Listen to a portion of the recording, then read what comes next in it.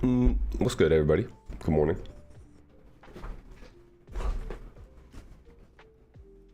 Let's see what today has to offer. What's up, Cirques? What's up, Thum?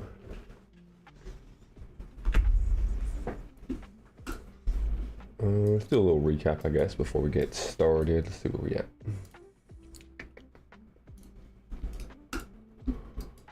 Okay, so we end up we had this 4-hour yesterday, or last week. Right, that's what we were kind of getting stuck at. Once, twice, 3, 4 times. Couldn't get above it. We actually closed above it here on Friday. Is that Friday? Yeah, Friday. And now we're using it as support. So actually, I still like bullishness. We've kind of been expecting long-term bullish price delivery, so we don't expect that to stop for the time being.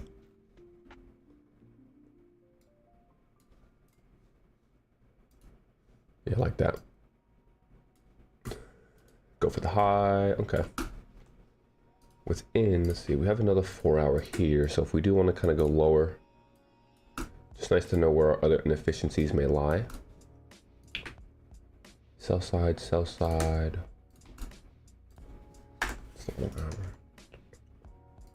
that's kind of what I do to start the week usually.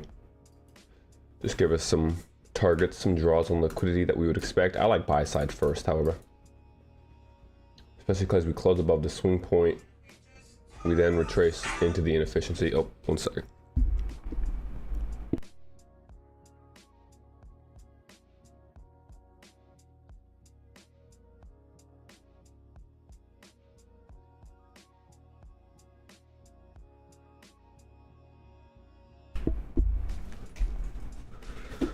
Apologies, but yeah. What's up, Mike? So yeah, I like buy side, honestly. Let's see. 1 minute till we open. Start working on these lower time frames, see if we do need to go lower. Yeah, I'd honestly think we'll probably go right into that first, because we've already retraced into Friday's fair value gap. Find support once, twice, acceleration. Using the 4-hour support, move away. So 1 minute looking like. So 1 minute consolidation. We're at a first presented as well, which is why I'm kind of thinking we may actually just run higher. So Friday, we're already above Friday's first presented. We're using it. Curious to see if 930 doesn't want to just actually run higher first, which if it does, we may look for maybe a retracement actually. So we'll look for the 930 to go straight up. That'll be the Judas swing, followed by the retracement. If we can run lower first, ideally pick up some lows, then I still would like to target the buy side.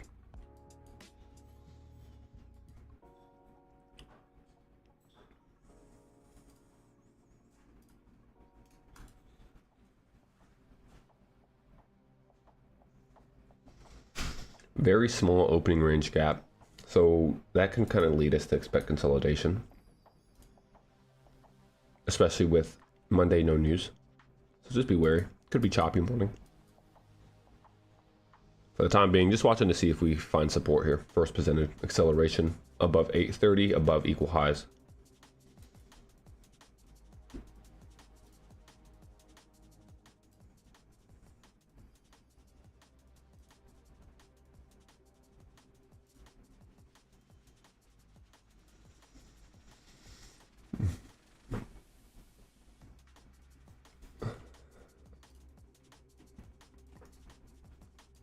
If we accelerate below this first presented here, we'll be getting below the opening range gaps midpoint, and then we could look for lower prices potentially. But as long as we can find support here, we should be able to accelerate. Yeah, very small.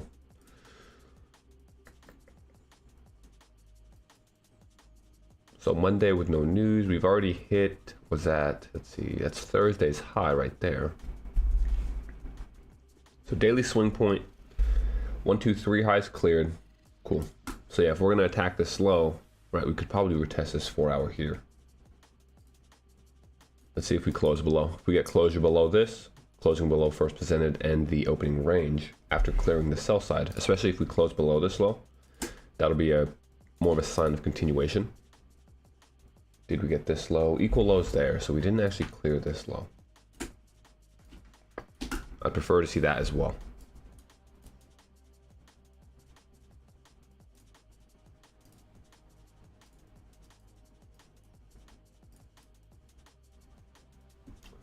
Possible first presented here now. So let's see if we close below this low and leave this as our first presented for today, that actually may hold us, and then we can get into this 4 hour down here.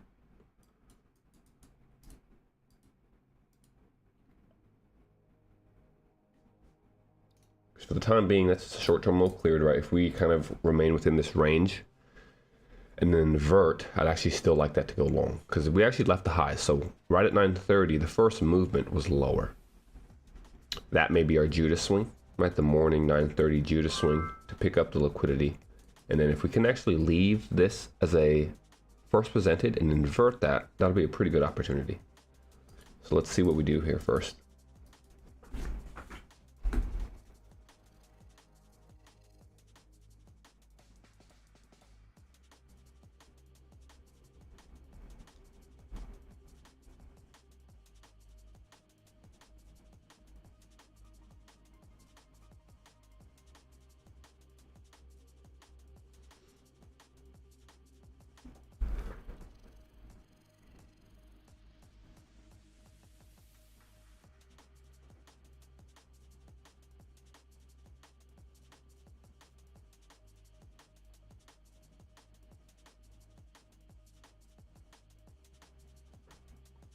Cool. So we did get closure below.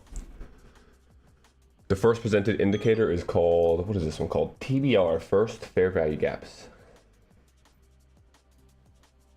I'm trying to see, I can't remember who the actual creator is. About, let's see. Invite only. Oh, there it is. It's a guy on the ICT Concepts on Twitter. That's who it's from. Oops. Oh my.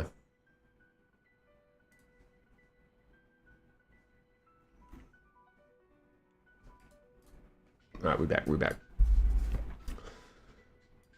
Okay, so yeah, maybe we get London right away. And as we said, we have lows in here. We also have midnight. So we have midnight, we have first presented, we have 4 hour. If we're going to want to kind of consolidate, which we expect because we have a small opening range, we have no high impact news until Wednesday, which is going to be CPI, which is already a very aggressive high impact news event. So we may want to start actually building liquidity, which means we should come into a higher time frame PD array, which would be the 4 hour. So actually that's what we'll look for. If we're going to close below this swing point, we did leave equal highs here, but this high cleared buy side already. So I'm kind of looking at that, right? And saying, okay, we've already kind of done the work of clearing the buy side. Notice that as we clear this high, we leave a fair value gap perfectly aligned. That'll be a bullish PD array that should hold us. So if we're going to close below it, we see why it's acting as resistance paired with 830. And now we're moving lower. So we may not actually even give that retracement. We wanted to see the retracement into first presented before hitting this 4 hour, but we may go straight into the 4 hour, which if that's the case, I'd still kind of favor a bounce and try to get a retracement into the range since 930 has been very one-sided today. So yeah, let's watch the 4 hour. If we're going to keep venturing lower, we have a short-term low here we've picked up. We have the 4 hours high. We have the midnight open. Those are all going to be pretty key areas in price here.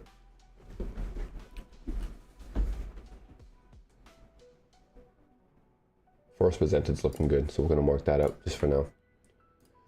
First presented here, that would be pretty, that's kind of our line in the sand. So if we remain below that, or if we trade up into that, we should find resistance there to send us lower. If we do invert that, I like that as an opportunity to take long into highs here, here, and then potentially that new high.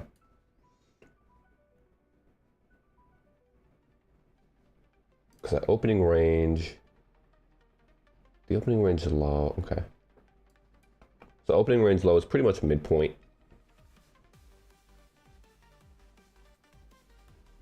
Opening range midpoint is the low of that first presented. So yeah, we're kind of stacking PD arrays here.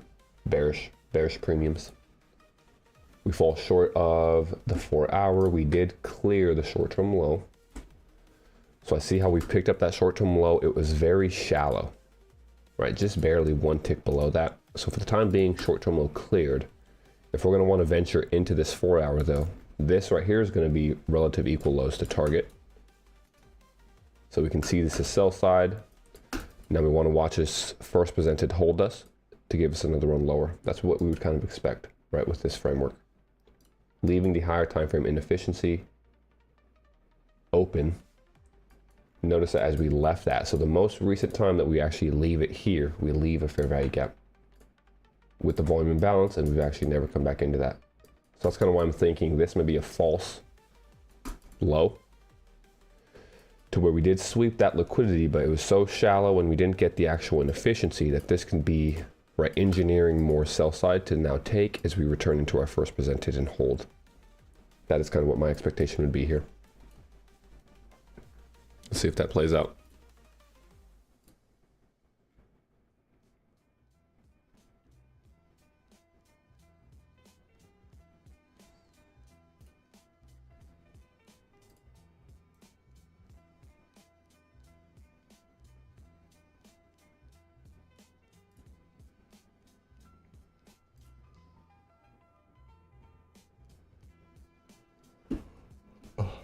One imperfect. Yeah, NQ's nothing yet, so looked like we were going to have one. Instead, we just came back up into its new opening gap. NQ actually has a tiny opening range gap as well, so if we're going to be extremely heavy, what we often see is the old lows that we clear are where the actual kind of sensitivity is going to react, right? So if we don't want to even come into first presented and leave that as a breakaway, the old low, which is you see here, is what's going to hold us.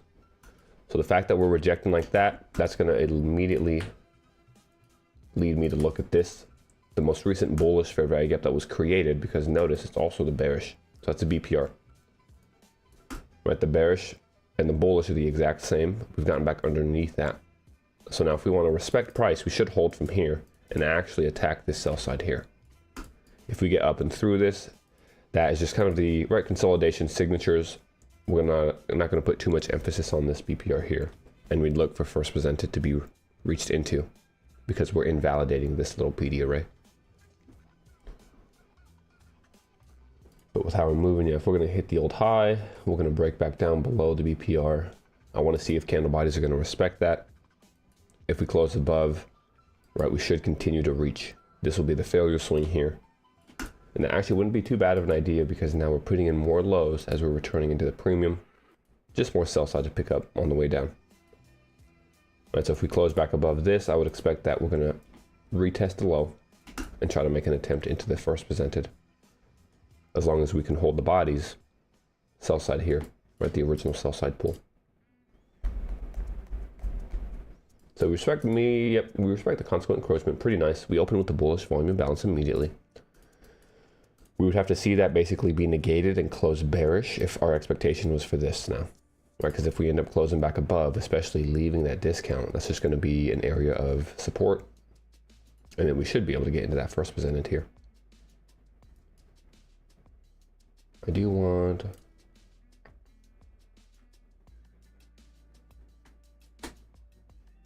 to have Friday's first presented as well, because now we're starting to stack a lot of PD arrays in this one area. Right, first presented fair value gap, opening range gap, today's first presented as well. We do have a higher time frame breaker here, bearish. Displays in the 5 minute actually. Right, so the 5 minute has left an inefficiency as well. So yeah, it actually would, if I had to choose, I would like to see this low get targeted one more time. Clear that low, hit the higher time frame 4 hour, and then give the retracement. For us to look too long, we'd have to invert first presented here. Right, so as we said, if we're going to close above, leave the volume imbalance open, we would expect a return into the first presented. We're currently within that. If we are to accelerate and get above that, creating an inversion there, that would be an opportunity to get long. Ideally, we would hold from here and attack a low, as we're saying. Pick up sell side one more time, and then look for the retracement, but may not give it to us. As we say, when we have kind of days without news, you have to really rely more on just price delivery. You're not going to have that injection of volatility that you're kind of used to. Okay, so actually we have a little bit of SMT here as well now, which is making me think if we do invert that first presented here, I would like to see that go long. So we're going to go, right, first presented from today. We invalidate the bearish premium already. That's one. We've cleared the sell side. I'm trying to see if we leave a fair value gap here as we come back above the old liquidity, because that may be a purge, accumulate, revert this bullish fair value gap. If it remains open, maybe the catalyst to send this higher. So simply watching, right? Don't want to anticipate too early. Still has to form 30 seconds till the candlestick closes. Just trying to give us a little anticipation. As we mentioned real quick, NQ did create a little SMT here at its low. So I don't want to put too much emphasis just yet, because as we say on the 1 minute, a lot of SMT will form. We kind of need other factors to confirm that. But for the time being, let's take a quick look at NQ.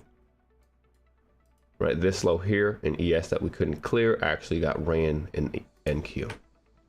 So now, if we are able to get back above, we should be able to run. Notice how we left that fair value gap there. So we do end up leaving the fair value gap aligned with the old liquidity perfectly. So when I see something like that, that tends to lead me to want to think that this is going to be used as an area of support. We have yet to actually close above, however.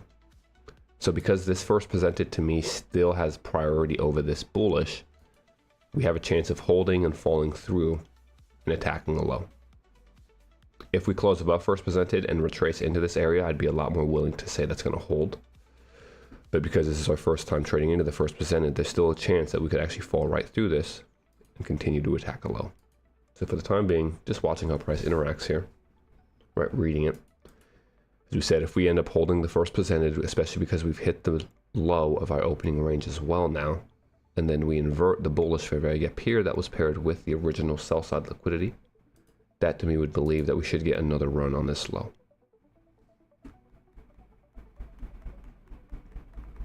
Okay, so close. No, excuse me. So we did close below. So I'm going to watch and see. Do we want to reclaim that? If we reclaim it, close above, and continue to push, right? This is the stair stepper that we're talking about. We're going to want to hold these discounts in here. Down close candle can hold us as support. So just really watching old liquidity paired with the bullish inversion now.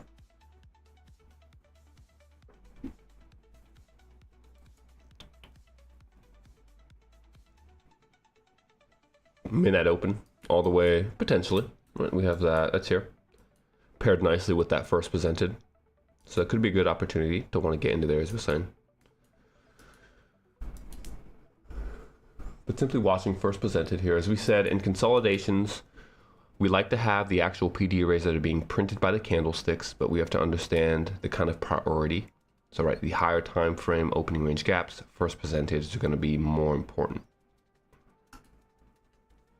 So especially if we're going to hold, if we hold that liquidity, let's see if we, on the 2 minute, on the 5 minute, we invert that. Okay. Yeah, for the time being, we're just inside first presented. I'm not going to be too quick to try to make a move, because especially with how we're building liquidity here, right, that phantom trend line, I think that we could kind of fall right through that. So for me, I'm not looking to long or anything until we get above this.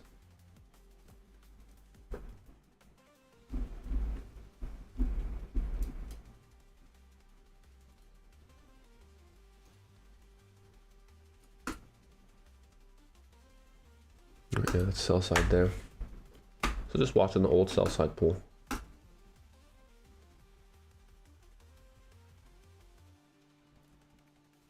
$15 minutes, a huge wick. So that's more bullish, right? We clear this low, this low, this low, but the 15-minute closes actually above this swing point. So that's the run on liquidity, followed by their, purge and revert of that actual low. So yeah, I would like that. Closure above first presented should warrant an opportunity to use the first presented. Equal highs up here potentially.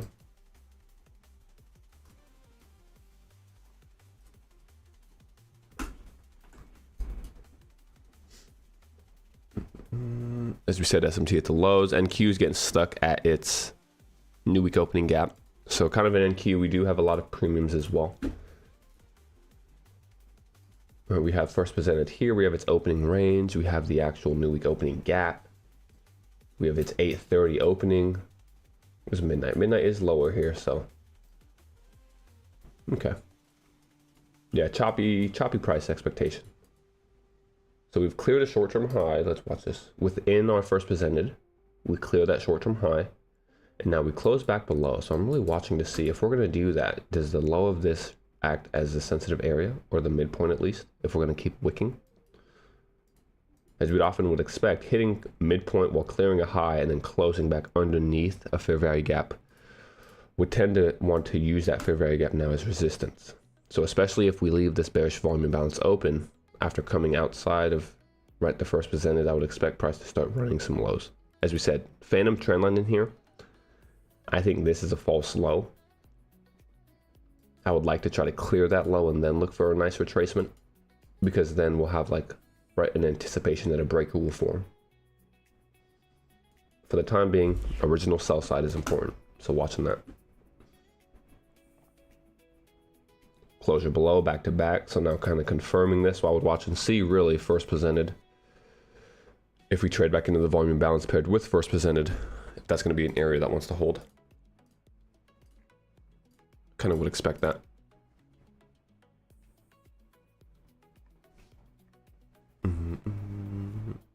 Morning, Fisher. What's up, dog?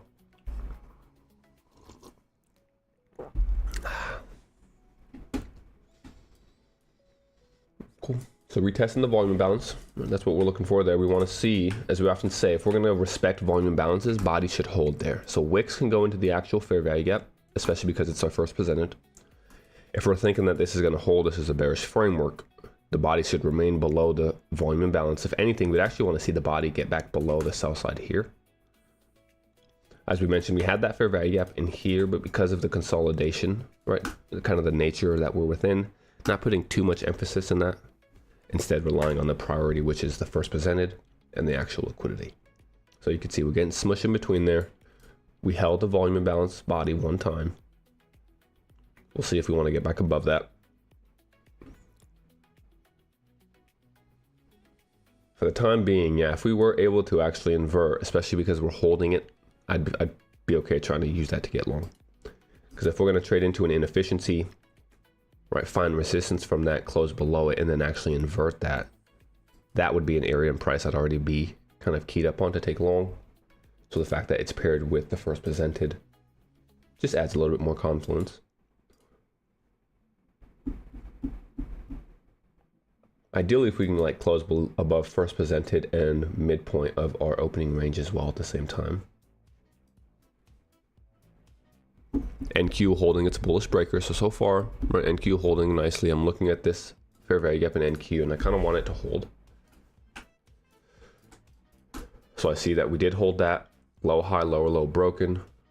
Breaker, bullish fair value gap. That's a clean model right there. So I want to see the same thing kind of in ES. Support the discounts. We've closed above midpoint for the first time, so to me that is an indication that the high should be reached. If we're going to come into it once, twice, and reject, and get an actual candle closure above, we would look for the high. As we often say, we need two candles to really confirm that, so I'd want to see this candle respect its midpoint, close above, maybe even reach up and close above the actual first presented as well. At this time, I'd want to see if we're going to remain bullish, volume imbalance here. Respect the bodies now. So it looks like we're going to come right back down. Potentially immediate rebalance. Don't forget, we're expecting consolidation. So we're not too worried or confused. Small opening range, first day of the week. No high impact news till Wednesday. CPI week. So all these things together is what is already giving us the assumption that price is going to be more choppy than usual. So we're not getting shaken out by the back and forth movement because we're expecting it. And that's also why, as we're saying, we're not really putting a lot of emphasis into the PD arrays that are being formed within this little consolidation, So like the small fair value gaps, Once again, we've created another small fair value gap. But because this candle's closed back below the midpoint, we almost negate this candle's actions. So I would look for actually the volume imbalance and maybe sell side again. As we say in consolidations, price will tend to revert to sell side that is cleared, which is here. I want to see if we've gotten into equilibrium. I take this high. So we're also at equilibrium of that range as well. So everything's just pointing towards choppiness. from that high that clears this high down to the low of the range so far, equilibrium. You can see how we're reacting there. Cool. Okay.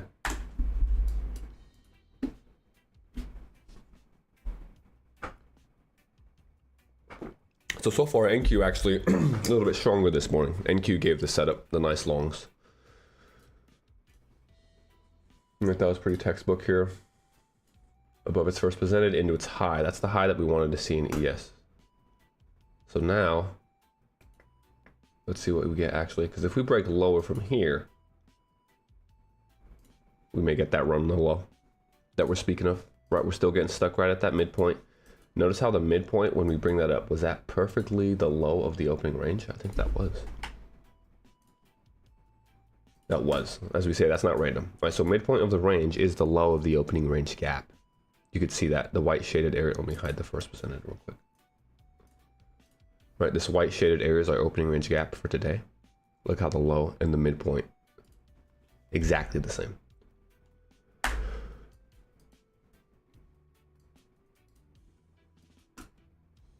So if we were to break back below, we might actually take that short. Let's see. If NQ was to break back into its range, get back below its new week opening gap, SMT at the highs.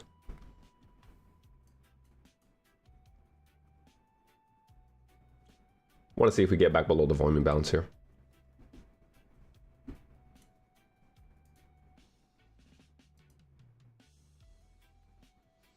As we mentioned, small bullish fair value gap, so we are holding that. But this opening range to me is a little bit stronger. So I feel like this premium will outweigh this discount if we want to remain bearish, and this will close below. So we did just close below it. As we said, more just kind of referencing it. We're really watching the opening range. In this type of price delivery, we're not keying up on the actual inefficiencies too much. We have the predetermined higher time frame reference points, and that's what we'll rely on. So we hold the low of the first presented perfectly. Consolidation within. Not surprising, not surprising. So far, slow, very slow opening. But yeah, maybe we get something to where, like, let's see. If we want to stay within this range, I wouldn't even be surprised. This high and this low, the next 2 days, and then CPI clears that range out. Let's see what a daily's looking like real quick.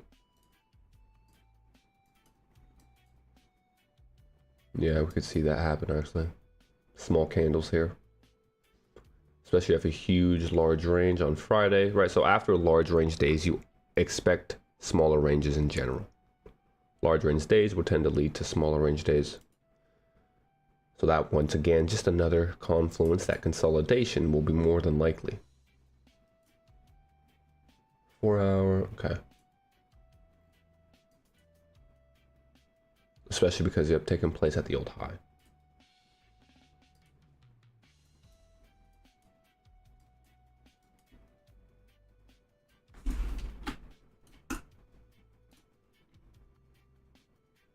So 5 minute has actually made an attempt. What's the 5 minute fair value gap?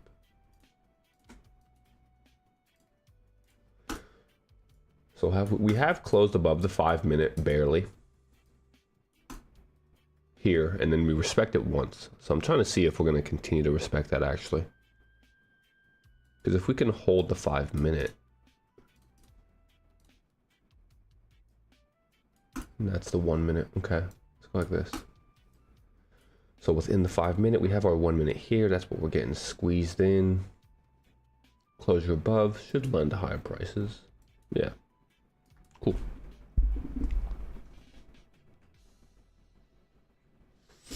What's up, Kev? Yeah, I'll take a look, brother. Sorry, I don't really look too much on that. Did you like at me or something or what?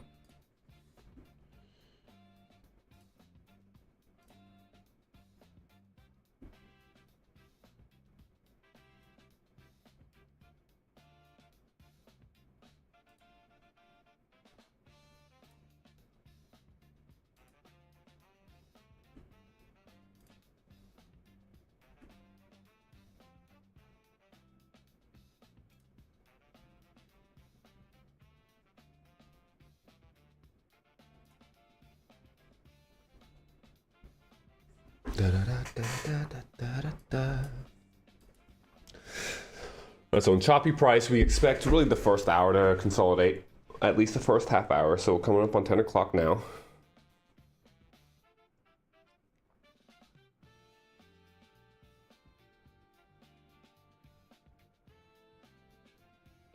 Kevin, what's your Twitter name?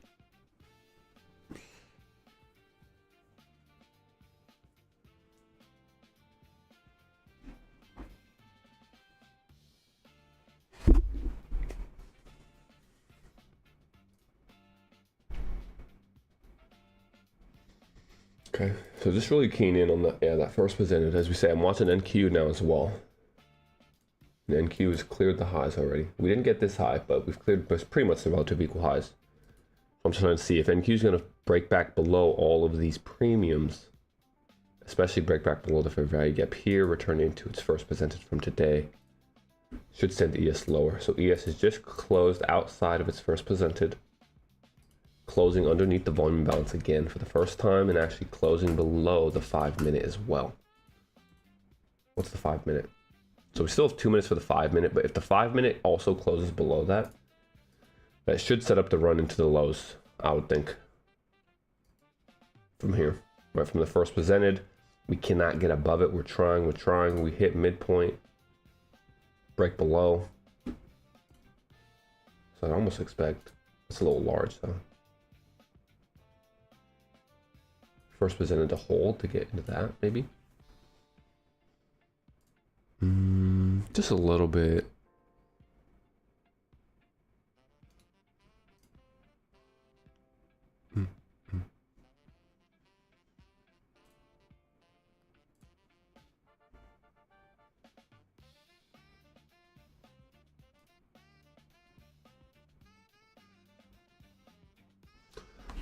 He said, need to really make a band for my uni fee. This guy. Now you can't push too hard because then you lose the band, then you try to make it back, then you lose $2,000, you see?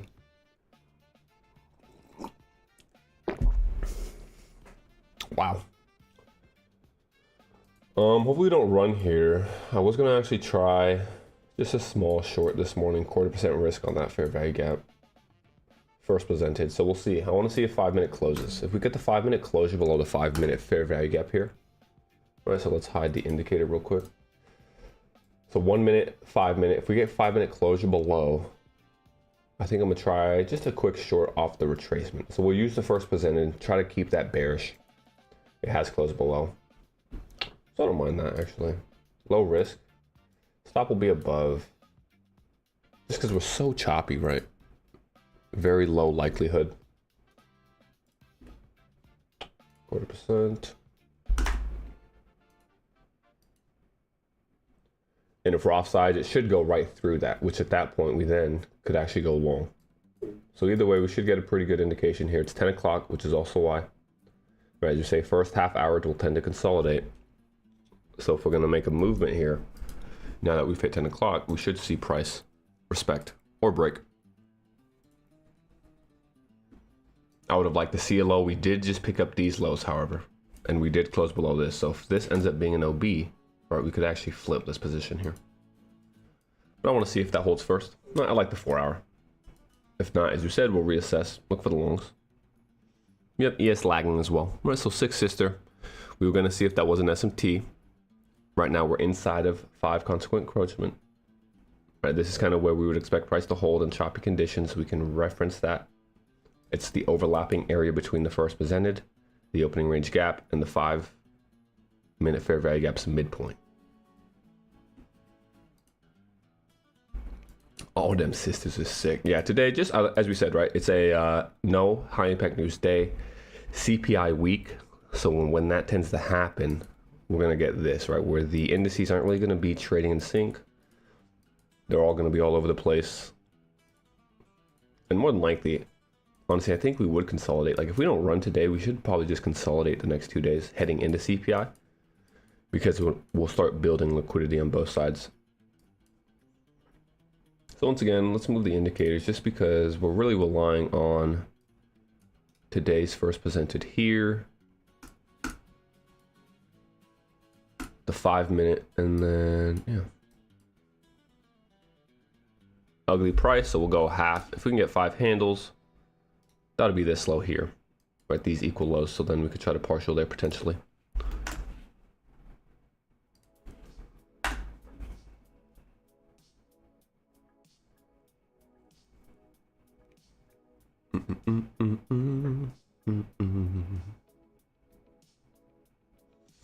So if we can close below sell side, that'll be cool. If not, as we said, this sell side is where price will consolidate after clearing liquidity. So the longer we spend here, the less likely this works out. We'd want to see price break.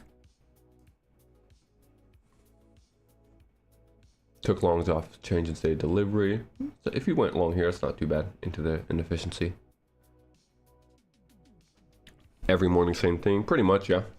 Really the last few weeks, as we mentioned, just chop, which makes it a little bit harder to read, right? Got to be a lot more precise, anchor on these higher time frame key levels. Prop accounts. I only trade options with my live account. Intraday trading is a prop account.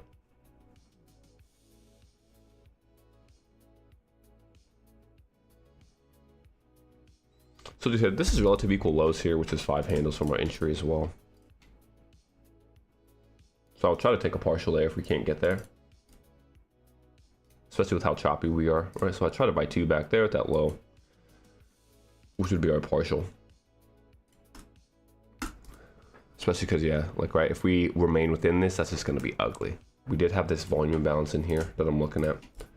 So I wanted to see price close below that. Instead, it's a wick. So maybe watch the huge rejection. That's just a hideous candlestick there. We need to see price push below that pretty much.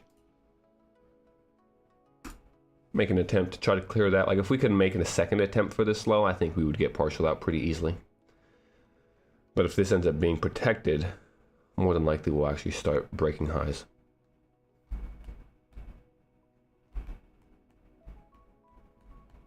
Yeah, 5 handles, that's a good way to do it, man. Ends model, that's all you need on a Monday, really. Right, that's what we're parsed on at.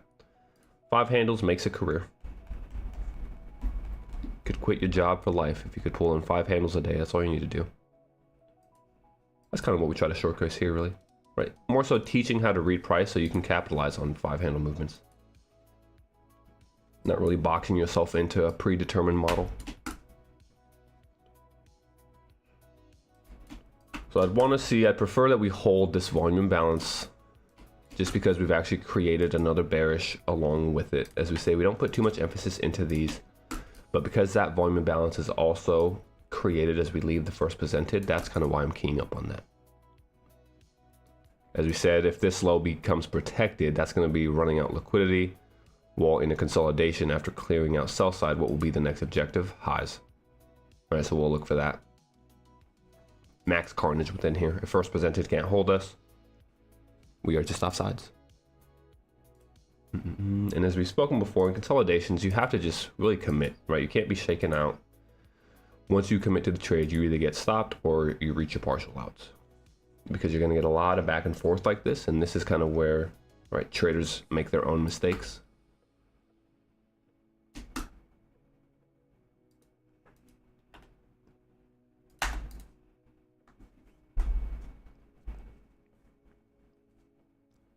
Is there a way to actually identify?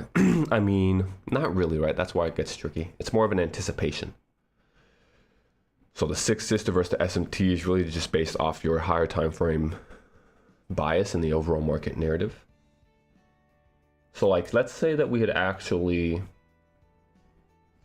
where are we at right now?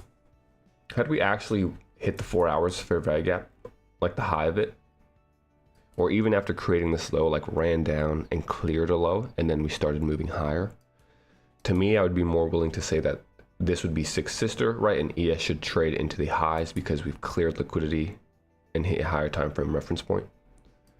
But because we've actually just left this low as one singular low, like in one pass, right? We've just gone straight from here, straight down, and then we've made no attempt to even trade into that low. I see this as more a retracement with another attempt to try to clear that low at some point in the future, right? Which would lead us to believe it's more SMT that NQ cleared these highs than actual sixth sister. What would change that for me is if ES was to actually close above its first presented, with some type of displacement, then I would probably change my expectations for the short term. But for the time being, I'd like to see us actually just crash one more time and try to get a low.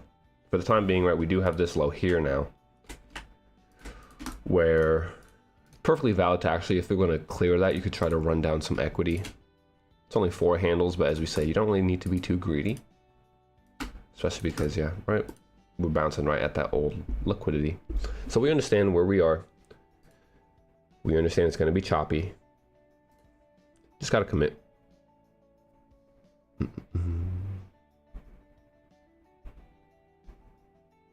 Could have had for buys. That's a BPR right there. But as we say, we're not really putting too much weight into the actual small fair value gaps. Volume imbalance. I'm looking at the volume imbalance rather than the fair value gap because the volume imbalance is inside. Here. And that's what we hold at.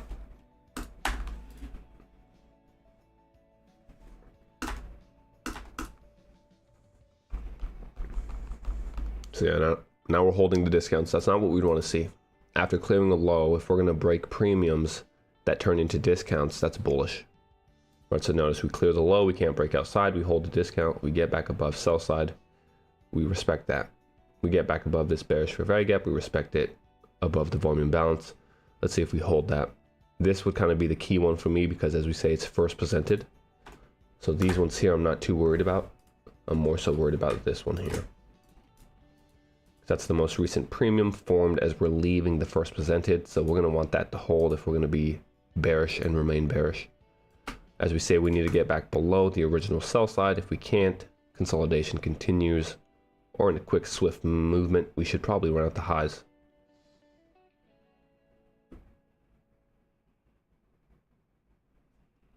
But I like low prices. Once again, NQ running higher, so yeah, we're just all over the place. Well, YM is at an all daily low. Yeah, okay. So you also have to understand when you can't really rely on the SMT too much. Right now, I would say like today is a good day for that because no news. Nothing to really go off of beside price. NQ cleared its high again, and that's actually high of day. So if we could break from there, I would like that. If now at this point ES does break first presented, this is where I'd kind of expect a run higher with NQ clearing that high. But if NQ can actually wick within this and hold that and break lower, we should be good here in ES, right? Because ES is being held within its first presented, unable to go higher. NQ clears high of day. We'll see what we get now. YM low of day. So yeah, we're just all over the place. Dollar. Choppy markets, as we expect. There's opening range gap again. So let's see. Let's see if we get the acceleration. Because now at this point, I wanted to see this low, but the fact that we consolidate and we clear these short-term lows, if we displace above first presented, that may be all we need to try to trust the longs. Yeah, these highs here are too clean, right? Especially these ones, like when you just look at that.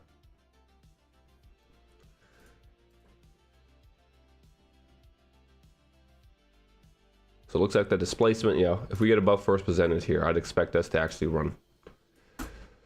So at this point, if we do close here, right, what we'll do, especially with it Monday, we'll try to cut risk. So if it gives us a chance to come back to break even, I'm gonna close half, pretty much. Because now, right, we're kind of showing an unwillingness to go lower. If we just run straight into stop, we understand we'll get stopped. And we'll actually look to use this as a potential inversion play to now get long and target higher prices. Cool. So we do get stopped there, that's fine. Right, we made an attempt to get lower, unable to. 1, 2, 3, 4, 5 times we wick. One of the partials, never get them. Now our attention would go towards the original objective that we had this morning, which is the equal highs. So I want to see if, especially because we've cleared the low as we said, that will be our protected low here. It holds, we get above the sell side, liquidity holds, displacement. Want to see if we close above first presented. If we close above first presented, we're going to leave the actual fair value gap open as well. Low, high, lower, low. So we will have a bullish breaker with the bullish fair value gap. And I'd want to see something like that hold us.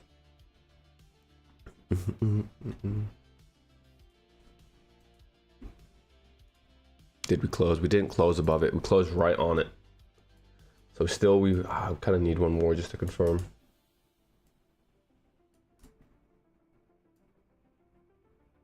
But those highs there look clean.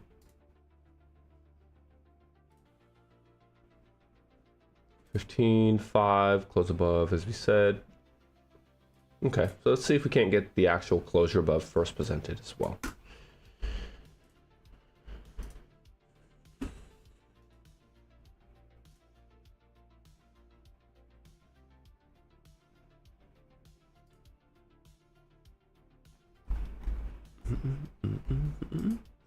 Yeah, NQ holding the longs nicely. Right, so NQ is stronger.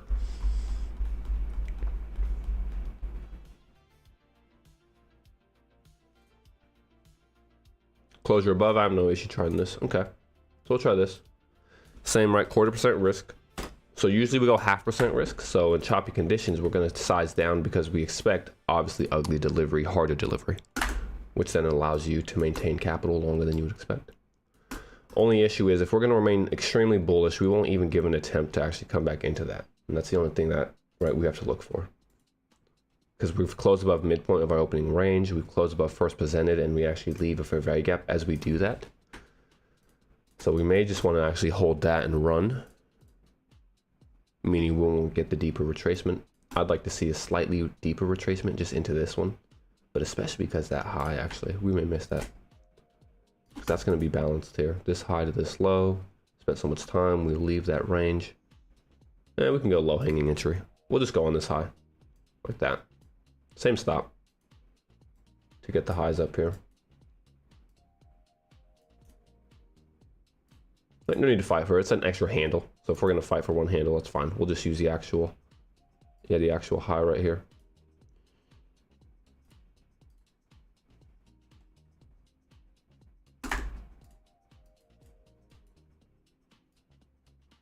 So we didn't get above the 5 minute. We have basically 30 seconds, but if we close above this swing point, we should be able to accelerate. That's kind of what we're waiting to see.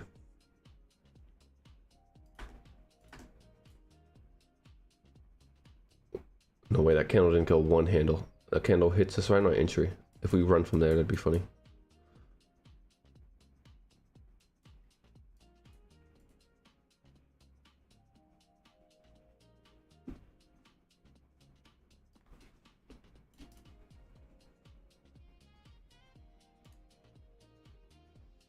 Okay, we'll see if we want to leave.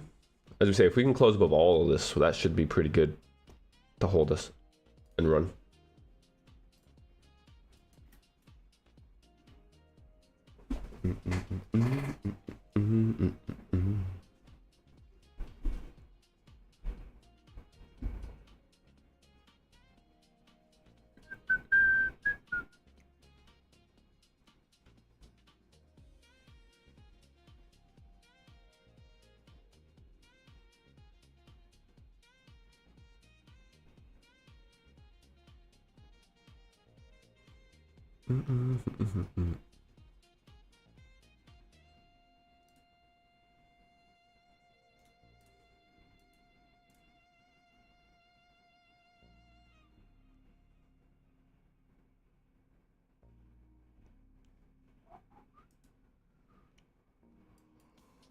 Okay, cool. So we get tagged in there. Let's see if we can run now. We kind of prefer a quick movement. If we start retracing deeper or just consolidating in here, as we say, that's just going to be kind of more, I guess, conducive of just consolidation around sell side. Which at that point, we'll just go back to watching really. So if we're going to make an attempt to run lows, especially like this, consolidate inside the first presented, make multiple attempts to break below it, hold, break below, trade into it, break below, trade into it again, break below, and fail to actually run, and then invert that. That should offer us support.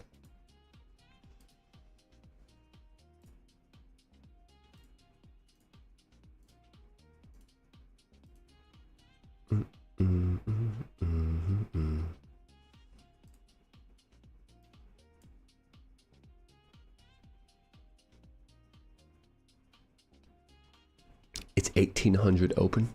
6 p.m. You got that military time?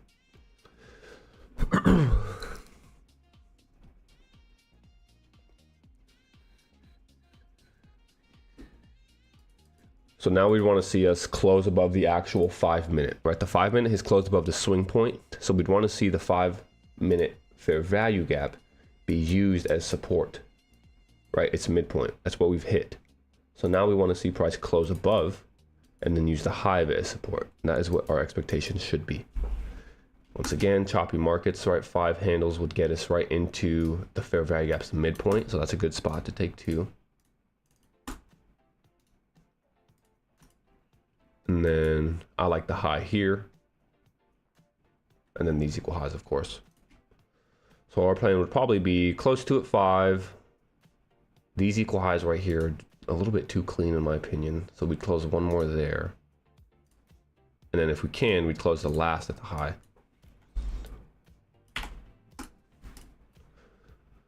Okay, so I mean, best case scenario is we actually leave a fair value gap here as we close above the 5. So I'd want to see this candle make no attempt to actually return any lower for the time being and leave that fair value gap perfectly aligned. We'll see if that gets happened or if that gets created. If it does, that's just added confluence. So that's kind of what I'm doing. If we trade lower, right, that idea still would like higher prices, but the idea of leaving a perfectly aligned fair value gap won't be there. It's already barely. If we still leave a fair value gap, that's fine, because we're hitting this old high.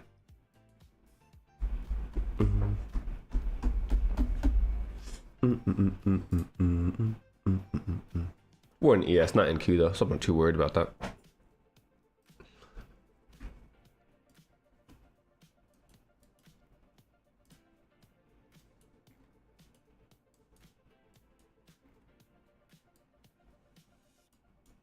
It's actually the 8:30 open as well.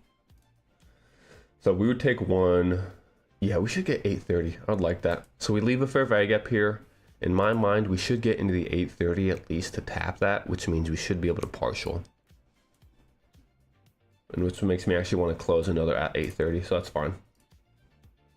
Because for the time being, as we say, we close above the 5, so I want to see the 5 offer us support. Trade us into this fair value gap. 8:30 is aligned with the equal highs. So we'll close most of the position, 6 handles, leave the runner for the actual external range if we want to get up there. Would not want to see bullish fair value gap here be inverted at this point, because now that means the 5 minute is going to close back within. Yep, okay. So I was hoping that the 5 minute could close above, because then that would confirm the 5 minute is a true inversion. For the time being, we've just hit the high. So if we're going to remain within this chop, we may actually fall right back through, come all the way back down. So what I don't want to see is now the high of this offer us resistance. Ooh, just like that. Okay. Right, that's exactly what we didn't want to see. If we're going to close back inside of it, we don't want the high of this to start offering us resistance to send us lower. Instead, we want to make an attempt to get above that, respect the bullish fair value gap here, close above again. If anything, use the high one more time as support, followed by the acceleration. Okay, so there's our inversion. We want to get above that though, right? We're targeting the actual midpoint of that inversion. We'll see if we can't get there. We need at least 5 handles.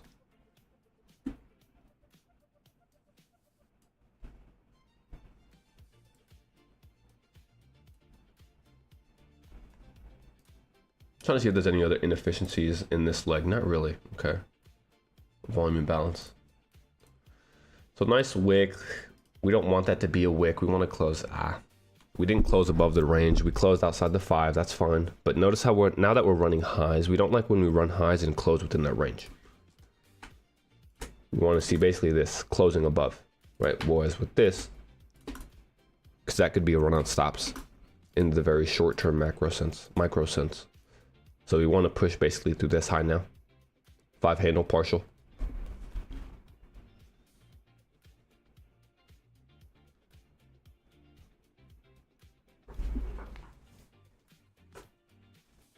Yeah, if you join my Discord, you could do that. But yeah, I'm usually on, or I guess even, I don't know, like a YouTube comment maybe. I'm not really active on social too much. I have my Twitter, which is probably the most I use, and then live stream on YouTube. And then I do have the private Discord, but that's more for like just content, right? And people that want to ask daily questions or stuff like that. So we should get, well, we have equal highs. I'll be weak. We should get that partial though. I feel pretty comfortable in that. If not, that'd be unfortunate. For the time being, if we come all the way back below, like I don't even want to see us get outside of this first percentage, so we could cut risk. So we've cut risk, which means, yeah, we're fine leaving this. Discord for the OGs, facts. I think my Discord is on, oh, you have to go to my Twitter and then it's linked to my Twitter.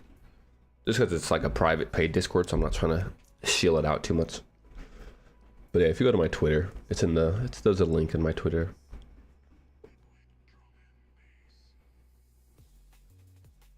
Da, da, da, da, da.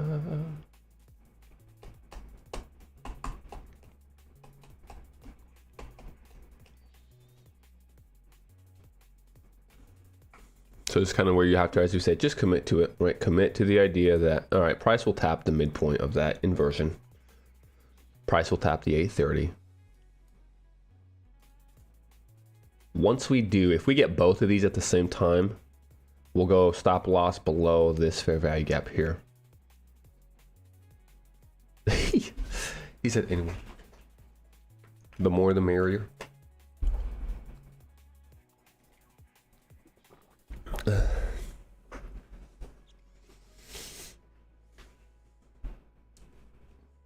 Dang, fell just short. What's that fair value gap at? That'd be hilarious. All right, so we're trying to get midpoint. Instead, body's holding. I guarantee you that's probably the lower quarter level. Let's go like this. So it's midpoint there. And this, yeah. So once again, just precision, beautiful precision. We don't like that as far as bullishness, but I think that that'll just kind of be hesitation, right? We expect hesitation at premiums if we're going to trade through them. So I kind of would want to see that. I'd want to see us hesitate here, trade back into the high, and then make an attempt to clear the equal highs that we've created, hit its midpoint, partial one. If we want to stay bullish, push through, get into 830s open, partial two, and then at that point break even, leave one on for high day. That is the objective. Oh, we don't want to see this midpoint continue to respect though. If we hold midpoint, or excuse me, lower quarter level here. Not too good. Let's put, I don't want to see levels. No, I don't want to see prices. There we go.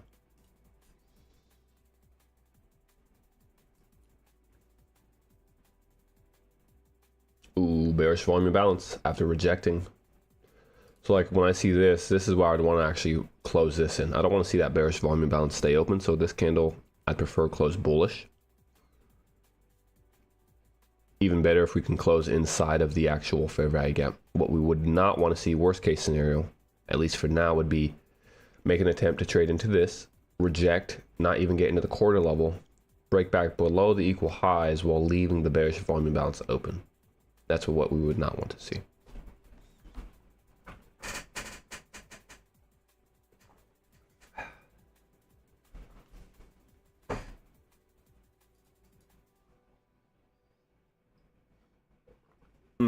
All right.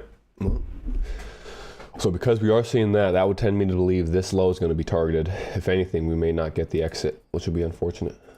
5 minute needs to offer us support. Okay, so we still have the whole 5 minute. As we look at this now. Closure above here. First attempt to come back into it, so that's fine. But we just need to find support within the 5. If we venture all the way back down to like where we entered at, to me, we could still hold, but that just wouldn't be the best sign. I'd want to see us hold at the high of the 5 minute, but now we have a bearish volume balance here, right? So then my attention goes to that. Once again, as we're following this, we would not want to see the body unable to close above this. And instead, like if we wick this fair value gap and reject and the body closes underneath that volume balance, we're for sure going to clear this low here. More than likely, we're going to come back into our entry.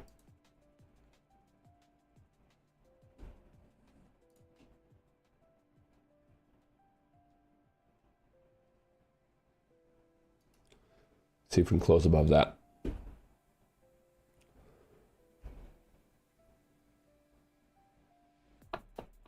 Oof, we can't. We did close right on it, so that's not too bad. We need to push up into this though.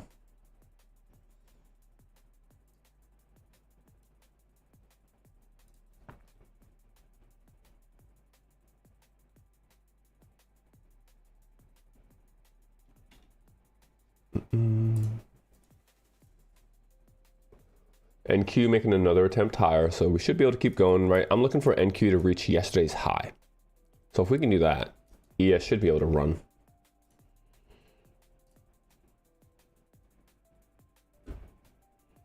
I just closed the actual position I had right there at these equal highs, so I'm out in the... But we're gonna let this one run. Just so you guys are aware. Right, choppiness, as we said, just taking what we can give, or what it gives us. So that's partial one. Cool, so at this point, don't even want to come back really into break even. We don't need to give anything back, especially if it's ugly. So let's see if we can't get 830. And then we'll look for, as we say, this is external range up here. NQ has already blasted through, and I'm looking for NQ to go to yesterday's high, which should give ES the lift to keep running. 830 should be, I think we would get that, but now we're going to watch, right? Clearing equal highs, hitting the consequent encroachment of an inversion. This is where price would reject. So if we're going to break lower and clear out lows, we know why. Whoa, why did that happen? I'm just trying to move it here. So once again, I'd want to see, yeah, like this. All right, so that's kind of textbook what we wouldn't want to see. Clear the equal highs, tap the midpoint, immediately reject, creating the swing point at the high. For the time being, 5 minute paired with the opening range still needs to hold us. So we have the 5 minute here. We have the first presented. We have the opening range. So I like the idea that all this should continue to hold us. It'll just be kind of the consolidation once again. Which is why, for me, I'd rather not take any stop out after securing profits. I'd rather just get that taken out a break even and then try to maybe look for another entry if that's the case. If we're going to venture all the way back down. Because like for me, I wouldn't want to see, let's hide the indicators. I'd want this first presented here to hold. We may actually need to come back into today's. I just don't feel comfortable opening my stop up for that. So kind of expecting a stop out here after clearing that high if we close below this low. If we don't immediately try to trade into the 5 minute and bounce away, we'll probably come back down into today's first presented would be my guess here. It's like that would really be where we need to hold. We need to bounce, get back above the volume imbalance here, and try to make another attempt for 830. Yeah, if the 15 could have closed above, that'd be nice. That's also what we're waiting for, right? So whenever this candlestick closes, that's why I would like to see this reject aggressively. Because now the 15-minute candlestick is just closed above the 15-minute, and we've opened with a volume imbalance. So I'd want to see that run, actually. That's pretty nice. So as we said, hold from here. We don't want to see anything lower. We need to invert the actual volume imbalance. We need to get through this and close above its midpoint if we're going to have a chance. If we end up holding from here, breaking lower, as we said, more than likely stop, especially because we've opened with that bullish volume imbalance. So if we negate that, close bearish after holding the bearish premium, clearing a short-term high, that would just lead me to believe, right, a lower price leg is going to be incoming.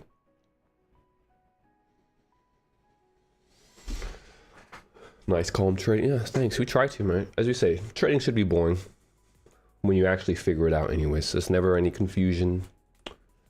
It's never any high or lows. It's just, this should happen. If it doesn't happen, then this should happen. That's pretty much how we move. So perfect, that's fine, right? I could see that. As you said, if we clear the low and hold the 5, that's cool. We want to get above the volume imbalance.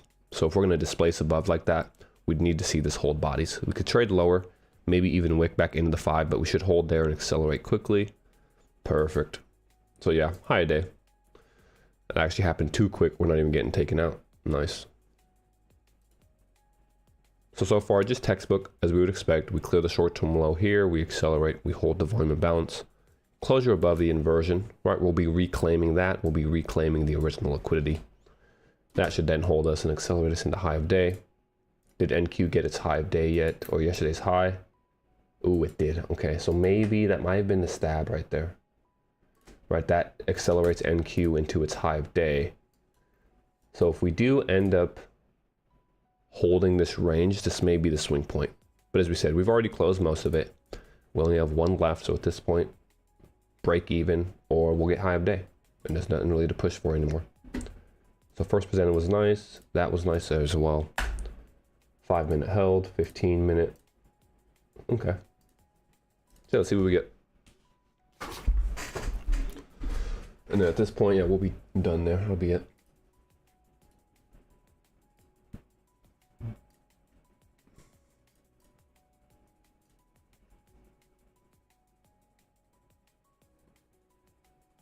Beautiful. Let's get that high. All right, we retrace right back into the volume imbalance. That's what we want to hold. Oh, we don't want that. That's crazy. We went for that high right there instead. Did we get that high? Oh, we didn't even get that high. So equal highs, we should get the high. I think we're just playing here. We should get the high.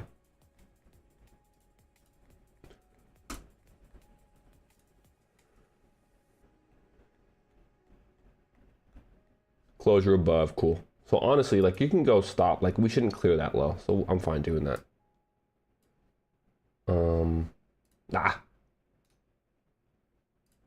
Shoot, hold up. Where do I this? There it is. It's like if we clear this low, I'm just gonna be out in profit. Because closing above, after wicking it, closing above here, opening volume imbalance, we should run into that high. Ideally, it would be the kind where this wick becomes a gap, so we don't even come back below that wick. Let's see. Oh, we didn't close above it though. We'd have to close above that for me to classify it. So if that stays open and then we close above the wick, very next candle, in my opinion, we'll probably hit that buy side. If it doesn't, consolidating. Let's see. If we don't close above it, right, all of that's for naught. It depends on this candle remaining bullish and closing above, which it did not. So it did open with a bullish volume imbalance, however, so we need to see that, right? This doesn't become the gap I'm talking about. Instead, the reclaimed bullish and the reclaimed liquidity would need to hold. So now I'm watching here. Wicks can go lower, like even into the volume imbalance, but I really would not want to see any bodies get back below this fair value gap right here. And because this swing point's in, right, we don't need to be greedy. We just target the swing high.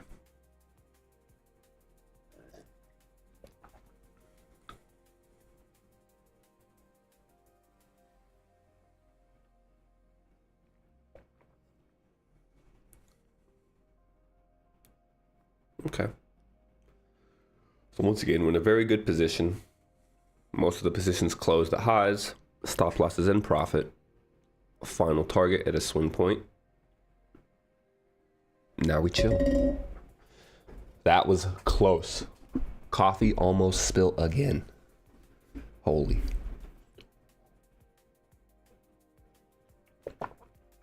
Started wobbling on me.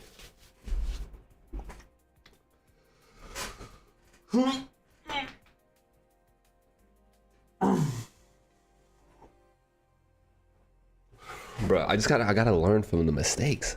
For some reason, I keep putting it in the same spot, but I keep hitting it. I'm putting it way over here, top corner of my desk.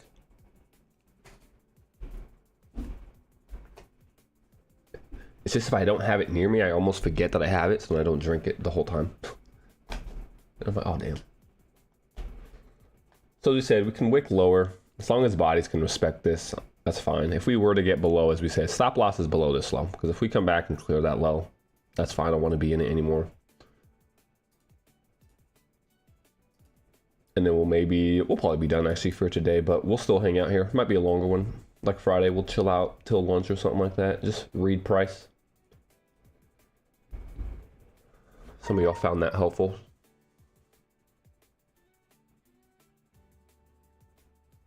It is. It's affecting me.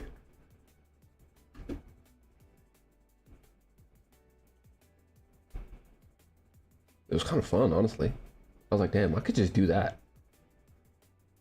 Could literally build a brand off that.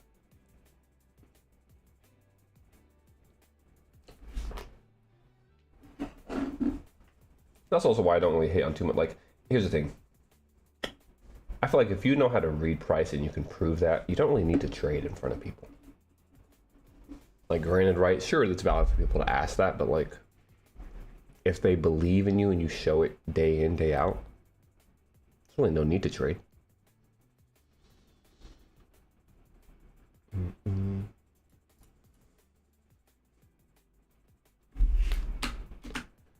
So as we said, lowest we'd want to see is here with the body. Bodies are still holding the fair value gap as long as this can hold the volume imbalance and reject. If not, we'll probably come back for our stop, which is fine. Okay, so that's what we want to see. Perfect delivery into its low. Let's see if the body respects it. I'm also watching here because there's another volume bounce. So I'd like to see this be the wick with the body respecting both. But as we say, under that, more than likely stop hunt, and then maybe you trade to avoid people. True. Facts though. Peaceful life. That's really it, right? You could be low-key rich off trading, to where no one would ever know what you do, no one would ever know who you are, and you could have enough money to live your life however you want.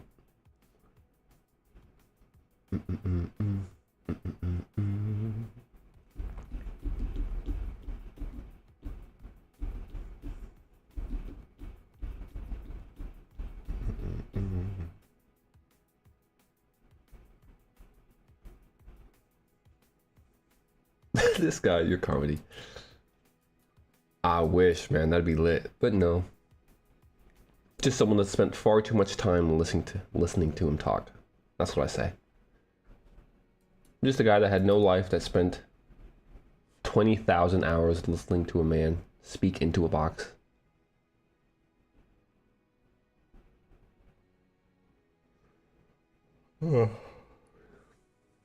That's really it though. It was just time spent, man. And I was a little different because, right, I've always been someone that needs to like know why something's happening. So there's a lot of systems out there, or even ICT systems, where it's like, sure, you can learn the concept or like the pattern and then just apply that to your trading and have success. But I was always just curious, like, why is it going to do that? Why will the breaker hold? Why should this fair value gap hold? And that led me to, right, the journey of just watching everything, listening to everything, consuming any piece of content that he released. And then over time, I almost just started like thinking like he would, right, which allows me to really read these candlesticks, candle by candle almost. Like we could probably sit here every day and almost forecast what the next candle should do. Right, granted, that doesn't mean you're going to catch a winning trade every time or you're going to trade every price leg. But just that understanding of where price should go, why it should do it, right, which areas should hold price. It's nice to know. We can long at 611. Personally, I would not. I'd wait because we've already done the damage of clearing the relative equal highs, while NQ has cleared a previous day high. So now if we want to continue running, we should hold from the 5-minute, right? We shouldn't even clear this low, which is why my stop is right there. Like this should be our protected low. If we clear out that low and then we consolidate, right, like maybe we can look for something else, but I just wait for the time being, especially with it being Monday, no news, we've already secured profits. Just not in the need to push. Just finished trading for today. Nice, hell yeah, man. Equal highs above still, yeah. These are nice, right? I would like to see that. That's kind of what our target is, but if we start consolidating, reaching lower, we'll just be stopped. And then at that point, maybe we try to look for something else. Will indicate a potential opportunity.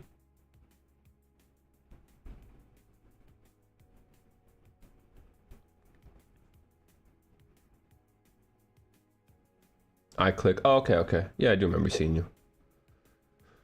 Oh, you got hacked during the stream. Damn, that sucks.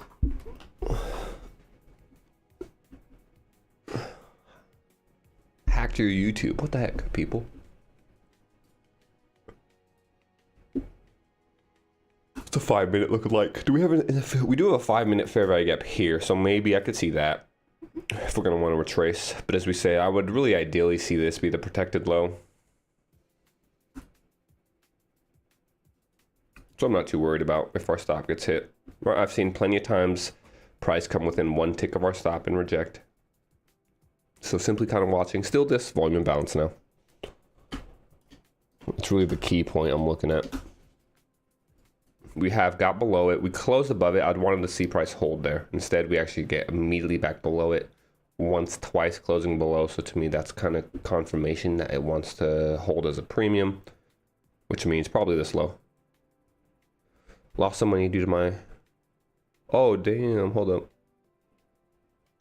Oh, so they got into everything. Okay. I thought it was just like your YouTube. So they were able to log into your Binance or what as well, you're saying? Damn, that's crazy if that's the case. That sucks. What's up with the hackers lately, man? Have y'all seen that? I have been trying to keep up with the old prop firm breach because that's kind of crazy too.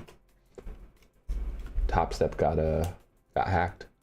So actually, right? Oh, yeah, maybe that was the turtle soup. We might have just been souped out. We'll watch. That's funny. As you said, that's fine though if we take that stop. Did we get in the first percentage? We didn't.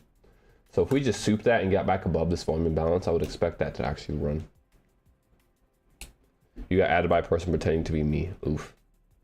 That's one thing, fellas. It's hard to like really stop the, I wouldn't say the scammers, right? Just do your due diligence. I would never DM anybody first. Right? Nothing against anybody, but that's just kind of how you prevent stuff like that from happening. Is that if you get a DM from me saying anything ever, it's probably, or it isn't me. I can tell you that for sure.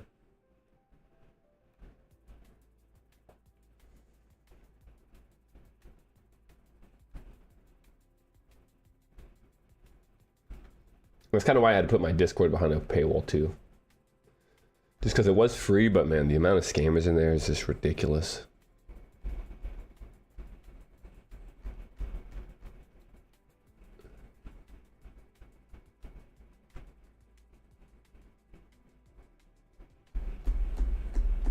Cool. Okay. So as we said, right, to me, getting this low is more of an indication that we're going to want to retest first presented here, which is why I wanted to be out, because we don't want to come back down all the way into that. If we were, those highs are still nice, but as we said, now that NQ has kind of broken back below its old high, we'd watch and see, is that going to be resistance? As we often speak of, consolidation at swing points is when, or at least that's when we expect consolidation.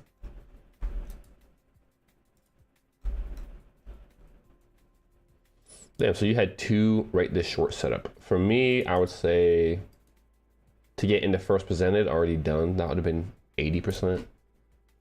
If we're looking for a legitimate short, like in the sell side, 50-50 to be honest, which is why I'm sitting on my hands. Because this is really our first attempt coming back into this first presented after creating that leg higher. And as we often say, after clearing some form of liquidity, price will often retrace into the untapped inefficiencies and then find support there and bounce. So for me, since this is the first time, right, I would need to see basically what price does here.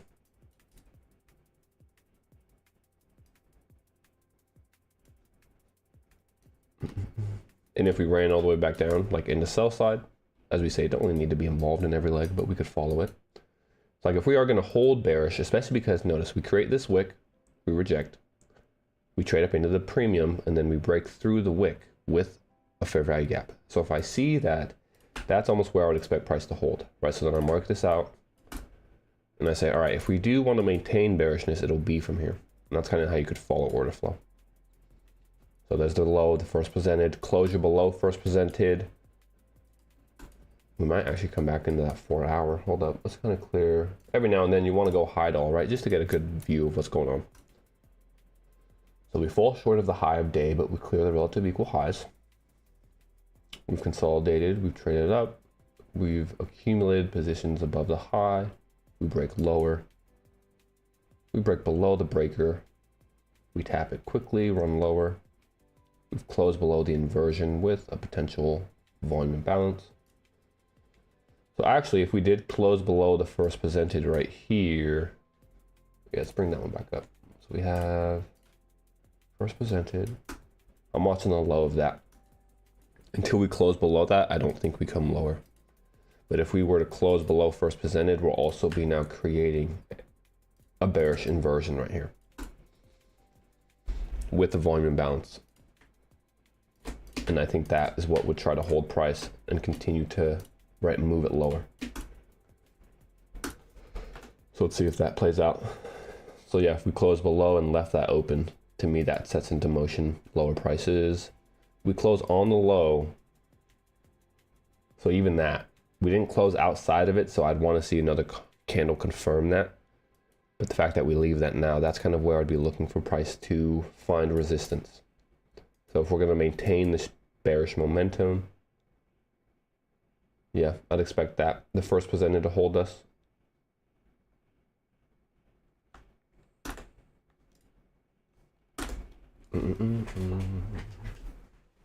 Why am I seeing longs? I don't know. You might be able to. I don't see much of anything right now. I mean, we see a lot. Nothing worth substance though. Right, we see the inversion fair value gap, the original consolidation. SMT at the highs. Volume balance holds perfectly with the bearish fair value gap, holding from the original fair value gap that is created as we clear the liquidity. So as we say, if we can close below first presented, that should set into motion shorts. We can't, however. So now if we do invert, potentially longs, that's where I would see longs. 5 minutes there. On top step, if you're using top step X, you can't. It doesn't allow you to. You have to do it manually. It's like you have, once you enter the position, you'll have to drag your stop and you take profit.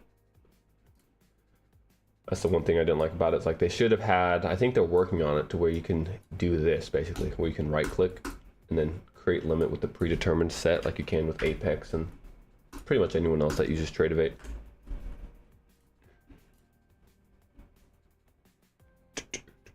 So as you said, right, as long as we're holding that, I think we still go, we can get these highs. So what I would want to see is if we actually get back above this first presented, I wouldn't mind trying another entry there. Because we've hit the 5 minute. Yeah, let's wait for this 5 minutes to close. So if this next 1 minute candlestick, especially if this next 1 minute candlestick closes outside, because then, and if we immediately rebalance this. So let's say that if this candlestick hits this volume imbalance, this candlestick's high, and that's as low as it goes, maybe here. If it retraces, leaves the volume imbalance open, closes above the first presented, and ideally closes above this, then we'll actually try another opportunity like this, stop loss below the most recent swing point outside of the first presented to target another 5, maybe even the high this time again. All of that would need to happen though, right? If one of those things doesn't happen, no entry for us. Because that's what we're going to hold bearish, as we said, right? If we're going to keep going lower, first presented high paired with bearish fair value gap holds us, sends us lower. Okay, so now, yeah, conversely, actually, if we close below first presented here, we should continue lower. Because now we've come into the low, we've made an attempt to break out of the high. Instead, we get held at the high that's paired with the bearish premium. And then we've broken back underneath the volume imbalance, creating another one in its wake. There's the original sell side, so we continue to reference that. But if that candlestick were to close outside, yeah, with the 5 minute underneath. Okay, so that could be a short. Let's see, just choppy. Got to be very precise in here. Not in a rush.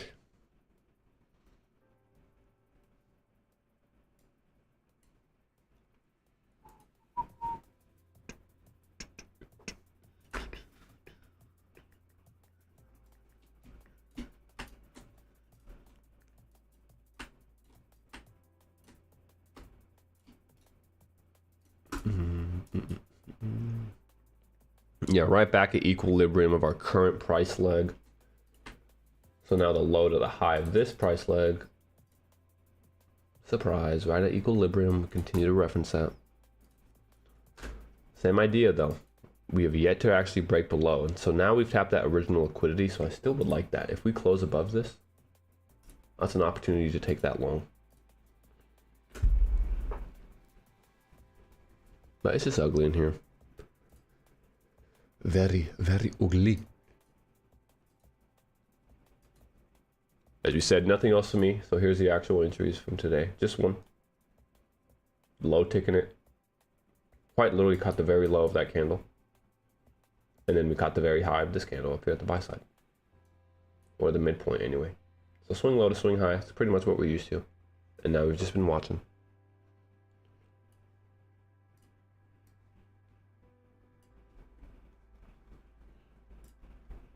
NQ cleared lows as well, so right, if NQ can clear some lows, making another attempt to run for its high, this in here might be able to hold us. You can really tell though, right, how we're getting squeezed right there. So the wicks are trying to do damage, but the bodies tell the story, and the bodies are just consolidating within our first presented.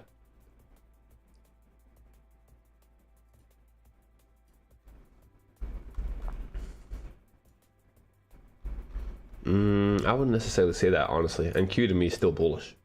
These highs are too clean. That's a phantom trend line. So probably after clearing these lows, one more run into these highs. Right, when you see like this, one singular swing point, that to me tends to often get ran. So I'm not necessarily trusting that. Had we accumulated more in here and ran that high, but the fact that we just go one quick swipe, leave the high, retrace, clear a low, to me wants to come back for a high, which means ES, right, should be able to look at the bodies. So we're starting to close above, as we said. If we can actually, well, if we can actually close above here, I think we may actually try the first presented entry again with a new swing low here. So a little bit bigger stop. That might be just like a 1-to-1 since we've already had a good day so far. I do like these highs up here, 1-to-2. 1050 right now. So at 1050, we hit the sell side, clear the sell side. Ooh, 1050 macro. So yeah, if we do close above, we'll try that. We'll try to capture 1050 to 1110. Right, 1050 candlestick clears a short-term low, returns into the original consolidation's liquidity. And now we're moving higher. But once again, bodies tell the story, unable to get above first presented. Don't forget, right, we also have opening range gaps midpoint, a first presented here. So yeah, just so much in here. That's why we're seeing price stall and continue to reference in this area, which is also why I'm very slow to want to execute again after already securing a move. No, you good, brother?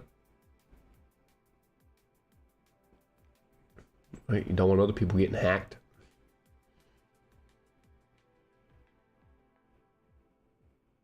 I got the disc right, everything. That's too bad.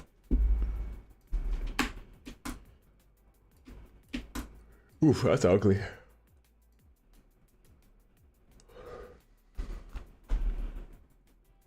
Nope, still holding there.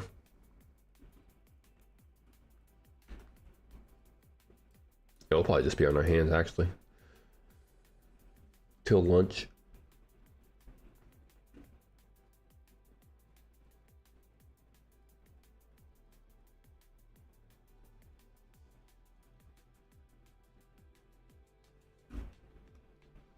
The all day trade, probably not all day. Mondays and Fridays I usually be chilling, so maybe though. That could be like the long streams. Friday, we do all day on Friday streams.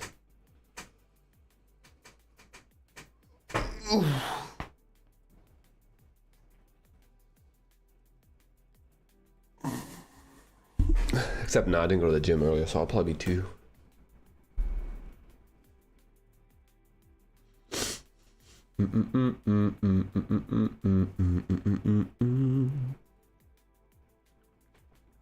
Let's see if we get out of this. The NQ is still just chopping at its high too as well. That's not too much as well here. A little bit larger range that it could retrace into. So like if it wants to get its equilibrium potentially. That makes sense. Especially if ES falls out. But for the time being, right, just really stuck inside of the first presented. So Wick's doing some damage, but body's unable to leave.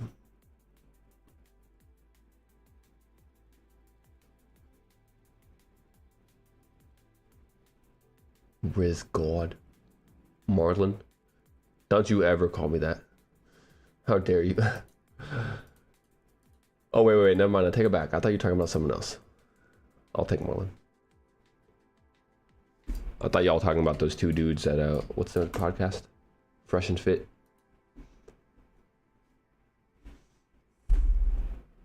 Any of them, Bruce. That's why I have this indicator. If we're trading near them, they're going to be used. Right, so I have like... That's why they're all up here. If I went to like a 5-minute. So if they're near, usually they're only populate within the past week, because we don't tend to be near a lot of them. But for me, those are always going to be key areas in price. So if price is trading near them, it's going to just use them.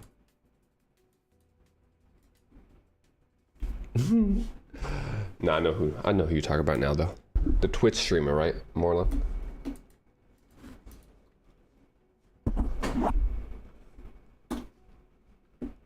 I'll try to stay up, alright?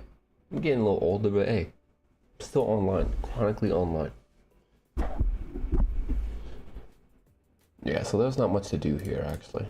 We're just chilling. In my opinion, right, trying to force something in here, that's just gambling. We could say, ooh, it should hold from here and go up, but at the same time, it could hold the high and go down. So if that's the case, that's 50-50. Was here, as we said, right, that to me, the odds of it going lower were slim to none. Because we've consolidated, we've made multiple attempts to try to break out and actually trade lower. We clear liquidity, and then we displace above. Right, that is not inducive to any type of shorts whatsoever. Whereas in here, you could argue that, okay, well, we've cleared the high, we've broke lower, we have a bearish fair value gap. Yeah, we could short that. But at the same time, now we've actually cleared a short-term low, returned into liquidity, created the bullish volume balance. So yeah, we could long that as well. And if that's the case, that's already right. Rule one for me to stay out, because it's just 50-50 if you could frame both sides of the market.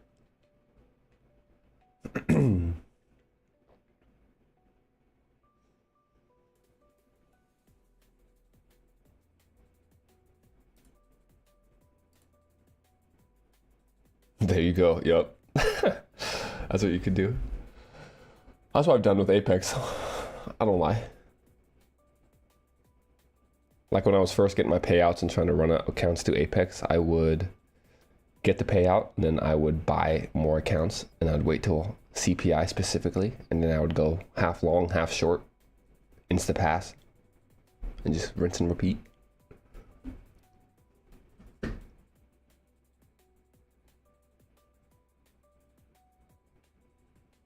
It is allowed, yeah.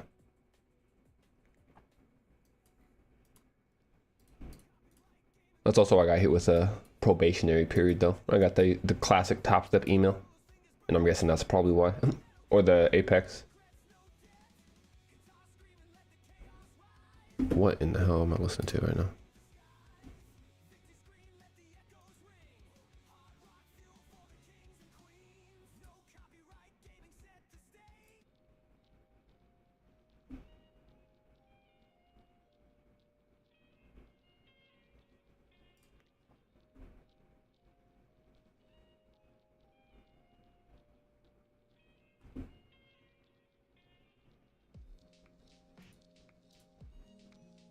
So we said if we want to hold first presented and run, this low should be protected. We should hold from the volume imbalance here. Closure above that to me now wouldn't set in the stage, especially because we left the volume balance. I wouldn't mind actually trying something like that with the low of the actual first presented being held.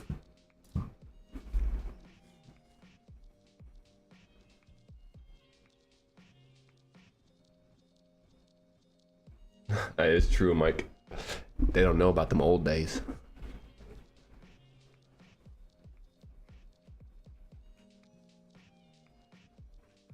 But hey, sometimes to grow, you have to do it for free, right? Show what you can do, and that'll grow the following for you. Best way to do that is to do it. Sit out here, call it.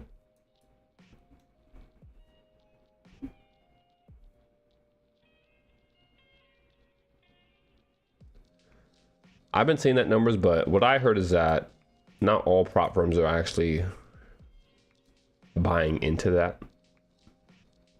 Who knows though? The prop firm space is very unregulated, to be honest. And even within the last like 2 years has been ridiculous. Like I said, when I first started 2018, 2019, there was only Top Step really for futures. Apex and Top Step, but most people were trading CFDs through Forex platforms, so like FTMO, My Forex Funds, the 5%ers.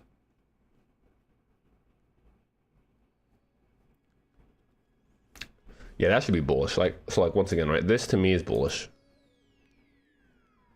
So if we were to tap this first presented in here, I would trust that that holds. If you want to be extremely safe, this low would be protected.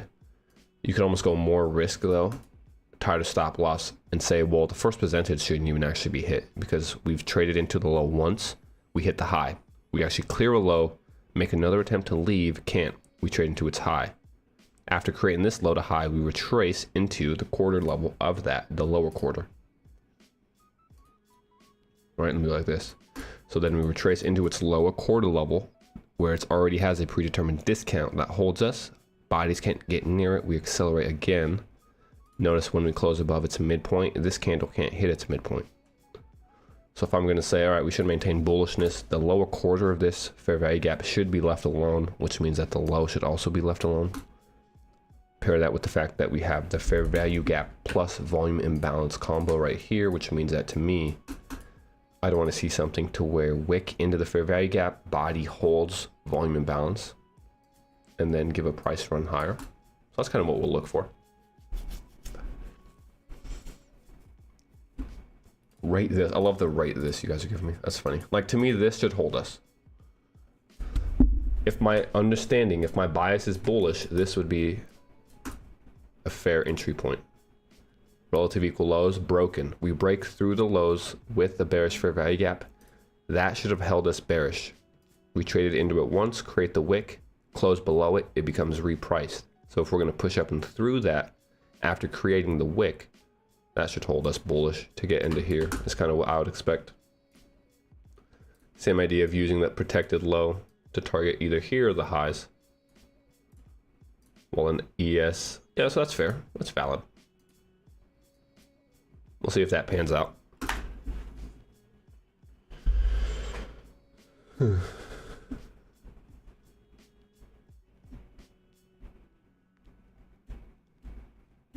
Yeah, in the Discord, we didn't really show executions much, huh? Until later on. But at that point, we had already lost most of it. Like I said, honestly, streaming in itself, I was always like a good analyst, but streaming in itself just exponentially increased that, because if you're going to sit out here and call moves in front of people, you have to be confident in your analysis and just confident in your ability in general.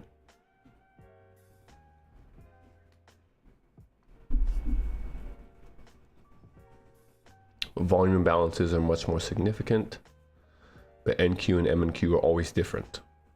Very true. So if that's the case, I'm always relying on the actual contract, so ES, because the micros can tend to be a little bit different in their right candlestick delivery. So if I'm trading micros, I'm going to use the mini chart and then just kind of anchor my entry and exit points onto the micro chart itself.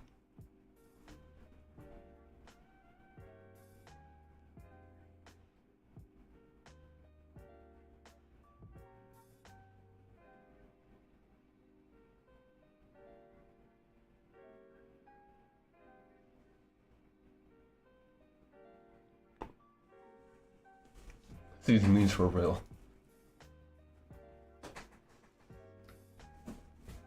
Are you just missing the consistency?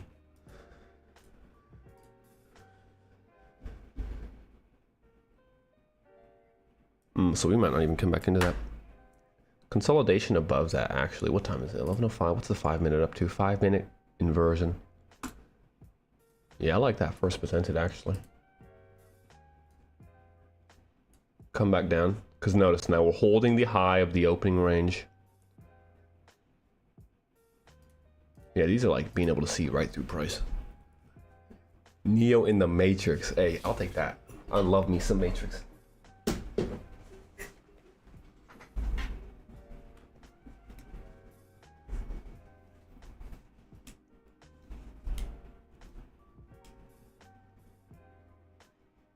So we can actually hit, if we're going to want to get this entry and price starts running away, we're not going to chase, because as we say, in consolidation, this price will tend to revert to its entry point more than once. So what I would look for is, like, if I'm trying to enter here and I notice price is starting to move, I'm either going to miss that or I'm going to say, okay, well, this original bearish, bullish anyways, turned inversion. I don't want to see that hold us in the short term. If that could hold us and then send us low to clear out lows, that'll be pretty good. That's kind of the expectation. The indicators I'm using are ICT all-in-one, and this one's a paid indicator. I got this one, which is just for the watermark, so you could see like my name and stuff, and then I always like to remind myself, right? Content with enough. And then the first presented is from a group called Trader Roundup on Twitter. Just a guy that I've known for quite a bit. And that one's free as well. You just have to join their free, like, WAP, I think.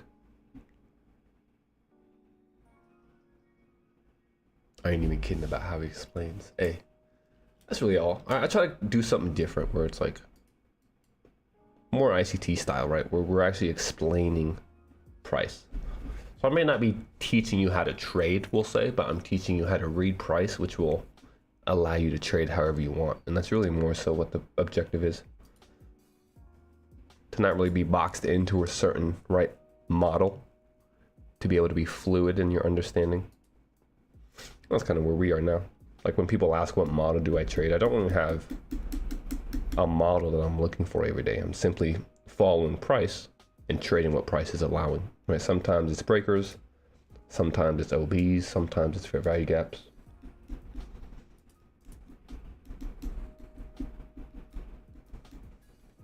So this one is pretty significant here. Right, this one's a little bit different because it's a true liquidity void. What we'll often see with normal volume imbalances is something like this. We'll open, the first movement will be to tap the previous candle's close and then run. Right, we open, we make an attempt to tap the previous candle's close and then run. Whereas here, open, one-sided delivery only, no attempt lower, true liquidity void. So I actually will key that up because I'm going to watch that now.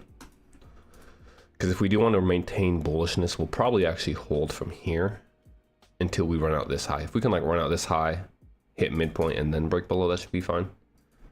Conversely though, if we do break below and get to where we wanted to enter, we would need to get back above this volume imbalance here.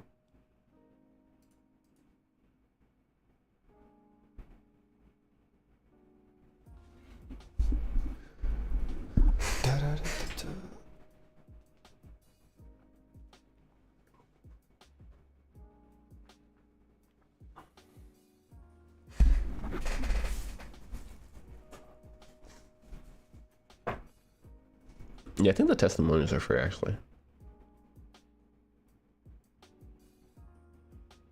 I'm pretty much locked up everything but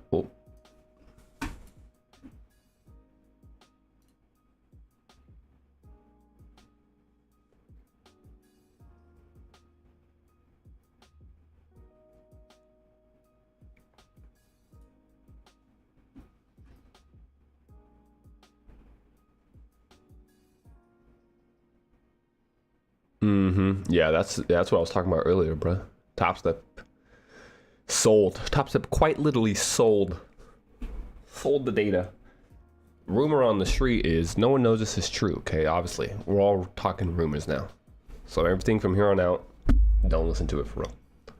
But what I've been hearing is that someone at Top Step actually sold the data to a third party, basically, right, back end company for money.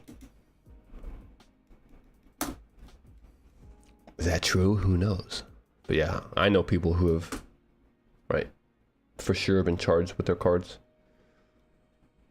Fortunately for me, I didn't use credit cards when I was with Top Step, so I just had to freeze the debits. I think you're fine now. I think it was just that all the data that was there is already gone. So I'm pretty sure they sent measures to where any new data, right, is encrypted, but that is too bad because I like Top Step. That's probably the second most used one I had.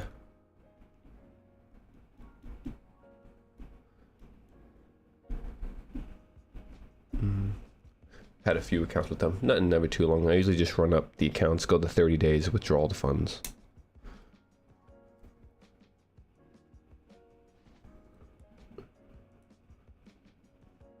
My Forex funds, or I keep saying my Forex funds, my funded futures. My Forex funds is the OG. That was my first one ever. That's why I always think that. Sentimental.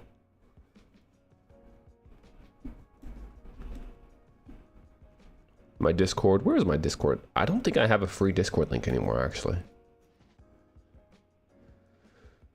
Just because it's so like, I was getting so much spam in there. But there still is a free section if you could find it. If you could find the link somewhere. If you go to my old YouTube videos, actually, I think I still have the link in the old YouTube videos.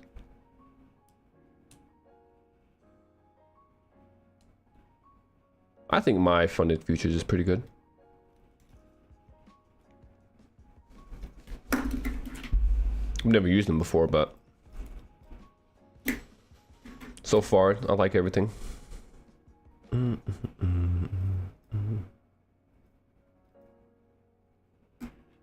You can't.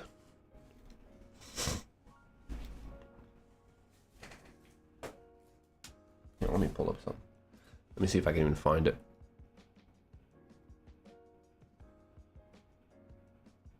Okay, I'll post it in here since everyone in YouTube watching right now, it should not be a bot.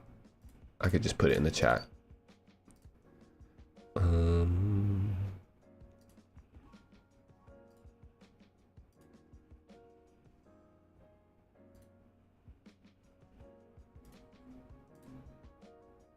And it will expire. Oh, but I could set it to expire after 1 hour so no one can use it. Okay.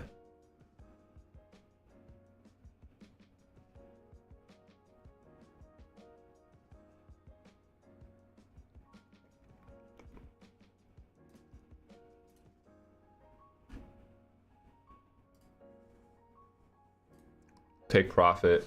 I have heard good things about them too. Heard their payout policy is pretty good.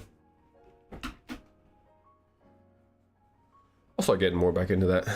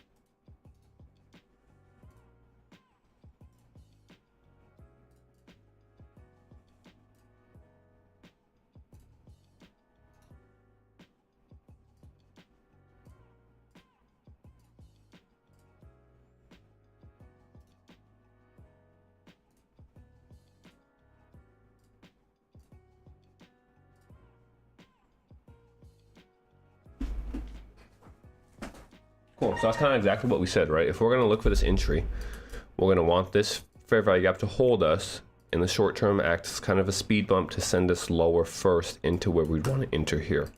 So now that we would have been entered, what we look for is you pretty much want to see now us to invert this, right? So this will become like the breaker. You could almost anticipate that to where if we did break through that, that's where you could almost stack a position. So if we're gonna go with stacking now.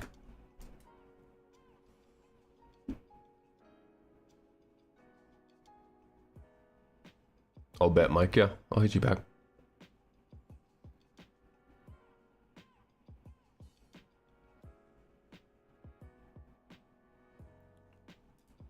Instant over the 2K buffer, you can withdraw.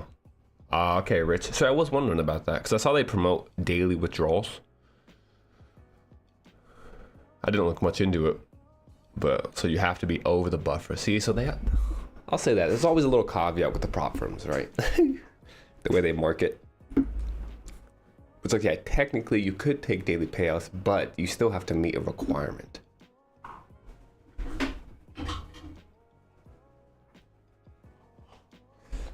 Personally, I think the best firms, and this is the Easter one, right? But like if you're starting and you're just trying to almost build a little consistency or just get any payouts, firms that have like $100 or $200 minimum days would be the best in my opinion. So like Top Step is one. My Funded Futures, the one I'm with now, is another one that does that. To where you're not necessarily, you don't have to meet like a profit goal. Instead, you just have to have a few days of certain profits, which is a lot easier for people. Right, because you can have 5 days of $200 or something dollars long before you can make like 2,000.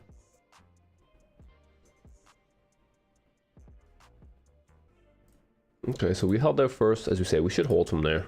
We'll see. We'll actually throw one in just so we could follow it with you guys and how we would like manage stop and whatnot. So if I'm going to enter this, from now on, I won't enter anything else. These will all be paper trades, but just so we could follow setups. I think it's good to like show potential setups and what we would expect. I don't want to risk one. I just want 2 contracts on.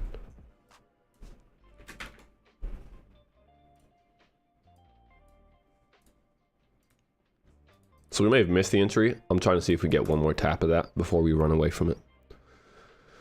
Right, I would be looking for something like this.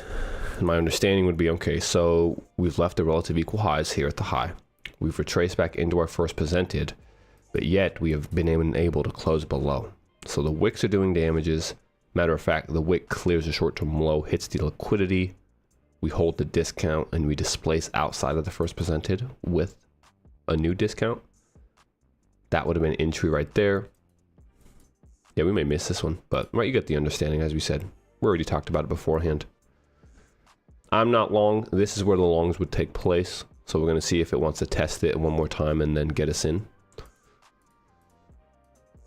But we also have to be wary just because, right, we're at consolidation. We're at the midpoint. So when we are at the midpoint of kind of these ranges, those are just a little bit lower probability. That's also why I'm looking to try to enter here. Because if we're going to have the expectation that we want to basically test the extreme of the range high, then equilibrium would be a good place to try to get long to target up there.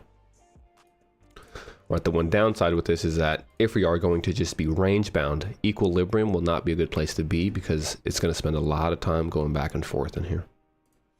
So we watch, right? This is kind of what I would do to learn, see how price interacts. There's the entry. Notice the volume bounce that we said. That right there, a little worrisome actually, because what we would have wanted to see after hitting this is for price to get above that. As we said, that's going to be a key area in price, true liquidity void. That's why you notice it offers support. Every time a candlestick pretty much interacts with that, it's important. Support, support, support, displacement below, immediate rejection. Trade back up into it. I mean, look at the precision there, right? Hard to argue. Immediate rejection. So now that we traded back lower, if we don't hold this, we'll get stopped, which is fine. It'll be a quick stop. As we said, if we're going to be choppy, we're just going to stay in here. We're going to continue to be range bound within the first presented. We're not going to try to really go anywhere. It's 11 o'clock. So in my true trading right, not 11 o'clock is kind of my cutoff point. Just personal preference. I'm much more of a 9:30 to 11 o'clock guy. 11 to about 1:30, I don't do anything. And then 1:30 to 4 o'clock are my windows. So that would be the lowest we would need to see, right? So now at this point though, because we have gotten back below this, we may hold here bearish. So we need to see price make another attempt to close above the first presented. If it does that, my stop will actually be put here because now, as we said, we don't want that lower quarter level to be breached. That's exactly what price delivered into. Perfectly once again. So yeah, if we were to actually close above at that point, stop will be here. Because I'd want to see the high that offers support. Bearish volume imbalance, so we need to be wary of that. Right, not only did we invert the bullish kind of discount we had, while we did that, we left once again that liquidity void. That's the same exact one that we had here. Right, well that's more important because when this candlestick opens, it makes no attempt to actually return into this candlestick's closure. Whereas right, notice with these ones, we open lower, immediate return. Open lower, immediate return. Open lower, immediately return. Open lower, no attempt. So that's going to be a pretty strong bearish premium. Price holds that perfectly. Don't like that. If we can get above it, it should be okay. Let's see. Let us see.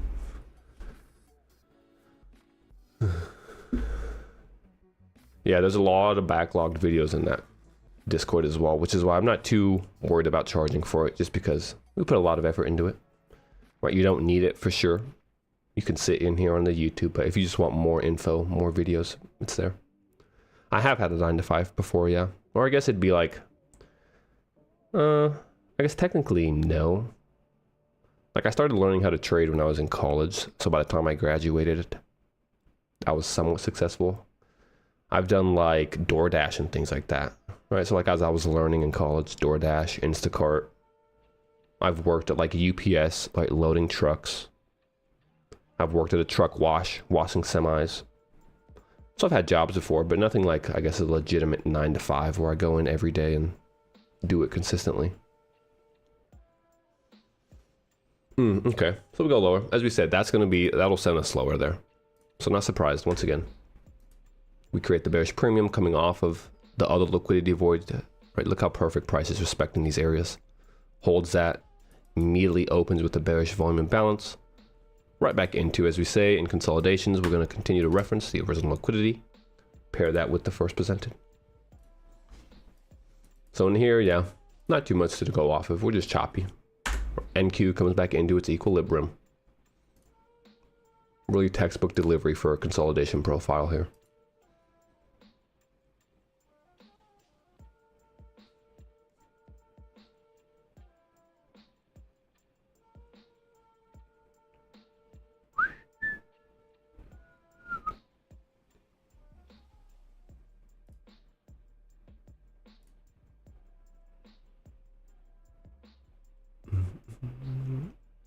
So I'm pretty much watching this up close candle here, because this returns into the old premium and then it breaks lower. We didn't break this low. Has this candlestick closed below this low? Right, that would be the bearish OB that could hold us. I still think that would be the case if we're going to be bearish, so I'm watching. Because you notice as we break this low, we're doing it with a fair value gap. So that's kind of like the OBs we like to see. We're turning into a premium, being broken with the fair value gap. No wick lower, so all one-sided delivery. Chad, what's there actually? That should hold us potentially. If we're going to want to just return into the sell side right here. It's like... That held us, not held us. I'm watching here now.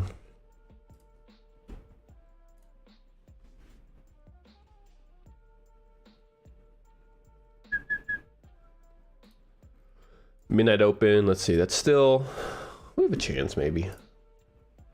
I just don't think, I think we want to stay in this range, honestly.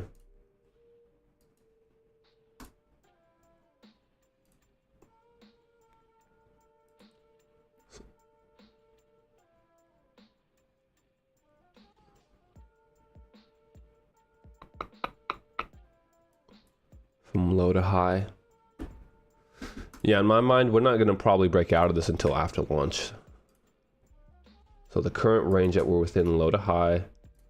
Right, look at its midpoint. I think we'll just consolidate in here. And then maybe at lunch we get something. Into that, or higher either way. But for the time being, yeah, we're just 50-50 as we said. Which is why that trade there, lower probability. Back to, all right, take care, brother. I'll catch you tomorrow if you're here. I'm gonna go refill my coffee real quick. I'll be back.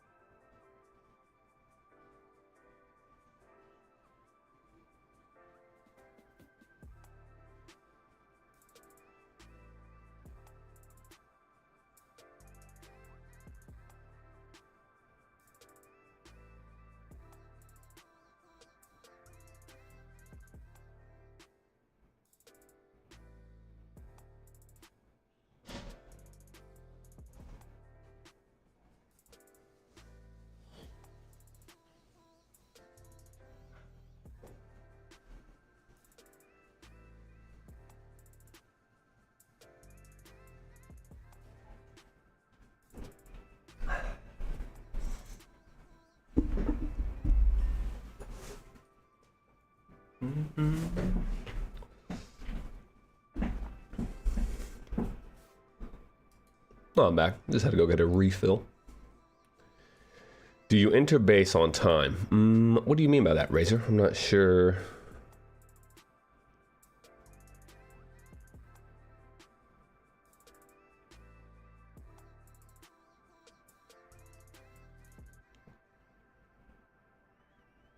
Macro times. Oh, do I enter based on time? I see what you mean. Okay, okay. I would say, yeah.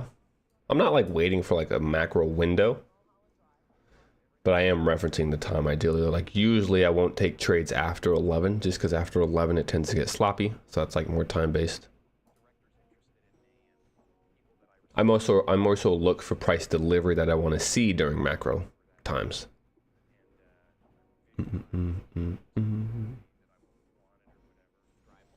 So what's that, right? This is a little interesting. First closure below the first presented since we've created the bullish play long. So if that's the case and we left that with the fair value gap, I just want to see, right? Is that going to be important? Especially if we go back to back closures below. 2 minute is closed below as well. So that may be what we need to start breaking lower. Let's see.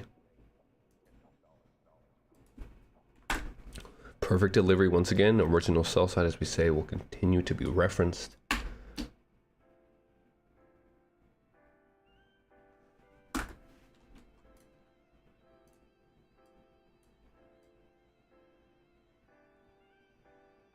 If we get back to back, right, something like that would be valid. 5 handles. I still like the 4 hour at this point here.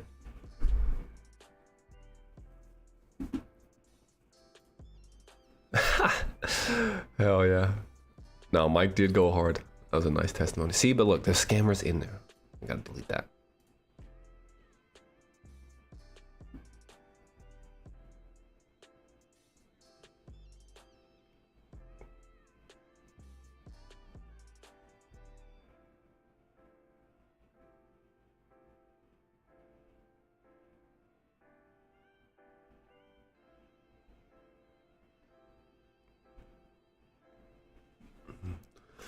Yeah, Mike a real one. I just read your last message too, Mike. I can give you that. The Oracle. That's fair, bro. You deserve it. Make you like a, I guess like a mod in some sense. Damn, hell yeah, brother. That's awesome to hear.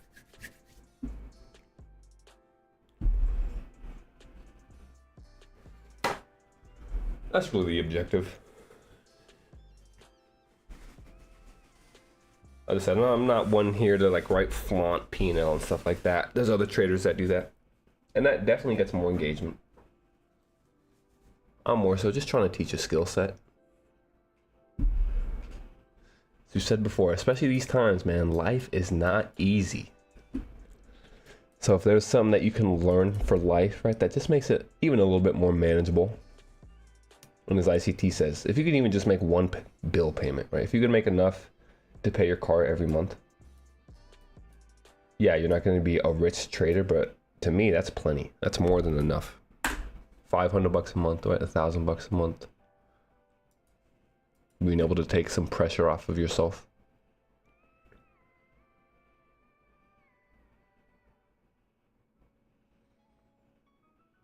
You got to make up 6K to pass top step. What do you think of daily profit at the moment? What do you think of daily? Are you asking me like where we can go or what? I guess, hold up.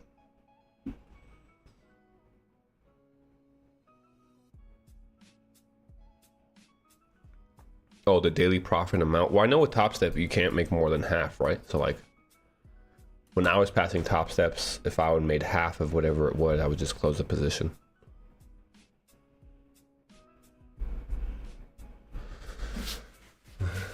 You're gonna change your life with this. That's true, baby. Hey, stay on the grind. It is life changing. That's true. And it doesn't even need to be a lot.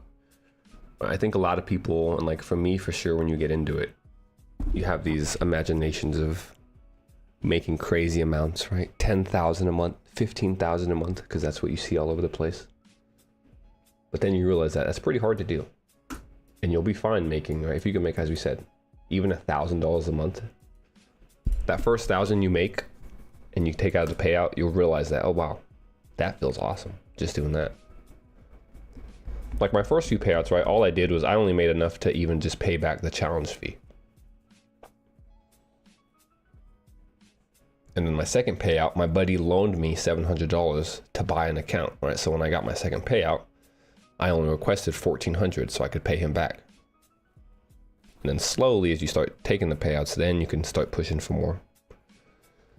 Because what I found is, like, personally, and it might be different for everyone, but at some point you get almost like numb to taking evaluations, especially if you fail quite a bit. You get comfortable with taking the evaluations, and then like once you get funded, it's almost like it's a whole new emotional game again. Like you're relearning how to control those emotions.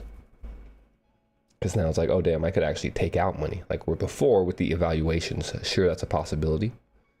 But now that you are funded, right, it actually does matter because that's real money that could be put in your pocket.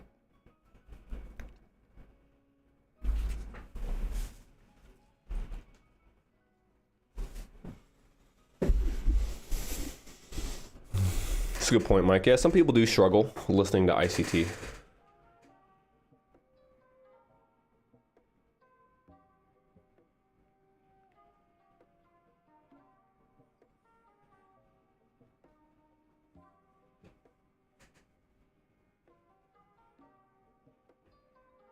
Yeah, 30K a month. Yeah, when you get there. See, and especially as you get up there, you start to realize that it's actually, you just need more capital. Right, and that's another step in the process is that, like early on, I thought I had to catch large trades to make a lot. Like the only way to make a lot in trading is to catch huge moves. But it's like, nah, actually the best way is to just get more capital and get small base hits. Right, because that's not only going to be easier, it's going to be more consistent and repeatable over time.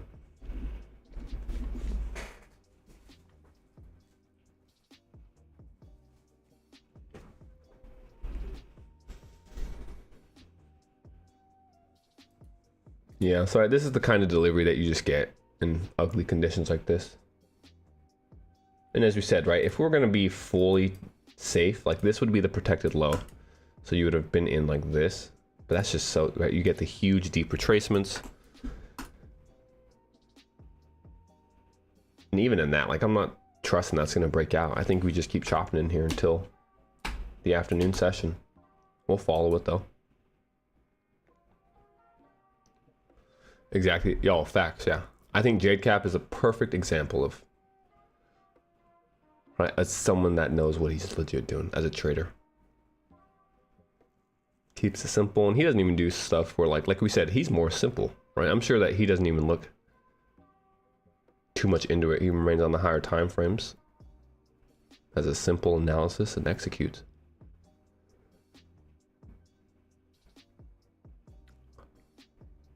But even with him, right, people see that, what he's done, and they think that, oh, that's obtainable when I start.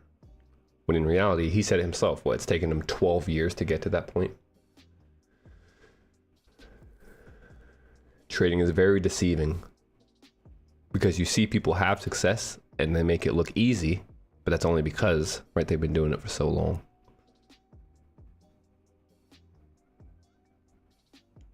Do I trade PM? Oh, yeah. Big power hour guy. I love power hour.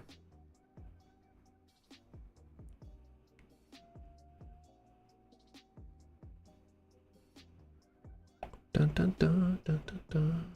Right now, the Discord is just for right access to me, to where if you want to DM me or if you have questions regarding just daily questions about your learning. And it also just has all the old content I've produced. So it has a lot of like content about how I use breakers. Pretty much all the concepts: breakers, fair value gaps, order blocks, volume imbalance, mitigation blocks, how I do top-down analysis, what journal I use, right? My journal template, how I go about journaling things. And then it also has like all of the old market recaps. So like I would do daily market recaps. So if you want to go back and like look at previous day's action and how you go about back testing. As I said, just more information. Not necessary whatsoever. We do the free streams on YouTube for the time being. Maybe in the future, the streams will get put in the Discord again, but for now, the streams will be on YouTube, and the Discord is just for those that want a little deeper understanding, more access.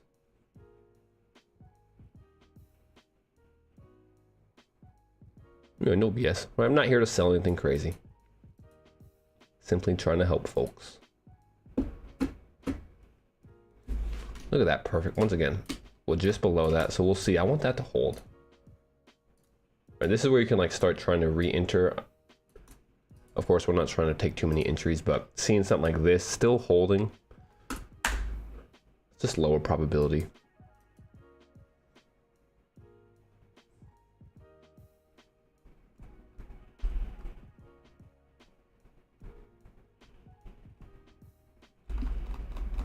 I would say I use both. All right, so most mornings when we get here, we're gonna go on our daily and we're just gonna look at what price has been doing. Hide all. So like most days, right, I'm gonna get here on the daily and I'm just gonna see where we are. And usually I'm either aiming for like daily high or daily low. Today, however, I expected consolidation because it's basically a new week. Friday had a huge range. And as we said, opening with a small opening range gap is a good indication we're going to consolidate. Yeah, most days I'm going to use higher time frame understanding or higher time frame reference points to see through, right, the choppiness. Can self-talk during a personal live recording count as journaling? Yeah. At the same time though, I also like to say, right, so that's good for live, just to have your live thoughts.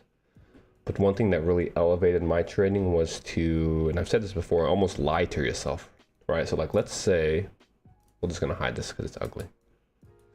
Let's say that we missed this long here, that we didn't see that was forming and like we didn't ever take that long. What I would do at the end of the day is I would go back in and I would actually mark that up as if I did take it. Because that's what builds, right, the pseudo experience that, yeah, this is something that I took. I saw this play out and this is why I took it. And then over time, you'll actually be able to start seeing those things beforehand and you won't need to go back in hindsight and reference that.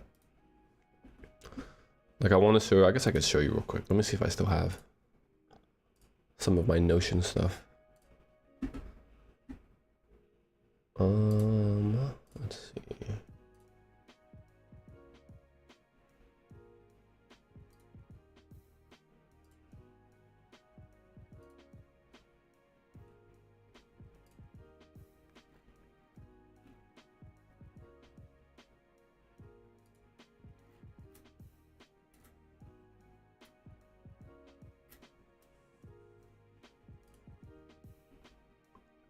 Okay, there we go. So all right, we'll show you this real quick.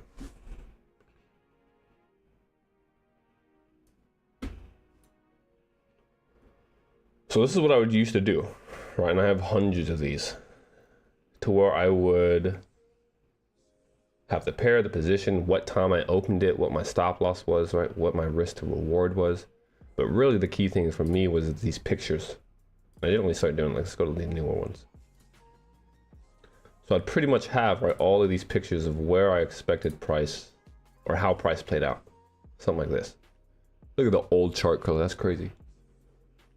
Where I would mark it up, I'd have the information of like why price did what it did, right? It creates 3 drives. Price then consolidated. I'm expecting price to create a Judas swing. Even though that's not what I expected, I'm lying right here. Right, all of this is, I didn't see any of this in real time. But when I look at it in hindsight, I'm marking it up as if I did. As if I did take that trade, right? As if I did see the short-term high. And then over time, as I just continue to do this, right, eventually, I started to see the things beforehand. Right, same idea, I would mark them out. Let's see if I have any new ones. Mark them out, that's the old, do I have any new? Let's see. You can tell they're old because of the color, that's funny. Oh, there we go. Now we're starting to get the new ones. But you see what I mean? Right, I'll just mark these out, type on them. I'd have notes sometimes on the right. But I would do this every single day.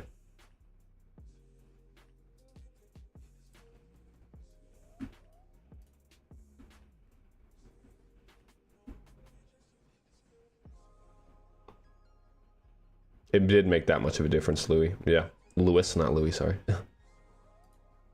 At least for me anyways, right? I can only speak on what helped me. And that helped me tremendously.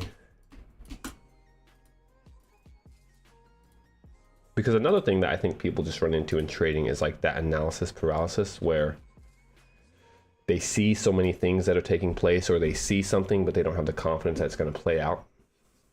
And journaling like that is what really alleviated that for me. Right? It allowed me to start building pseudo reps. So that fake experience eventually led to real experience, and then over time, as we say, right, I was able to see pretty much those things taking place beforehand.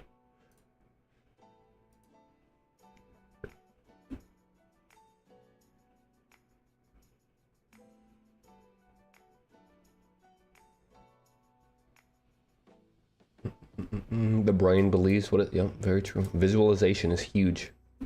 That's also what I would do. That was more for like sports. I played baseball all my life, so I was always athletic person in sports, and I think that helped me learn how to trade, because like the visualization, right, getting used to losing, having the growth mindset of sticking to it, like continuing to push.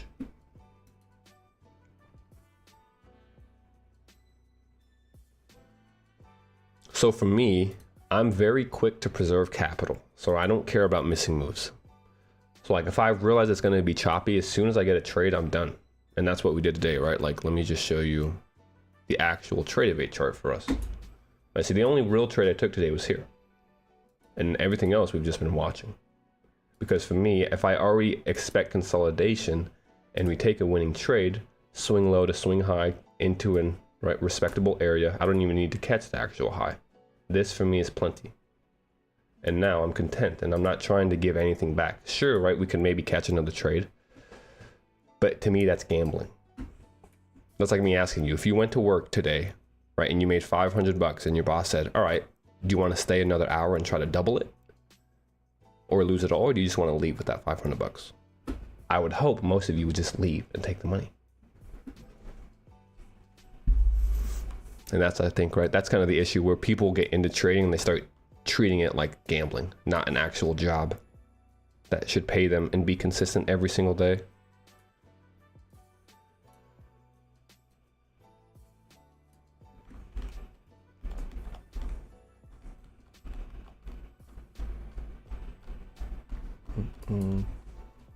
In trending environments, I will be willing to hold a little bit more, but that's usually like when I'll leave one on and let it run.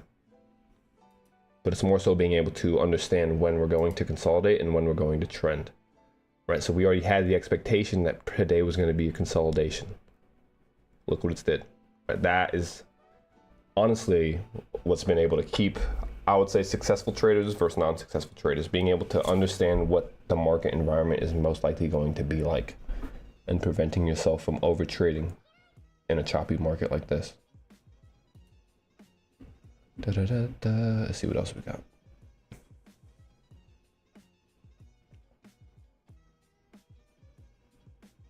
Check what's forming on YM. We got the YM bandits. Let's see. I hate YM if I'm being honest. Purge, revert, hold the first presented, consolidation, acceleration. Yeah, like YM hasn't even made an attempt into its first presented. This is the first time. Maybe it goes up. NQ just bouncing around its equilibrium, right? So consolidation, ES, same thing, just stuck inside of its opening range.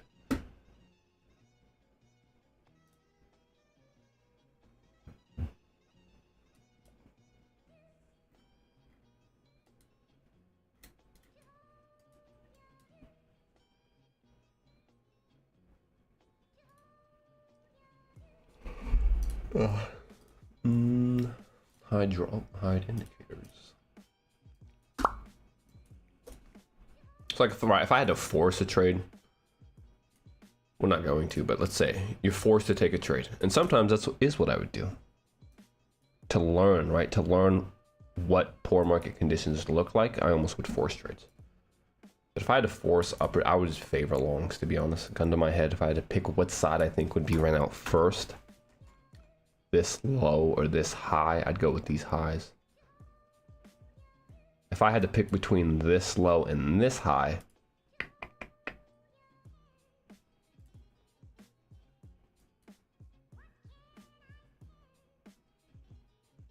I'd probably pick this high. If I had to choose, yeah. Or if I was forced. These type of conditions though are when I'm wrong. And since I know that, that's why I'm putting less risk in and not as much emphasis. But if I had to choose, these highs here would be my objective. Just because I'm thinking, okay, well, the current range from low to high, that was the range that we were kind of within. This run clears out this low. So the opposing liquidity to this low, if we wanted to clear, would be this high. After running that low, we made an attempt, we fell short, retrace into equilibrium, still kind of loosely respecting first presented, which to me would allow for another attempt to clear out that high.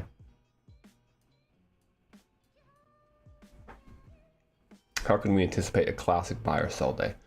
So usually what we'll use to anticipate that is, right, a small range day the day beforehand. So if the previous day was a rather small range, we'll kind of come in with the expectation that we may get a trending day. If we are also inside of a higher time frame key area as well, right, that's going to add more confirmation to the idea that we can expect price to run. Large opening range gaps are a good indication that price is going to want to trend. So like say we had a large opening range gap, we hit its midpoint, move away, right? We would expect continuation from then. But because we could stack so many, right? Like so today, why were we expecting consolidation for those that may not have been here? Well, we had already on Friday moved a great amount, right? So the previous day's range was huge, huge daily range. So that by itself, large range days will tend to be met with smaller ranges. Add to the fact that this huge range cleared a weekly swing point. Well, once again, by itself, after clearing weekly swing points, price will tend to consolidate. So now add to the fact that while clearing that weekly consolidation or that weekly swing point, there was a large range day that did that, right? That stacking confluence that we're going to consolidate. Add to it now, as we open, we have a small opening range gap, right? That again, another basically confluence that we can expect consolidation. Outside of that, what else? Well, we have, right, if we're stacking opening ranges, 830 first presented, we're starting to stack PD arrays in one area. That's going to lead to consolidation. So all of that together is why we're not surprised that price is moving like this. If anything, we're anticipating price to move like this. Oh, forgot to add, right? What day is it? It's Monday. What is this week? It's CPI. We don't have any high impact news until CPI. So if that's the case, price is gonna, right, create and engineer liquidity for CPI to take.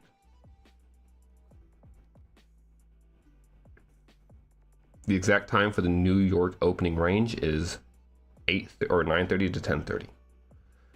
That's the morning range. If you're talking about like the opening range gap, that's from where price closes the previous day at 4:15 to where we open at 9:30. So pretty much just regular trading hours.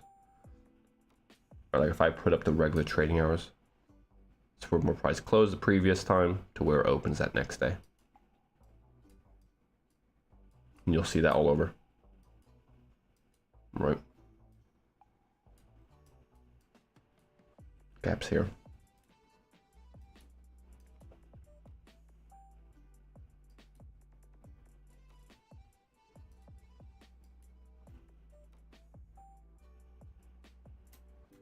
Oh, bro. Let's go back to where we at the indicators. Okay, so far, let's see if we can't respect this here. Notice the two volume balances that we keyed as the true liquidity void. Where is price referencing? Right? Not surprising, right in between them. Bodies holding, wicks holding. But notice how the bodies are holding the high of this, right? When we're running higher, the bodies are closing on the high. Whereas anytime we're coming lower, the bodies are refusing. That's what I mean when I'm saying like the bodies are telling the story here. Wicks are doing the damage, but the fact that the bodies continue to try to close on its high and navigate away from its low would lead us to believe that we're going to want to push through it, as we did. So now I'd look and see if that's going to be a key area that's holding us lower multiple times. That should actually hold us bullish. And maybe try to reference right through this high again. We'll see.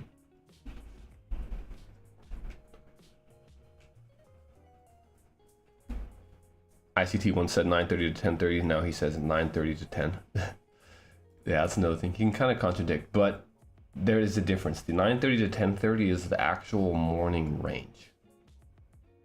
whereas 930 to 10 is like the opening range. So he has a little bit semantic differences in there. Like the opening range, if we're consolidating during the opening range, 930 to 10, then we would expect 10 to 1030 to create some type of movement. That's what we would use it for. But 930 to 1030 is actually the true morning range. So you would take like the lowest low, which is here, and the highest high between that time, which would be 1030 is here. It is actually, okay, is this 1030 candle? So this is the 1030 high right here. So that's our morning range, right? And how we would use that is if we close above that morning range, price will tend to want to reach in that continued direction, which is why I'm also looking for price to run this high. So I didn't mention that before, but you bring that up gives us a good opportunity to do that. Is that at 1030, right? This is the highest high and lowest low. Whichever one gets interacted with, price will tend to want to revisit that. So the fact that we close above following 1030 as we give this retracement, to me, is why I'd want to see price actually get back above that range again, because we've already done it. So right, we're hitting that again. I'd want to see if we can't close above that, we should be able to run into the high.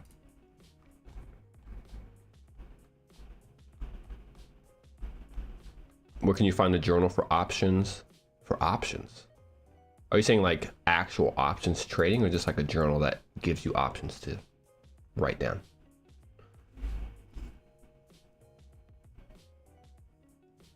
If you're saying just like a general journal you could use, I like Notion. Oh, for I don't know, actually. That's a good question. I feel like Notion is still fine. The same way that I use it. You just have to use it for options, but.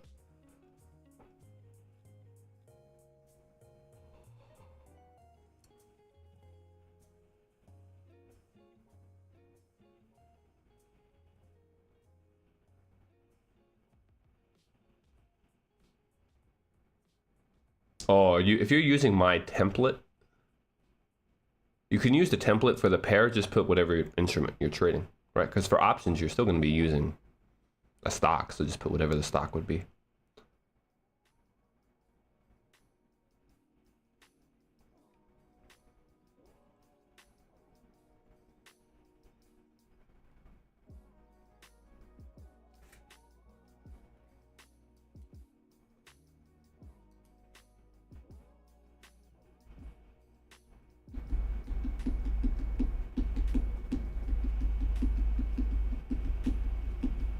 That's a pretty good entry spot here, to be honest.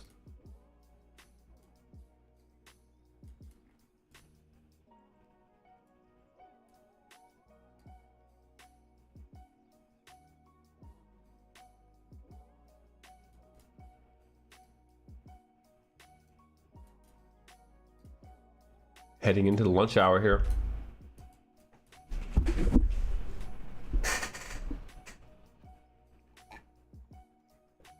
We'll probably hang out. Might be a long one actually again. I might be AFK as I make lunch for a little bit, but.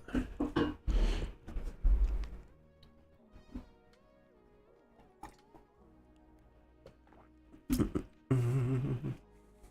I'm being honest, I'm just trying to get this channel monetized quick, so the longer streams help.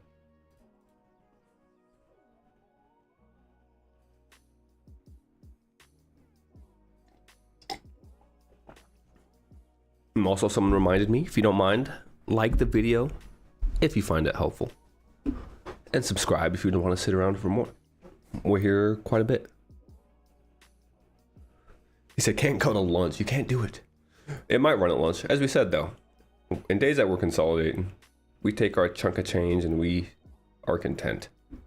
So like for me, I probably won't even take another entry today.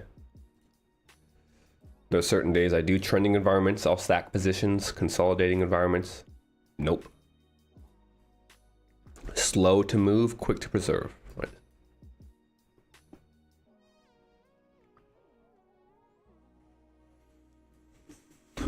So NQ was NQ, yeah, just still its midpoint, so that's not surprising. Just continuing to reference that midpoint. Dollar. Yeah, so not really, okay. As you say, if dollar's gonna move lower, indices would usually rise. That's why we're just getting stuck here.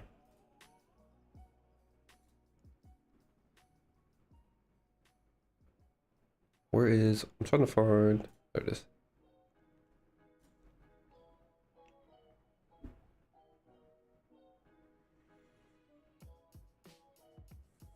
NQ created the BPR with the fair value gap. Let's go look at what you're talking about. NQ.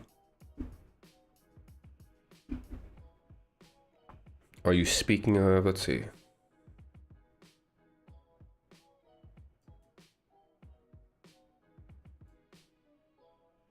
Which fair value gap are you referencing?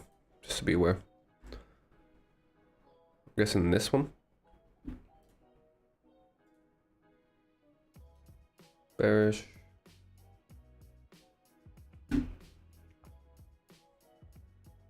This one here. Okay, so yeah, I wouldn't expect this to be a breakaway. If anything, I expect price to reference here. Right, and this is kind of what I'm explaining when I say that I don't put too much emphasis into the actual 1 minute candlestick PD arrays when we are in a consolidating market, because that's how you kind of get chopped up. Right, where it may hold, but like for me, the reference point right now would be here, just the midpoint. Like I feel like NQ is just going to want to continue to bounce at this midpoint. If it holds from here and runs, that's nice. And that's just kind of like a move that we follow but aren't involved in.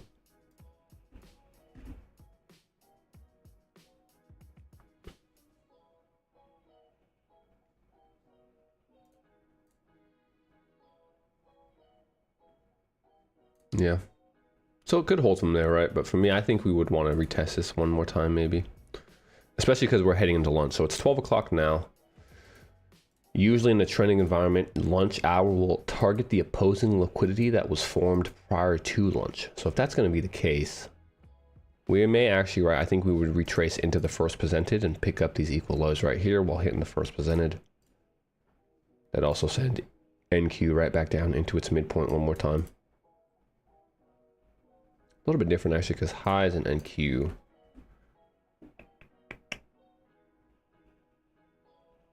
Yeah, just sloppy delivery. Still doing good following it, but just a lot of choppiness. Right, low volume candles.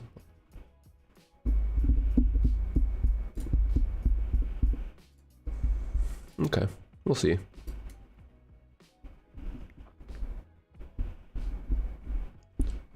When we're consolidating, we don't really get any breakaway gaps.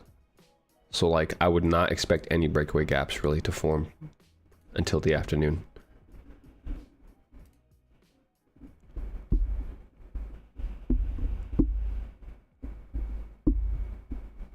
Dun, dun, dun, dun, dun. I can see that in choppy markets. Midnight open is going to be a very important level, right? Power of 3.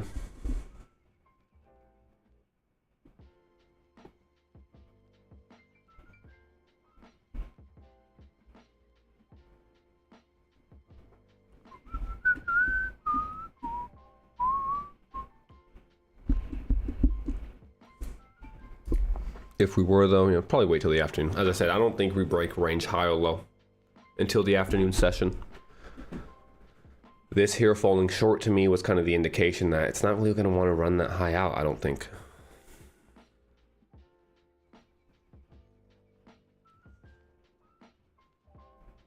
No, I'll probably be done for trades today. Maybe the afternoon. Might share more opportunities here in the paper account, but as I said, funded 1-for-1, choppy conditions, we out. Right, as I say, content with enough.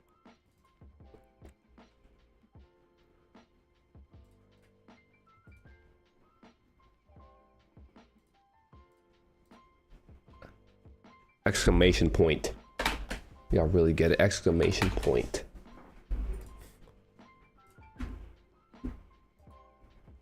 As we say though, gun to our head, I still like the highs. So we're gonna follow that, and we're gonna have and hold the expectation that we should get the highs. Right, we spoke about next entry to force an entry would be that fair value gap.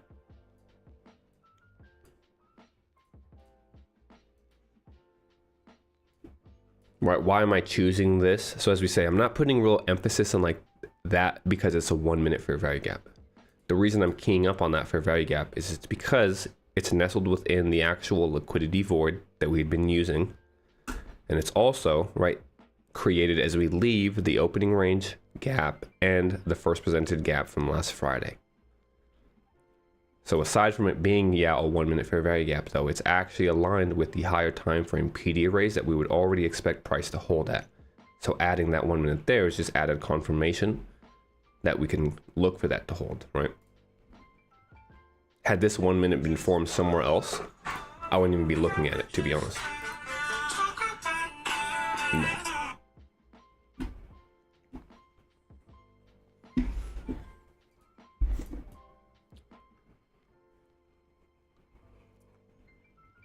So we'll see what we get. NQ, as we said, still holding that. So we get perfect delivery into its low. Huge move away. That right there would be repricing and now rebalancing. So if it does want to remain bullish, we actually should hold that low. We'll see though. As we say, I'm not convinced. I think we're just chopping. Closure above the original fair value gap here. We should be able to actually get the high potentially.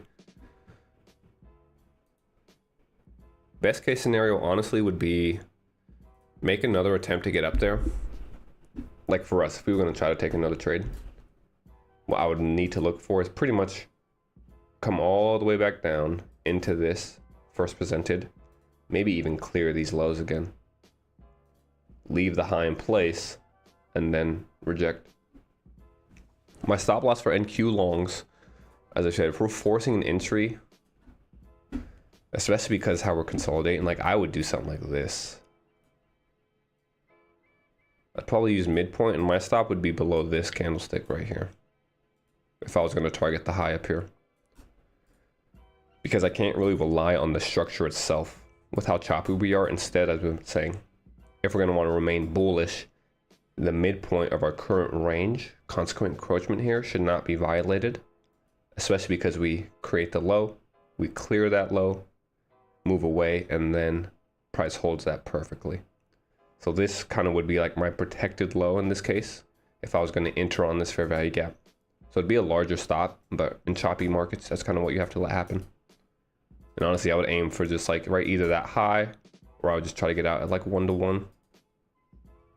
So yeah, stop loss for me would be underneath this low here, which is underneath midpoint, which would even kind of allow like a quick stop hunt of this while still being able to maybe hold this low.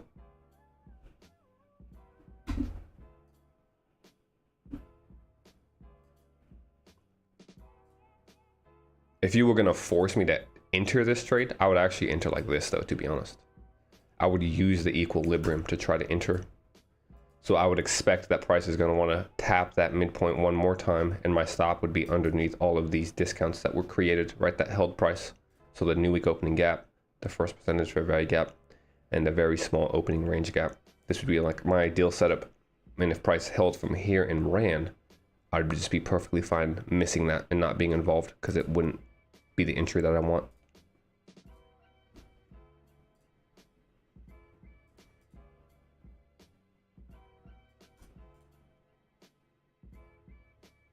So retesting again, as we said, in consolidations, price will tend to retest the original reference point more than once. So that fair value gap there paired with the volume imbalance. All right, paired with opening range, or excuse me, first presented and the opening range.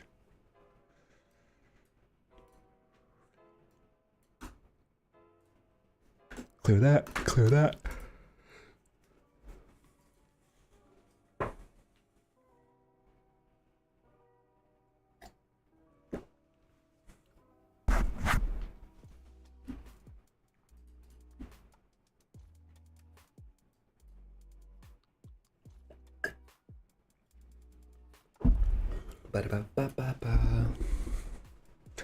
And just once again, right, I'm using this fair value gap because it's the important fair value gap, because it's the discount that is created as we clear that daily swing point that was created. Right, so when we first blast through that perfect displacement above it with the fair value gap, that is an area that would hold us if price truly wanted to trend and trade higher. So as we invert that, it's going to be a key level in price, right? And I mean, we see it continue to be referenced. The high of it's actually right there, like that.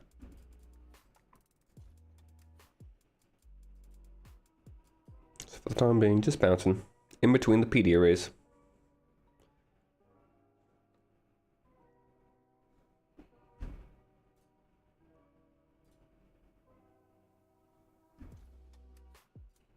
What's up? Q up 2.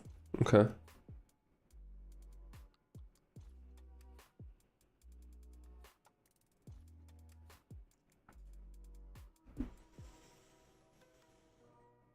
ICT, yeah, that's one thing where I've kind of differed from him, is that I've always used a continuous contract, and that's because, right, I spent enough time that I realized it just moves the same. Like, I could trust that the continuous contract will deliver to the objectives I have, so I don't really need to use the daily contracts. And like when you enter, it'll enter you on the current contract anyway, so I just like having the continuous contract all the time, especially for higher time frames, right? So we hold that once again back into first presented. So yeah, just choppier. Not surprised. Right, as we said, NQ probably right back into its midpoint. This is where I'd be trying to enter if I was having to force an entry in NQ. I would not really care about this fair value gap, as we said, because it's not tied to anything. Right, there's nothing in here besides that 1 minute fair value gap. So because that's the case, that's why I'm not putting much emphasis in that.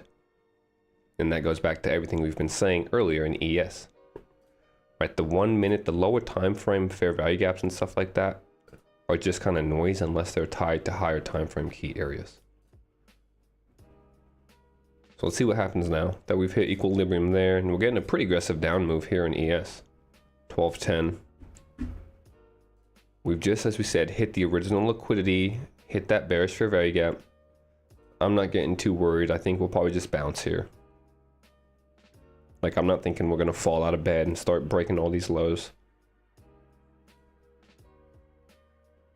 In his last vid about the daily fair value gap.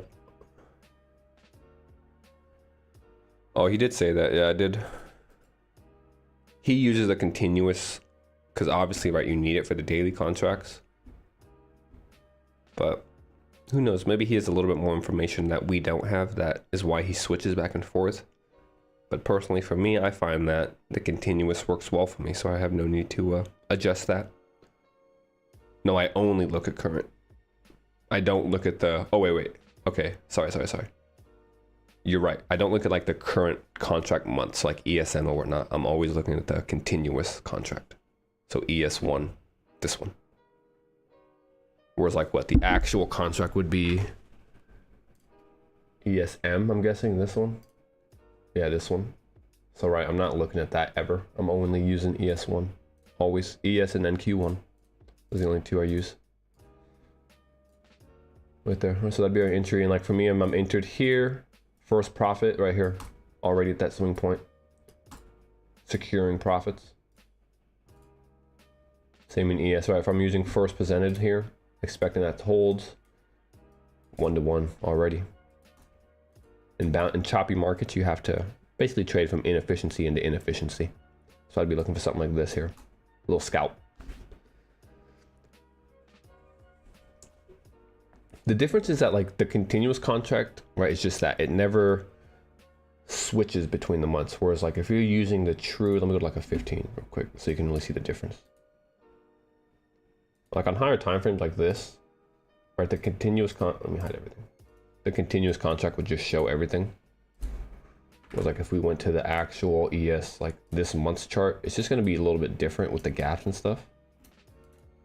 Because it's based off like the open interest. So like if we went to last month's, let's see. But that would be, oh, you can't go back in the future. Okay.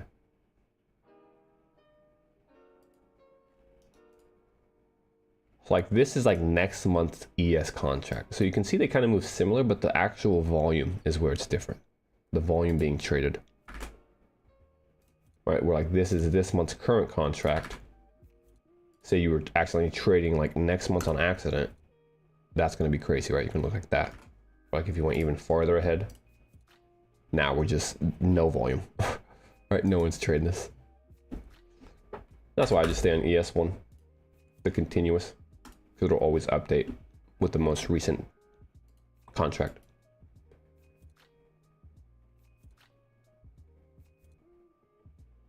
You try to compare the quarter levels on the continuous as you did on current. They don't exist there.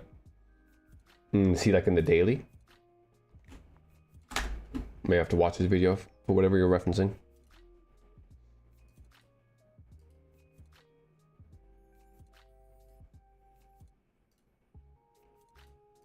Look at that, right? Quick bounce to like an NQ.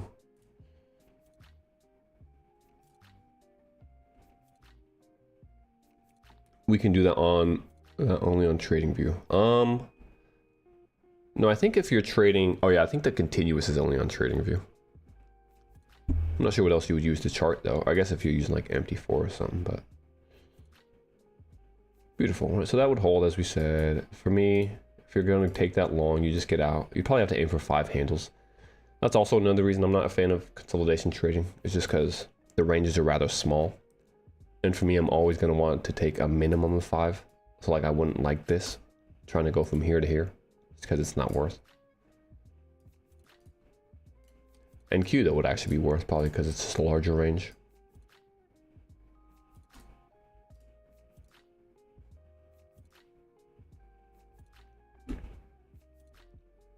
But yeah, Mike, that is something I have kind of noticed as well. And like I've spent time looking at that, like when I was first learning, because I was a little bit confused as well. It's like, should I be using the current month's contracts? Also the same idea with like, should I be having my B adjust on or off? And eventually I just committed to having it, right? Settlement off, B adjust on, and I don't mess with that. Because I found over time that the levels I think should hold price often do. And if it's a little bit different than I guess what ICT has, that's all right, I guess. I don't need to be a carbon copy. He's killing us. He is. Like I said, I think he does that to weed people out, if I'm being honest. I feel like it's all intentional.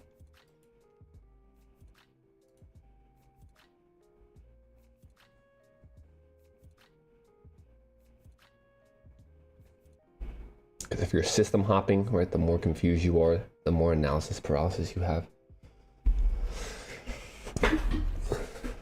Plus, the more people that doubt him, the more it'll work.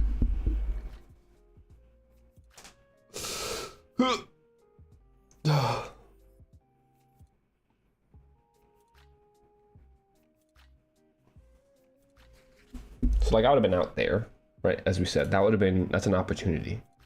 And that's really what I just like teaching or showing, that there's always opportunities. You don't have to capitalize on them, but simply going from higher time frame reference points into other ones. Like if you're fine with low handle moves, that would have worked.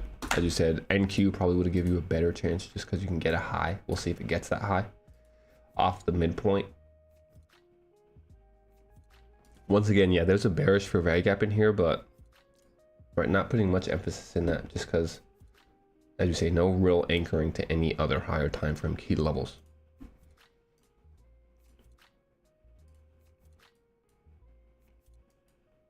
And you can see, even though we are choppy, look at the precision right at this volume imbalance. So any candlestick that has basically interacted with this has been very precise, right? Closure on the low, tapping the high, open on the low, closure on the high, right? Look at the candlesticks. We then displace, immediately support. Come back into it, perfect low. We then displace under it, right? Retest the high, volume imbalance. Body's now holding. So we understand what it's referencing, but we're not necessarily trying to forecast, right? Oh, this has to hold bullishly for sure. It'd be nice, especially because if we just look at like microstructure, hide everything. If we went like this, right, what do we have? Well, we have equal highs here, and we had relative equal lows. Price comes down and picks up the relative equal lows. So the opposing liquidity would now be to try to target the equal highs. That's kind of what we would want to see. Might need to give another tap of first presented though, because we've already hit that bearish fair value gap that's continued to hold us. You said you have to watch 20. That's why I got so many screens. That's why ICT has 8 monitors on this thing at all time.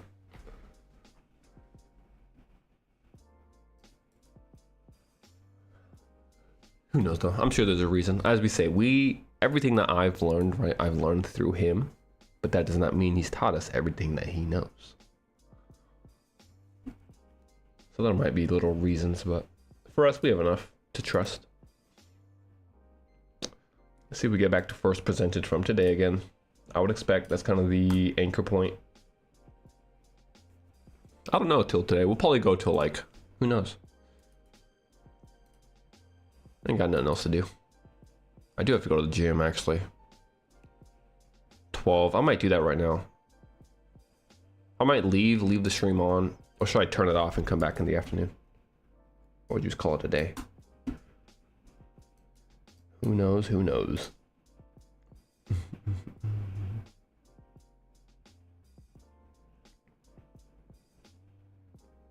10 monitors might chill out. My bench, I don't know, honestly. I'm a calisthenics athlete, we'll say. So I do all calisthenics stuff. I haven't actually lifted weights since high school because I did that for baseball, right? All through, or high school, college, I mean. But once I got out of college, I went more down the calisthenics route, which also I like better, to be honest. I feel like it made me stronger and more lean at the same time. If I had to guess, I could probably bench, I mean, I would say 225 easily. Because I weigh 215. And I can do like weighted push-ups and all that stuff.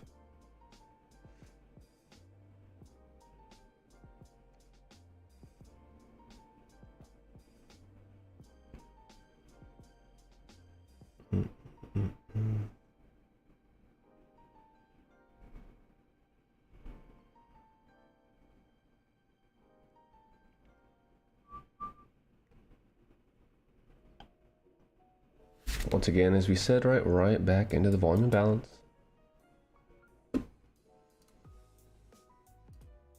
Little secret, right? That's also important because it is the event horizon between the two PD arrays here. Jim's the best in facts. Hey, I always say, right? I feel like if you are in shape, if you have the discipline to go to the gym consistently, you'll be able to be a good trader. Because the discipline that you can build in the gym will directly transfer over to your discipline in the charts. At least that's what I realized. Like for me, my best trading is always when I'm actually on my routine. Like when I start slipping or like skipping days or like not going for a month or so, I notice my trading also slips because that discipline bleeds over, right? The lack of discipline to follow that schedule actually bleeds over into the charts.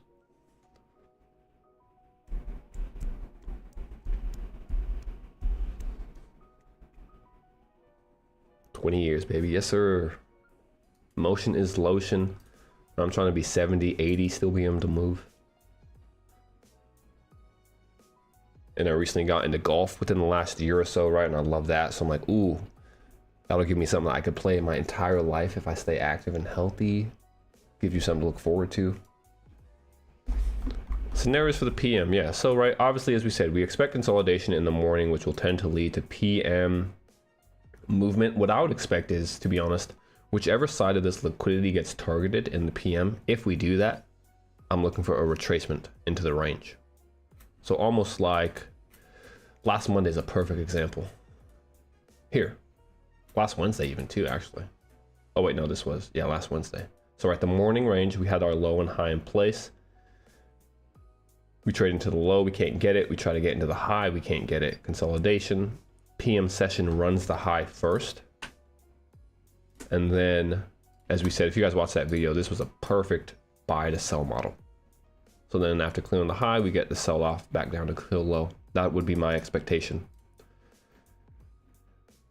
Yeah, that'd be my expectation actually. So right, we have currently, I'd see it as this high, these relative equal highs, and this low. So now if we came up to clear these relative equal highs, I would look for a retracement back down into sell side, or even at least into some of these. Like, right, we have relative equal lows here now. This is granted that we keep these in place. So like if this low stayed in place, right, we'd have all of these lows to target on the way back down.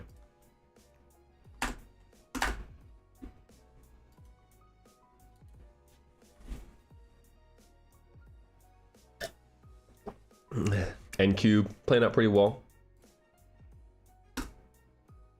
Still not at the high, but that equilibrium is holding as we would expect. See if it doesn't want to push up through the high. Once again, not worried about right? The bearish fair value gap here, really not worried about the bullish. Higher time frame key reference points. Being able to understand the PD array matrix truly is, right, game breaking. That's what allows you to see through the nonsense like this sometimes. Which PD arrays have priority over others and why. That's where the why comes from. That's why I like ICT so much. Like in times like this, right, anyone sure can trade a pattern that repeats. But understanding why it should work and why it shouldn't is what keeps you from the false setups. And I mean, as we said, look at the volume imbalance there beautifully.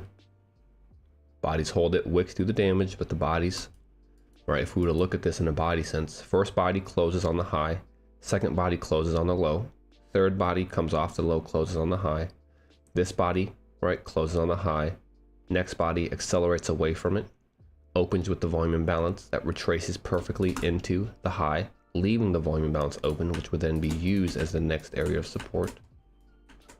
Next candlestick, because the volume imbalance is here, uses that without needing to return into the actual void here because we've done the work. Acceleration through swing point, closure above midpoint for the first time. So for me, I'd actually watch and see, is that going to offer us support? If we go closure above twice, we should get the high. If this remains under midpoint, I'd watch this fair value gap. This one to me, I would actually pay attention to because, right, it's not only a 1 minute, but it's perfectly aligned with the actual low and the quarter level of this fair value gap that we've already been referencing. Right, so that fair value gap is perfectly this lower quarter quadrant of the fair value gap. That's why it's important, right? That's why I'm keying up on it.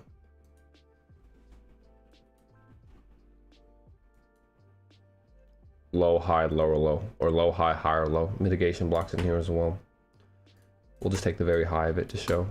Mitigation, bullish fair value gap, swing point, closure above midpoint. Early indication, we may want to reference the high of it. So yeah, I'd watch that. This would be a little more risky. Like if I was going to have to force something in here, swing low maybe to, was 5. So that might be worse if we wanted to get the high. We'll follow that. You don't mind to explain the opening range? Sure, yeah, the opening range, right? The morning range, or I guess, are you talking about the opening range gap? I just want to be sure. Opening range gap or like the morning opening range?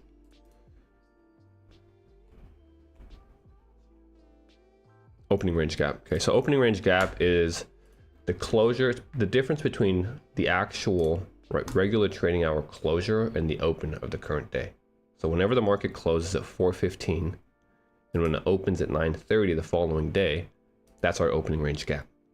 And what we'll tend to see is, right, it'll give us a few different things, a few different ways we can use it. If we have a very large opening range gap, that'll lead us to believe that price is going to want to trend. And if anything, we're going to look for the midpoint of that opening range to be traded to. But that'll happen probably 70% of the time. Today it happened as well. In this case, though, we had a very small opening range gap. So if that's the case, that is what leads us to expect consolidations. Right? That's kind of a filter that we can use. So seeing a small opening range gap often will lead to consolidations in the morning. And that's what we get here. Right? Aside from that, it's just another key area in price that we can reference as far as entries or just targeting. Right? We can use it for either of those.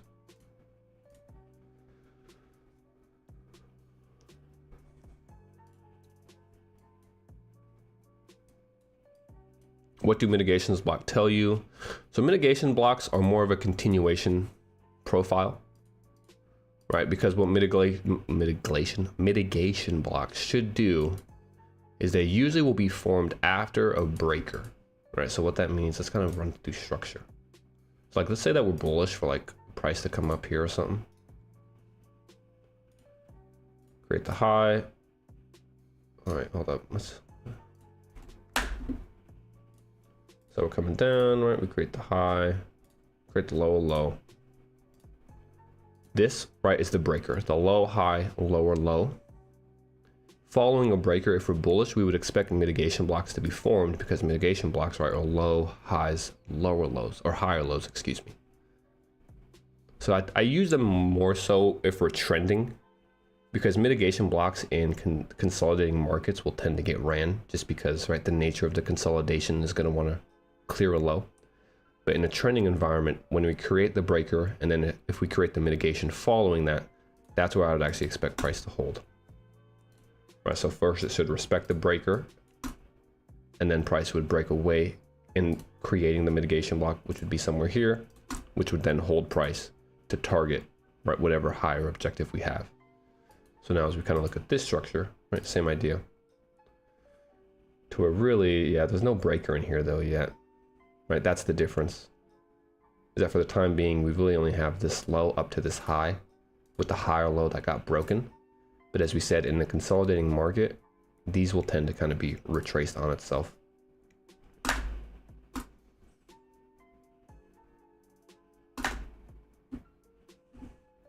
Conversely though, okay, so let's look from, what do we got? We have equal highs here. So I would really say, like, if we had to force, right, this low, this would be the highest high down to this low that cleared the liquidity. We have yet to clear that high. So let's say that we did clear that high, that would create the breaker here. If we then retraced into this, which is also that fair value gap and the breaker, and then broke away again, that's where I'd actually expect a mitigation block to form. Because we'll go from breaker to respecting the breaker, right? And if we broke through a high that was formed here, we'll also be having this original fair value gap that would act as support too. So that's how I kind of go about anticipating these setups.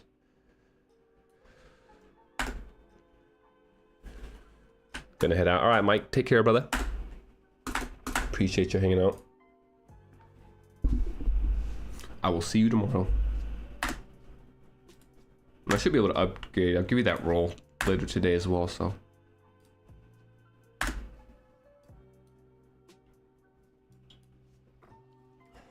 $12:30. I might head out too, actually. I'll be back in the afternoon. I'll hit the gym, hit some lunch. Discord's $45 a month. Ditto. Not necessary if you don't want to. Right, I'll be live on YouTube streaming. Discord's just for extra info. So extra content, extra, right, access to me, questions and things like that. And then I do like market recaps in there, so. And then I'll actually probably start getting like weekly, we didn't do it last week, but weekly webinars or whatnot. So we'll have kind of go over the past week's price action and allow people to ask questions and stuff like that. 12:30, okay. Yeah, fellas, I'm gonna head out for the time being. I might leave the stream on actually though, because I still want to do an afternoon session as well. So maybe we just leave the stream on. I'll put like a little disclaimer that we'll go until 1:30. I just don't want to break up the stream into two because it'll be annoying for the upload. So yeah, we'll do that. We're gonna head out, everybody. I'm gonna get a little, just type disclaimer. Gone for lunch. It'll be like a business. Gone for lunch. We'll be back at 1:30. 10:30. No, that's not right. Let's go. We gotta make this large. 40. Like this. And then just gonna put our key areas in price. So first presented. Forget the volume balances for the time being. Sell side there, buy side here.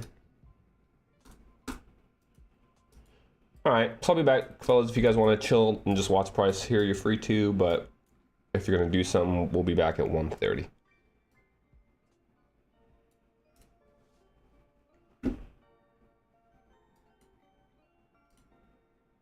Put it like this. We'll go 2 minutes, so it's a little bit. Yeah, we'll go 2 minutes.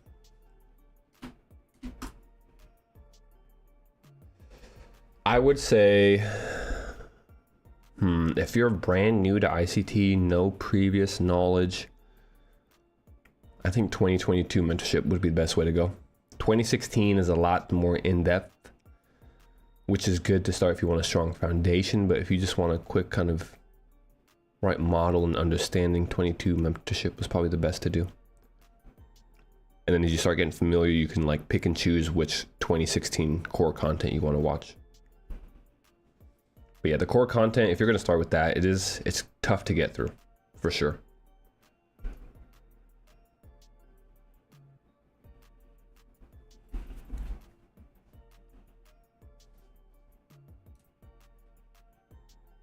All right, cool. We've got the tunes. Make sure the tunes will be good to go.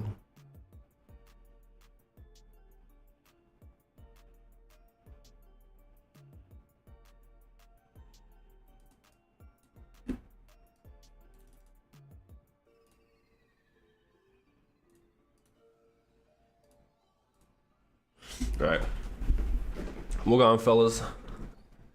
So I'll be back at 1:30.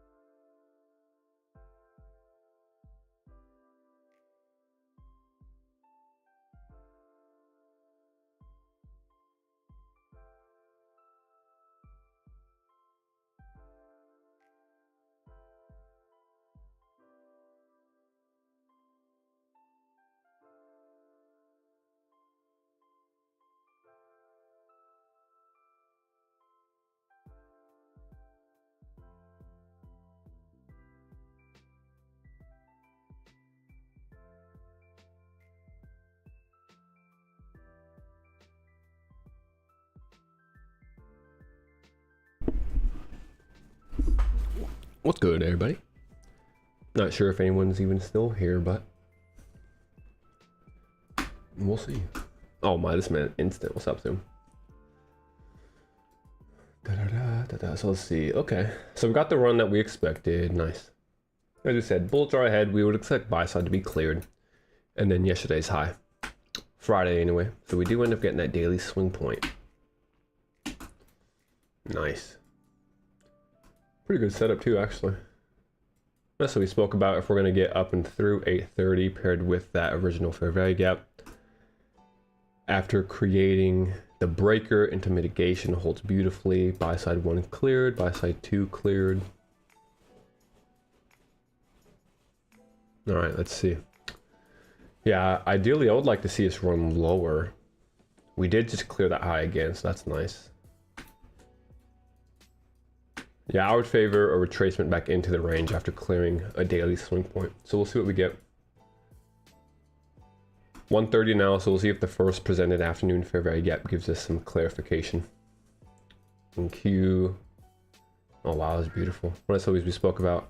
Equilibrium would hold us and accelerate us into previous day high. That was a nice little setup as well.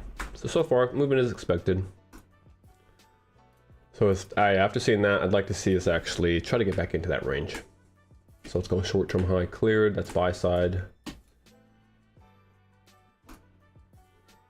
Watching last discount as we trade into that area as a potential inversion play. Short-term low right there.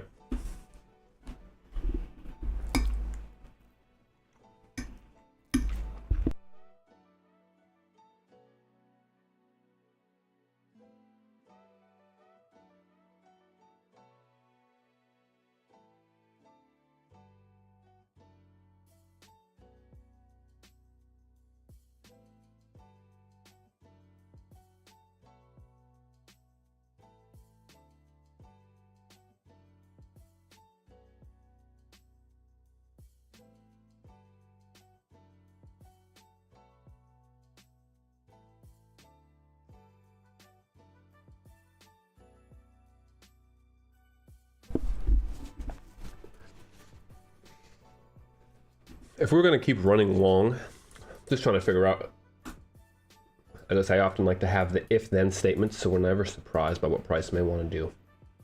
These red fair value gaps are the first presented fair value gaps for the month.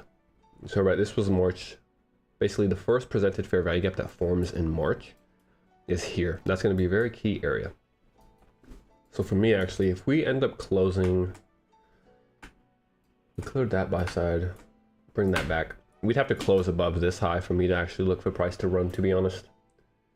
Right, all the higher time frames have been a wick, 1 hour wick, 15-minute wick, 5-minute wick. Yeah, so no higher time frames have closed above. So for the time being, I still favor a run lower.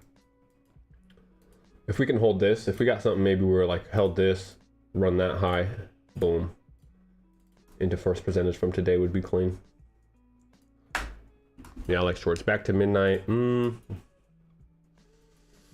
wouldn't be, yeah, I don't mind that. I mean, if we're going to create, as we said earlier in the day, if we're going to go ahead and run out the buy side, create kind of that buy to sell model, we may be able to use that on the way down.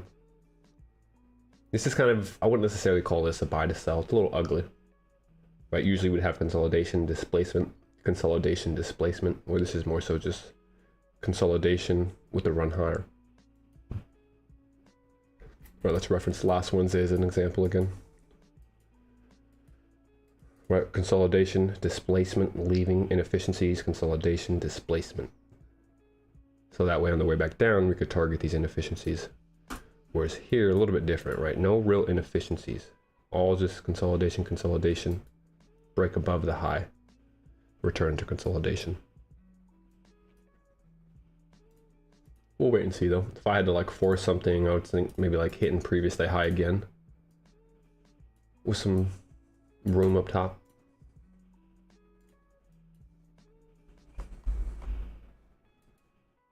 For the time being, sell side here. I like that the sell side is just above 830, so we failed to actually come back down into that 830 level with this retracement. So actually, if we can invert that We may try that for the afternoon. No fair value gap yet.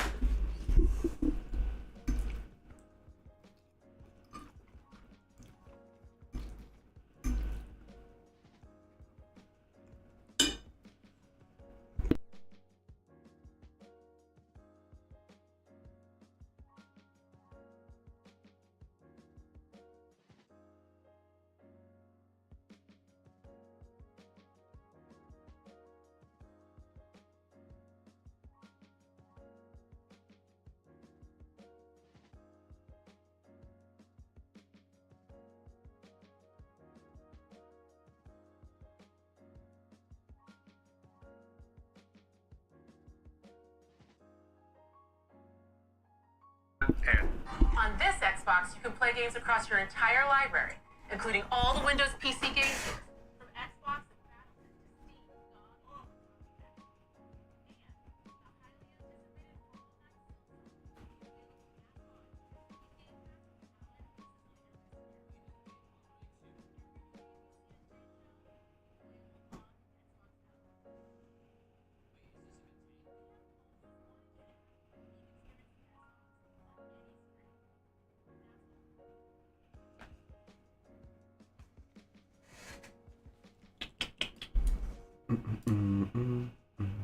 No inefficiencies on this either. So yeah, if we do start breaking lower, that's all wick. That'd be where we hold. That's actually the one. So that's bullish right there on the 15. Bullish breaker paired with the fair value gap. The hour and then immediate rebalance. Okay. Where's that 15 at? Let's bring that up. This one.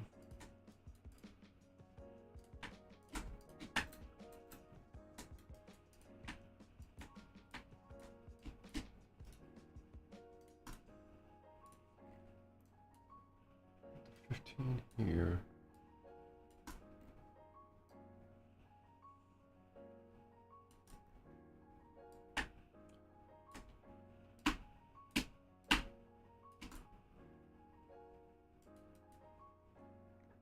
That was a pretty clean scene-up actually. Retracement into the 15, inverting the 15 volume imbalance. Perfect hold. Okay, so yeah, I would like that. This is kind of where I think we should be able to get into the 15 here.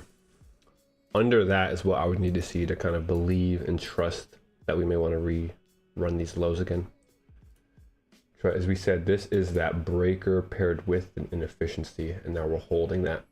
So as we clear the buy side, we leave the inefficiency. That's often an indication of a bullish continuation.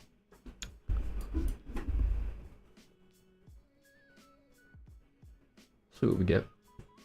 For the time being, as we said, I would favor shorts, so we're going to kind of wait for that. If price just keeps running higher, we'll follow it, but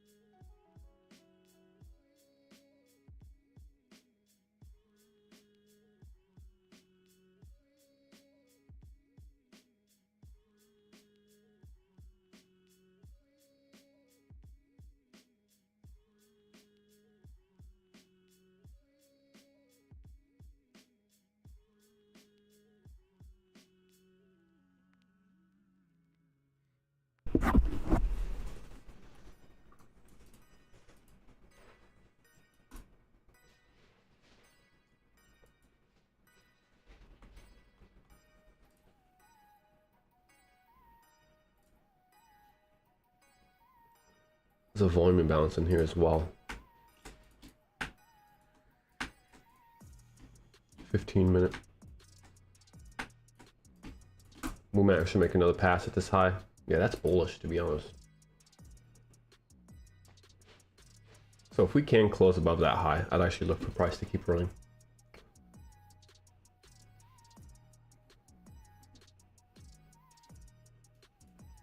Because let's see, that 15-minute is here.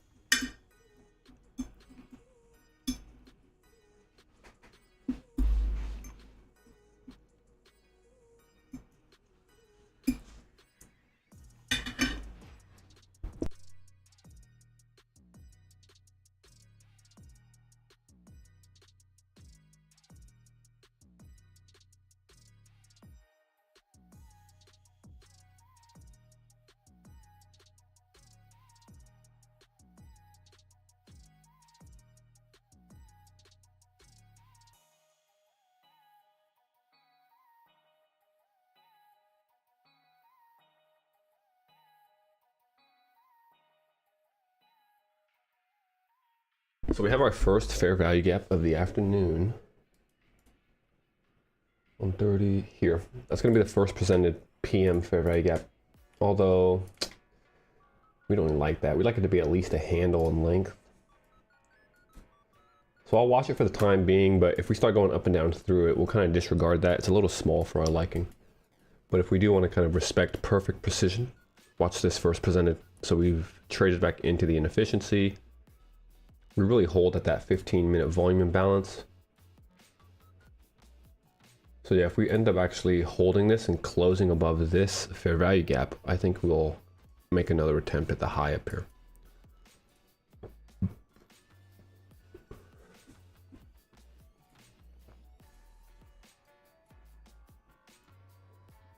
Rather small range, so not really worth. We'd have to get 5 handles up here, up top.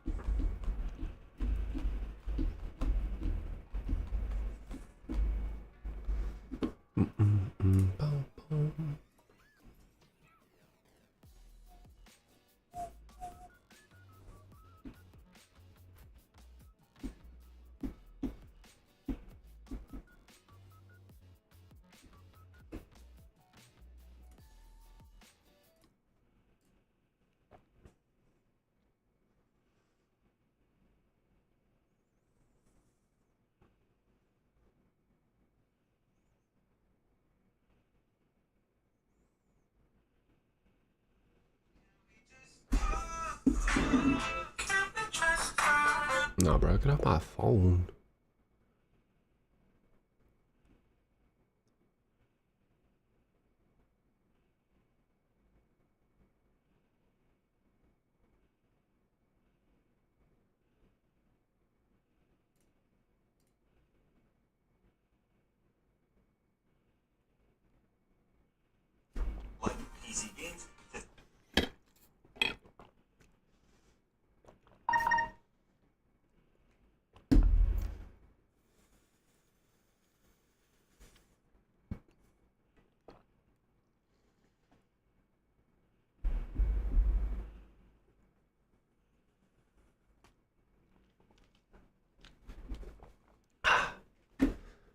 So yep, as we said, probably will test that high. First presented of the PM session holds perfectly. That's what we would see in bullish delivery. After trading into the inefficiency, 15-minute volume balance holds. So yeah, so far everything bullish. Higher time frame, waiting for a closure. 15-minute close above this swing point. Oh yeah, it'll be this candle actually. So let's see. If this candle closes above, we may actually look for the run higher.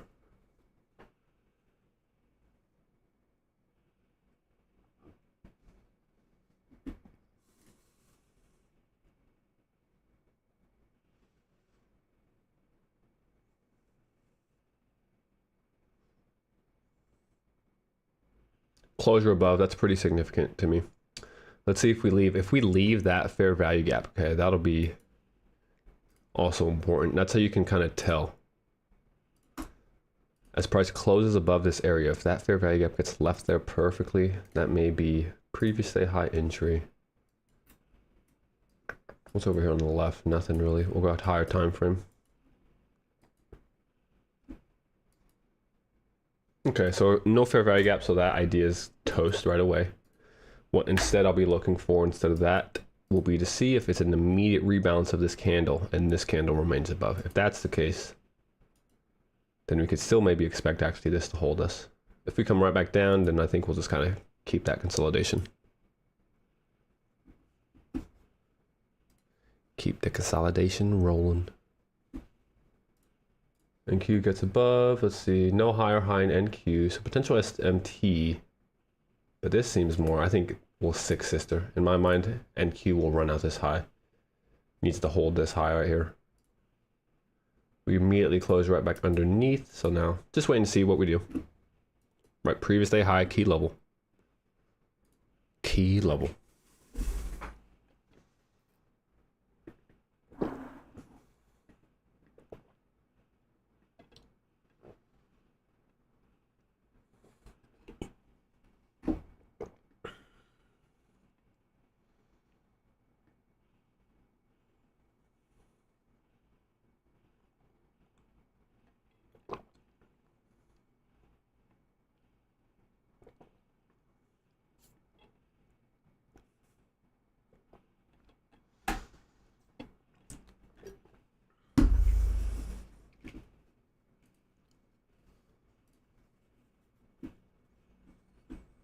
Okay, still respecting that level then. Same in NQ, right? Just playing there. I do think that high right there will probably get toasted. If not, that'd be a pretty nice hold there in NQ, but let's see. At this point, actually, if we can break below this, we'll try to short that. In the first presented.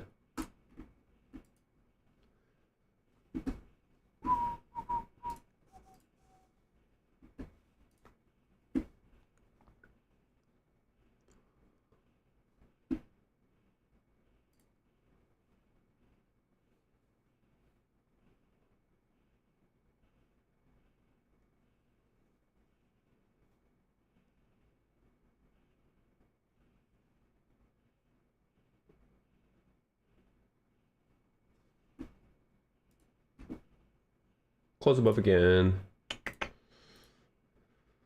15-minute did close above. That's why I'm kind of thinking this may keep running here. 15-minute closure above. Let's wait and see if an hourly maybe. 12 minutes, that'll give us a good. 2 o'clock will actually be the opening of the 4 hours as well. So I kind of want to see that. That'll be huge. 4-hour candlestick closure will be a good indication of whether or not we're going to close above that or not. Right, because as far as like the 4-hour goes, let's hide the indicators. 4 hours been bullish. We closed above that high. We retraced into the inefficiency. We used the inversion, and now we're accelerating. Cool. So yeah, higher prices wouldn't be bad. We have the macro perspective that we're still bullish and long term. We want to see continued higher prices.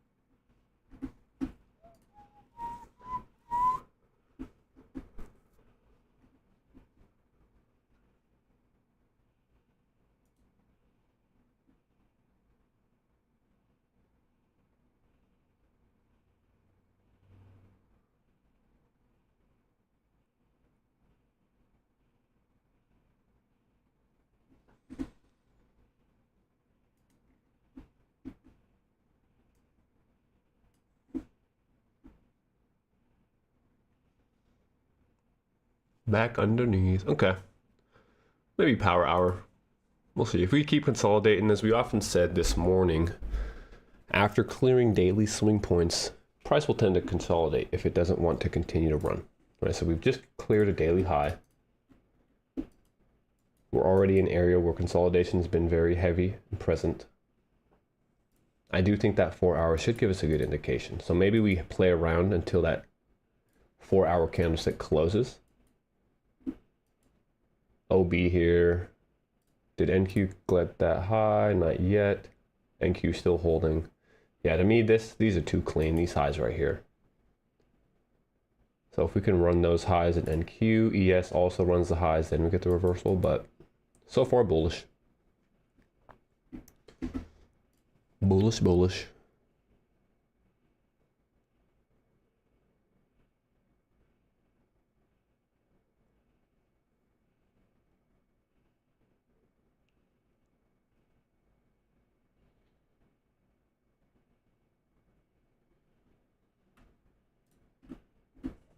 Closure, okay.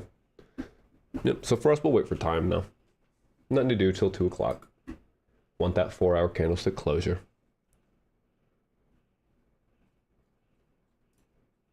NQ didn't clear that high yet, okay. Yeah, to me, that's just, we're just building liquidity. What do we call it? Phantom trend lines is what we call these here. So for people that are retail traders, especially after we hit a previous day level, they're going to be like piling into shorts here, in my opinion, whatever they use as resistance. I feel like we'll kind of run right through that potentially. If not, and we do end up holding this, ES should fall. And then as we said, I wouldn't try anything until we broke below this fair value gap here.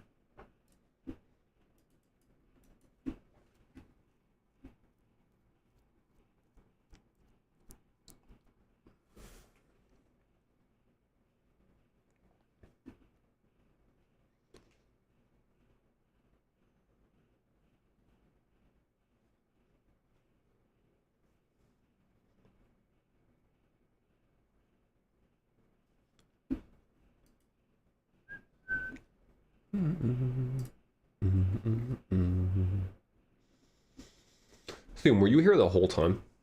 I'm just curious. You're just vibing.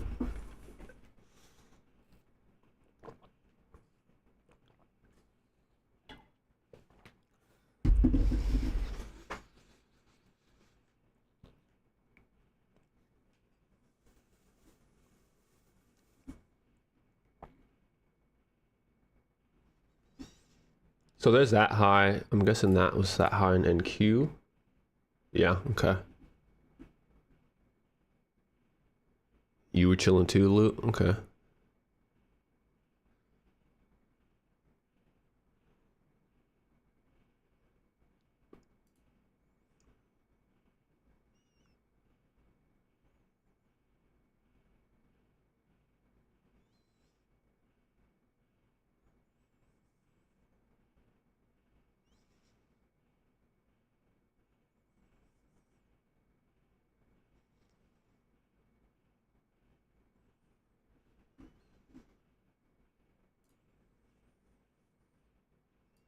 Closure above, interesting.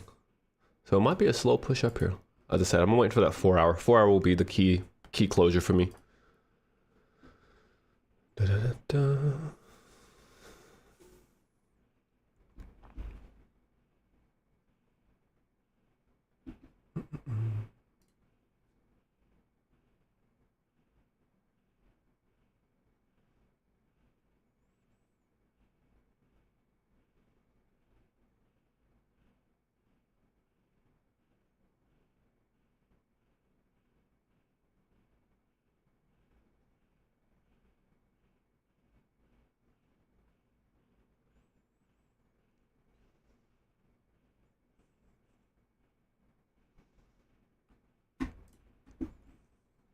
SMT there, okay.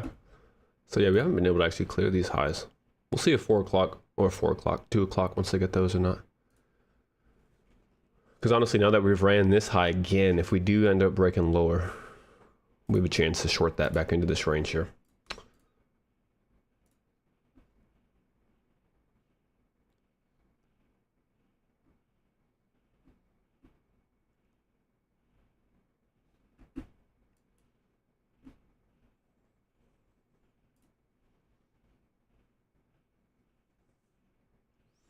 Okay, so yeah, if we can get that high and break.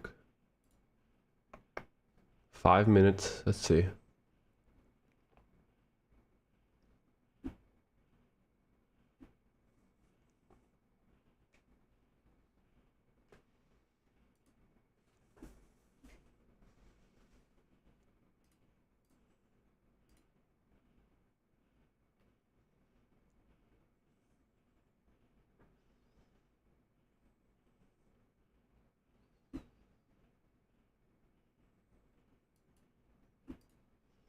Consolidation, breaking lower.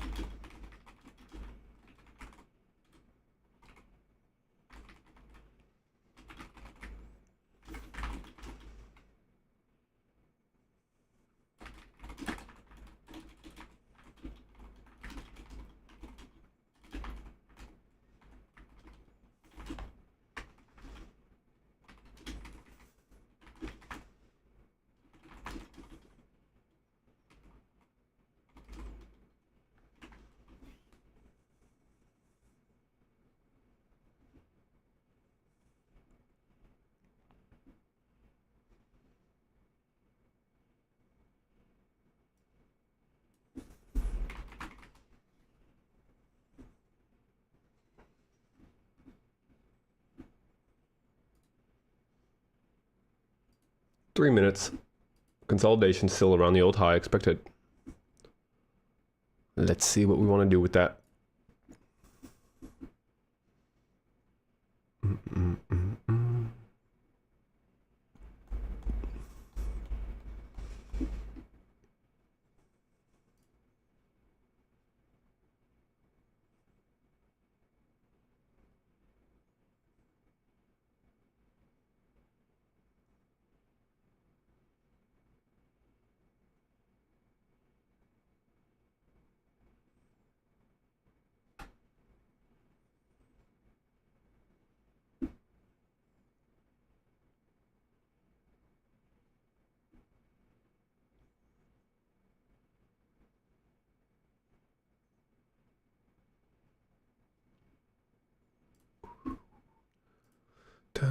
Oh my, I didn't realize I had the music off. Y'all just been sitting in silence this whole time.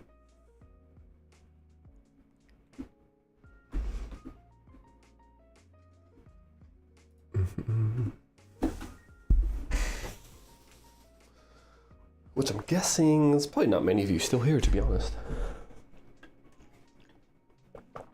Only the grinders. 2 minutes, 2 minutes. Consolidation at the high, NQ. All right, so we only got that high. We're still holding this area here. Let us see, let us see. Welcome MT. Oh, you were here on Friday too, the whole time. And El Jefe, okay. See, we're starting to get the usuals here, the troopers.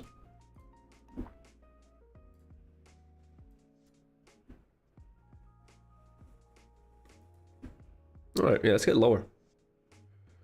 So for me, 4 o'clock, right? 4 o'clock or 2, I keep saying 4 o'clock. If 2 o'clock, which is the opening of this new 4 hour,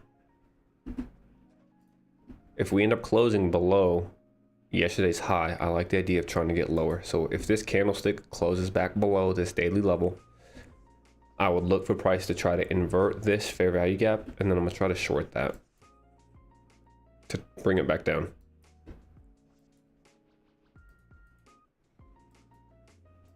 I'd be weak if it closes. I would not be surprised actually to see that close right on there. So that's one thing we'll kind of notice. Like the daily points are very key. So if we close right on that, that's going to be the 4 hour closing at its high pretty much as well. Let's see, let's see. Look at that precision. It's going to want to close right on it.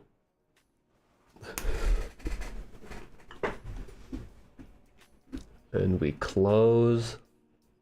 Ooh, just barely below. Look at that. So we do hold that range.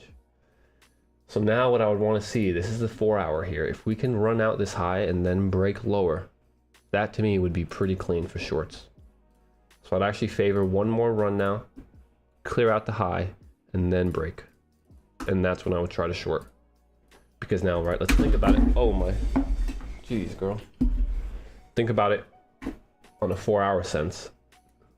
We wick the liquidity, we remain within the range. So now if this 4-hour candlestick wants to close bearish, right, we're gonna have a wick higher.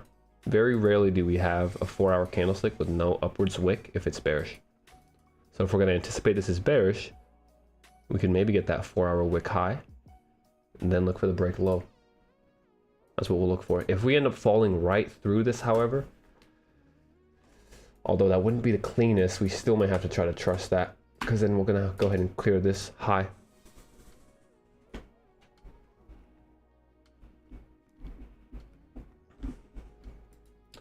I'd like this 8 o'clock. I like the fact that we left that liquidity here. We create a quick little run lower. We leave that sell side paired with 8:30. We then accelerate and clear the high again. So yeah, break lower. We're going to trust that. We're going to try to target sell side. If we want to keep running, we just won't be involved in. We'll let price run into, like, maybe let's go to a high time frame. There's really nothing over here. Jeez, let's go to like a 4-hour. Where are we at right now? Within the price delivery. So we're here. That's going to be here. That's a 4-hour daily swing point. I guess that 4-hour rejection block. And then the midpoint of that. Just putting up a few more like projections in case price does start running. Let's go back to the 1 minute now. So that's a 4-hour daily high. Look at that. Or not a 4-hour, that wouldn't make sense. A 4-hour candlestick high, excuse me. And that's actually what we hit perfectly. So we clear previous day high, 4-hour candlestick high, retrace, hit it again, get above it, back below with the volume balance. So actually, if we do hold that, break below, I like that a lot. That's the 4-hour rejection block. And then this is the midpoint. So quite a large range in between. NQ, yo, let's see on NQ. So still bearish here, right? That's the original daily liquidity. SMT at the highs. For me, breaking below this, why is this important? For those that were here earlier, you probably notice it. True void. When we open with this candlestick, no attempt to run into this candlestick's close. Liquidity void, we're holding that. So if we're gonna basically invert that, that would be an area to look for shorts, especially if we close below the volume or the fair value gap that's paired with that, right? So that'll be our objectives. I still like shorts.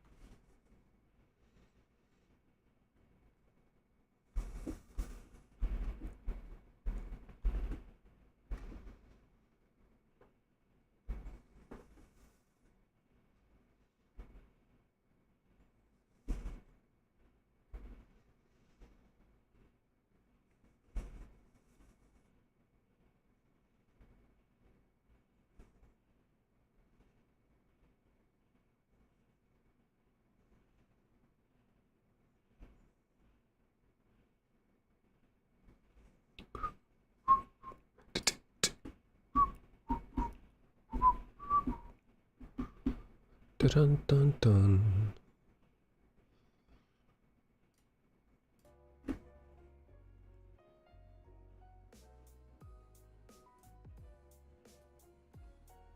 So yeah, still SMT. We're retesting that spot there in NQ now. Let's see if we get down there in ES. If you really wanted to be aggressive, you could almost like... Alright, that should be the OB that would have held us bullish.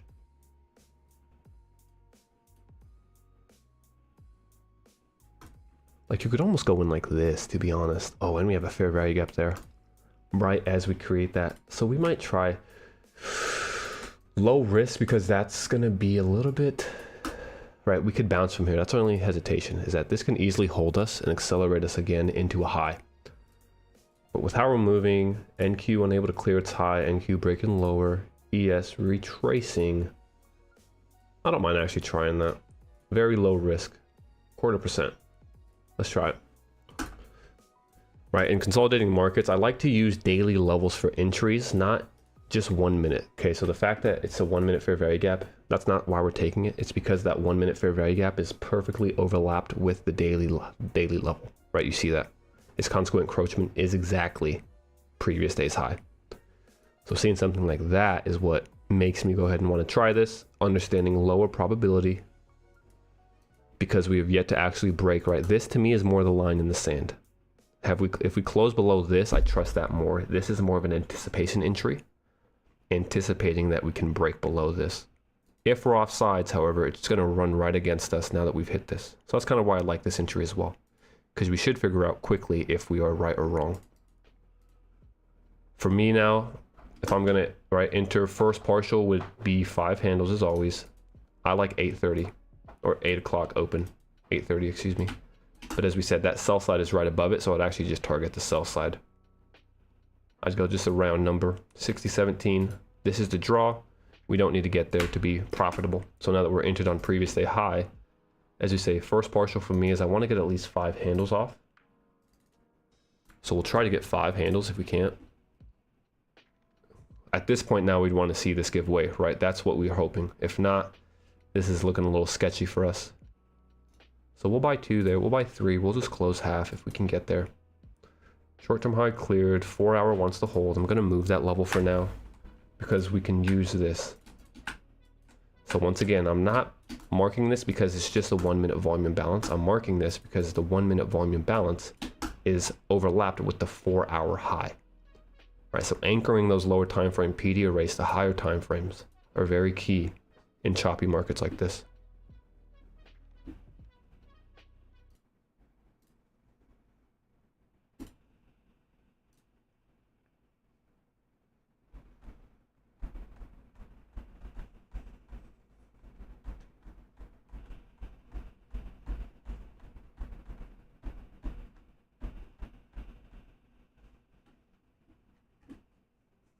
This is key. This is the 15-minute volume imbalance. We need to get below that if we have an attempt.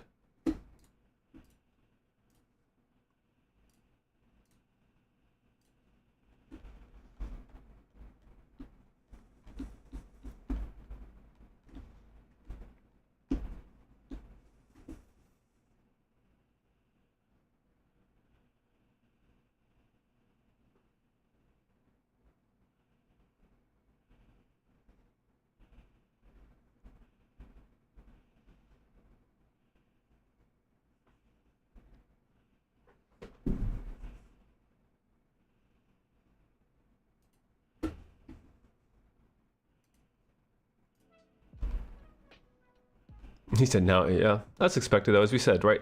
Consolidations are going to occur at daily swing points.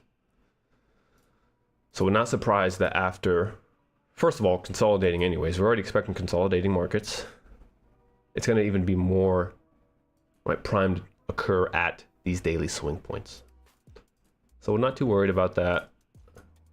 As we've said in the morning, right, when you are trading within a consolidation, that's why it's very important to try to anchor your entries to higher time frame key levels, because that's going to help you see through the 1 minute chop that's occurring in the consolidation.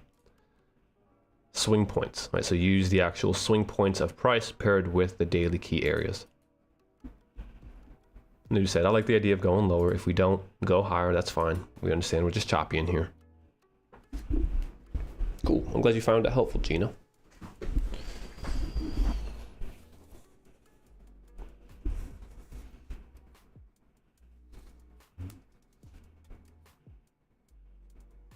So far, as we said, right, this is the first presented fair value gap of the PM. So just like there's a first presented of the AM, the PM session is also going to create one. Whatever one forms after 130. 130 open here.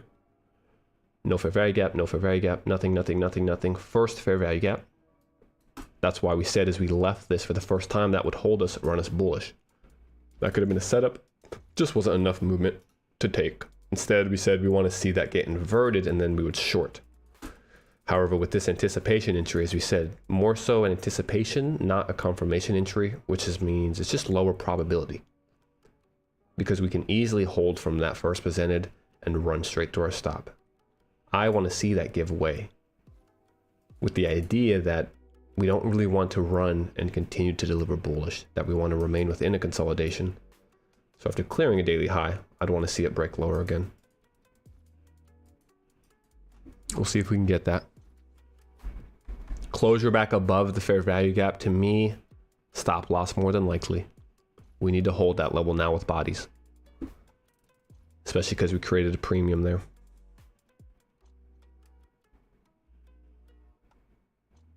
Perfect closure. We closed right on that. That's hilarious. So once again, just like to see that, right? Even if we're wrong, it's always nice to see the algorithmic theories at play. Just reinforcing the idea that nothing really is random. It may be choppy and ugly, but not random, right? It's referencing very specific price levels within here, over and over. Look at how the body's, right? The wicks going into first presented, the body's holding. Bearish volume balance snaps right into first presented, then closes back above the bullish fair value gap. This candle now fails to get into the first presented and holds the high, followed by bullish expansion with no downwards wick. That's why I don't like that. Because right in that miniature fractalized little price action, that's very bullish. So now if we were going to maintain that bullish delivery, we'll invert the bearish, we'll get above previous day's high, which will then want to be an area of support, especially because we're going to create a bullish fair value gap right there like that, which we just did. And now we have a volume imbalance. Yeah, so that's not good. We would need to close. We need to close in the volume imbalance, and we need to invert the 1 minute. If not, we're just going to run up again. Right, clearing short-term lows, holding first presented. This is almost like the afternoon's midnight open, right? So it's going to be a very key area to where if price wants to be bullish in the PM session, it's not going to spend much time below that. We've already come below it once, twice. So yeah, if we end up running here, we'll have to reassess and look for longs, especially if we close above. Closure above, not a good sign at all. We'll probably blast right through the high. And then the 4 hour might actually maintain bullishness. So we'll have to reassess that. We'll look. For the idea, I still like this though. We'll see if that volume imbalance here. Remember, that's the 4 hours daily swing point. Stop losses at a very specific area. If it wants to get that, we'll get stopped. So we either hold it partial or stop out. Closure above. So to me, that's going to be, and we leave the volume imbalance, right? So that probably will hold us and run us bullish. This might be the protected low. Let's watch that high now. That's kind of what I would expect. Is if we're going to want to do that, close above, and we're going to want to retest that, probably hold. If we can somehow, it might not even actually retest that. We might just go straight up. But if we can get below it, I'd need to see it hold and then accelerate us here. Because if not, we'll just get stuck in between PD arrays, as we would expect. Let's see.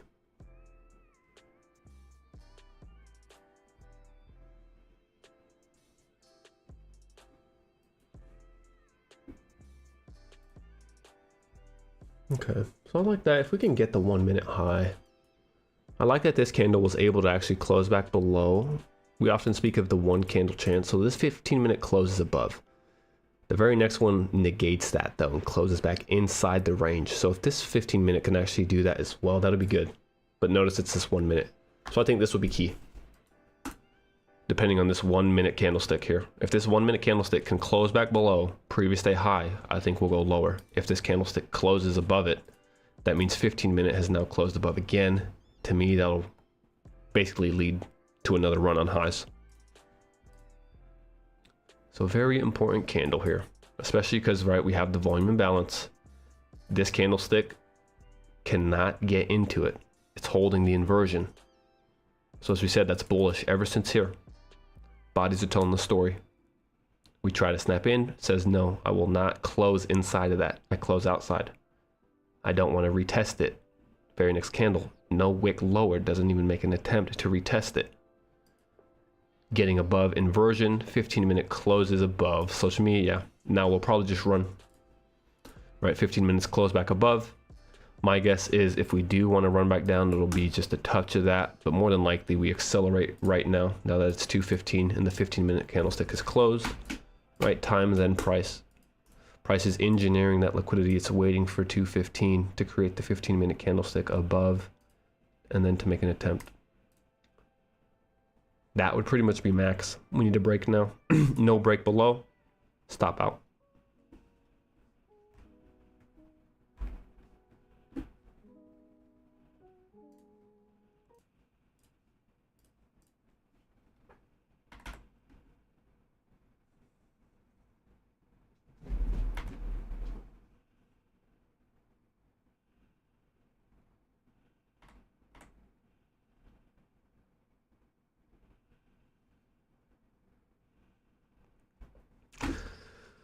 So that's fine, but once again, I'm looking at the bodies, and I don't like the bodies of these candlesticks because they're making an attempt higher, right, and venturing farther away from here.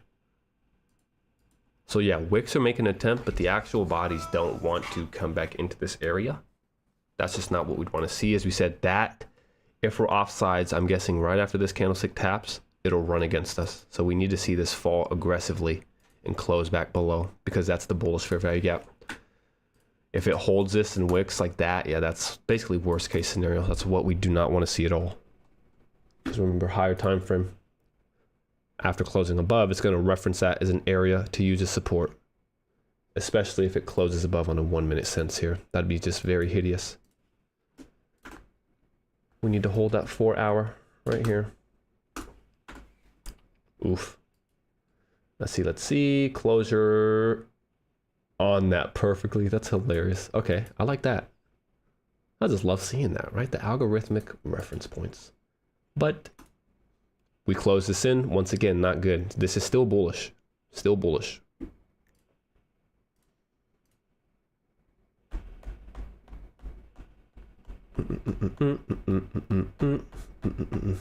Yep, Jack. Right, that's the high probability setup. You need to wait for here.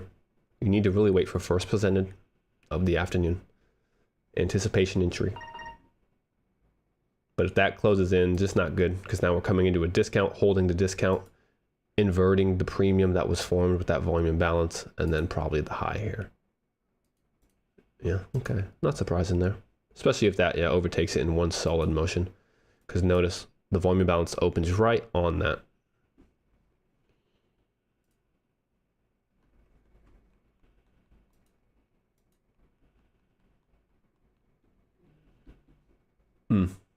Bullish. Okay, so yeah, we get stopped.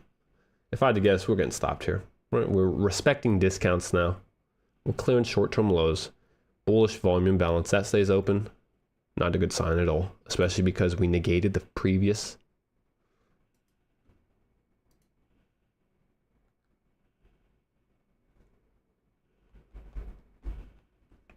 Very low probable.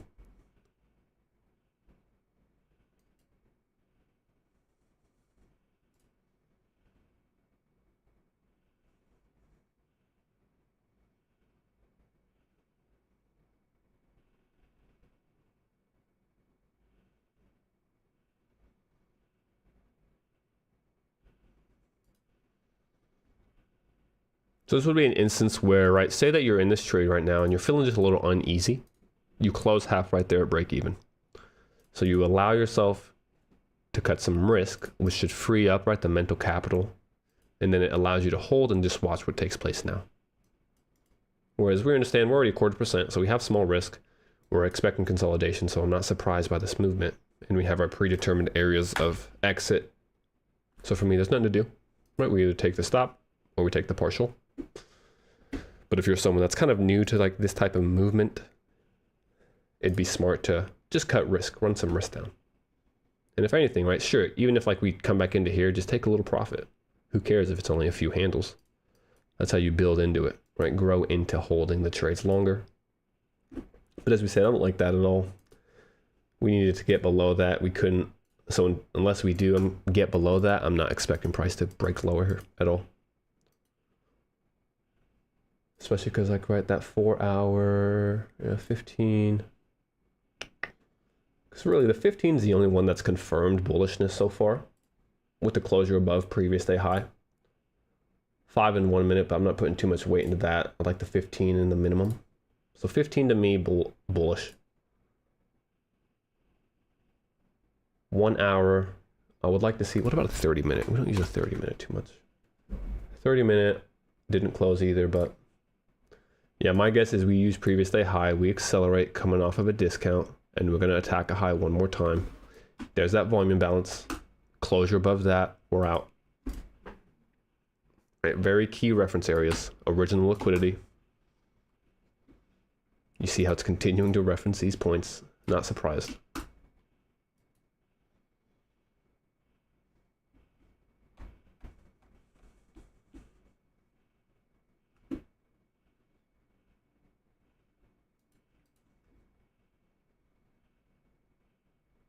Volume imbalance. This might be it right here. Notice where we open. We close below, but we snap right inside. So to me, if we don't touch this, or even if we do, we'll probably accelerate right into that high.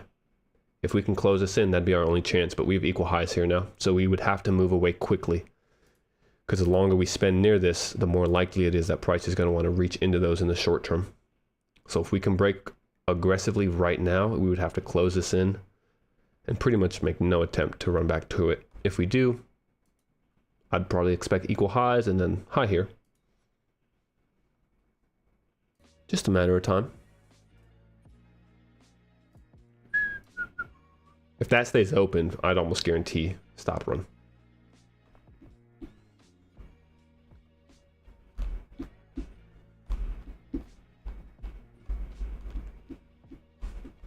What's NQ up to? NQ is not much help. But if it wants to visit previous day high, that'll lead. Yeah, we leave that open. So we're going to get stopped here. Right, leaving the volume balance open now as we trade up into it. So at that point, after we hit the high, we'll probably want to stab up into this and clear that buy side one more time. Right, that becomes buy side. So we'd watch buy side, just choppiness. Stop there. Nothing to do. We'll wait till power hour.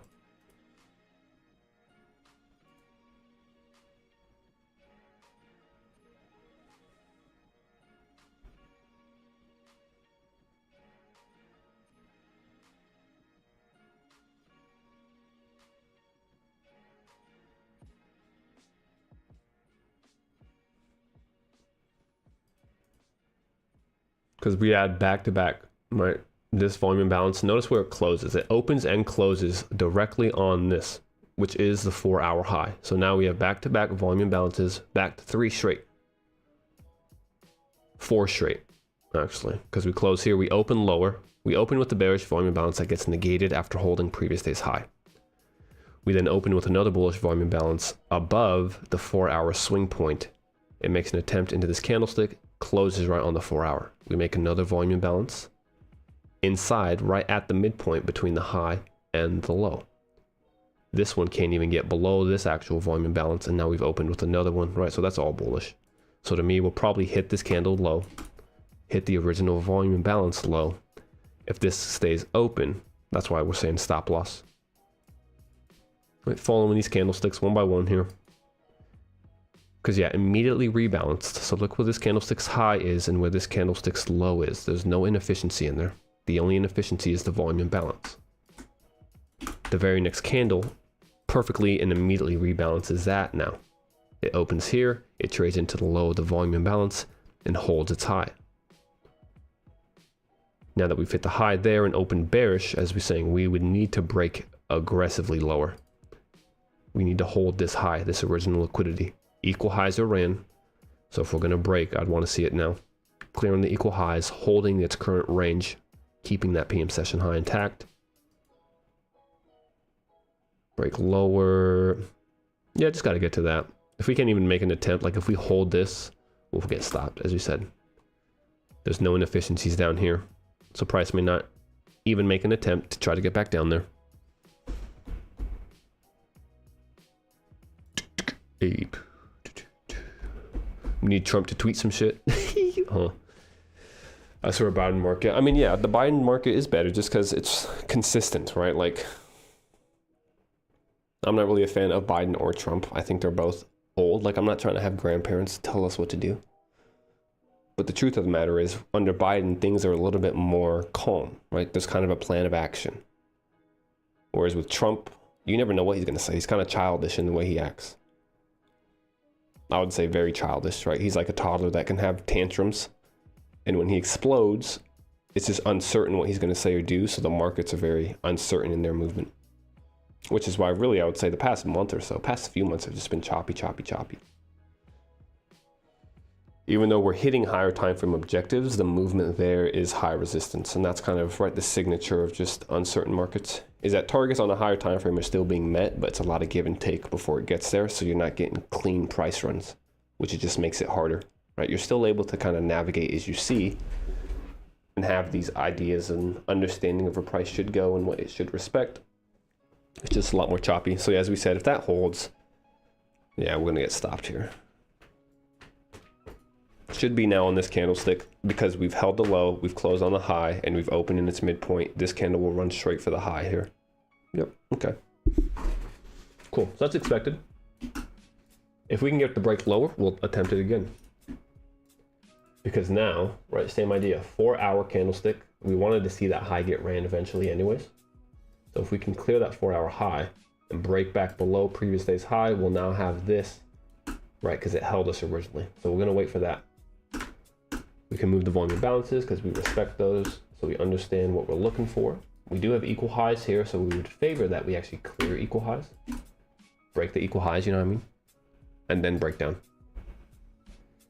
It's gonna be like this the whole time, huh? Probably, I would say. More than likely, unfortunately. Especially with, right, all the tariffs, the wars.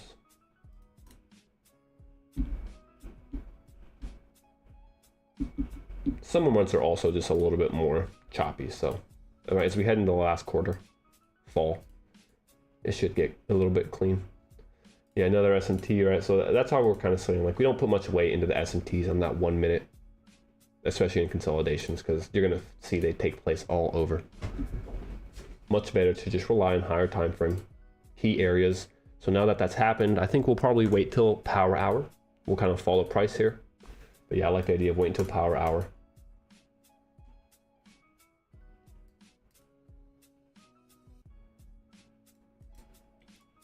But yeah, the 15-minute held nicely, holds the volume balance. So yeah, once power hour starts, the hourly will close as well. So if we do get an hourly close above a swing point, that could set up power hour to try to get up into here, which is just that 4-hour swing high, right? Oh, it's a 4-hour rejection block. Okay, yeah, yeah. Huge wick as well. So we would look for that.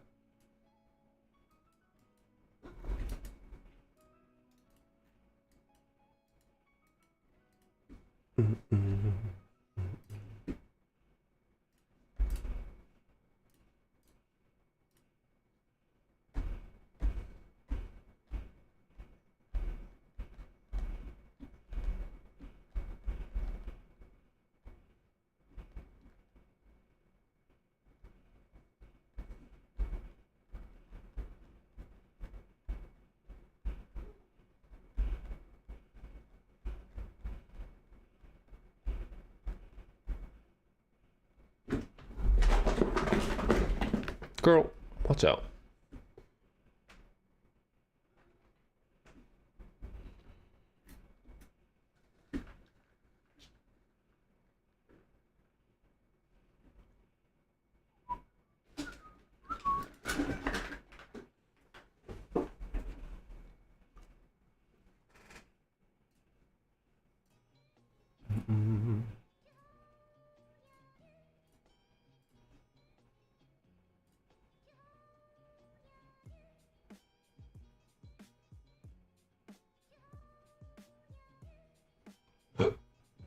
All right, let's see if we get that break now.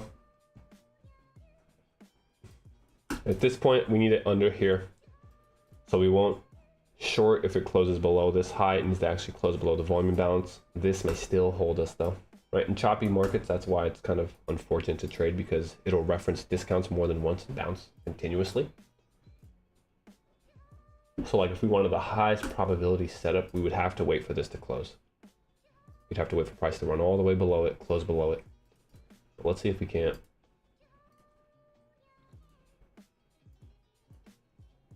scalp into that. 5 handle scalp into these lows right here. Volume and balance entry. One of the days we'll show you guys how we utilize that. We have a little secret entry model. That's only in trending markets though, not consolidating markets.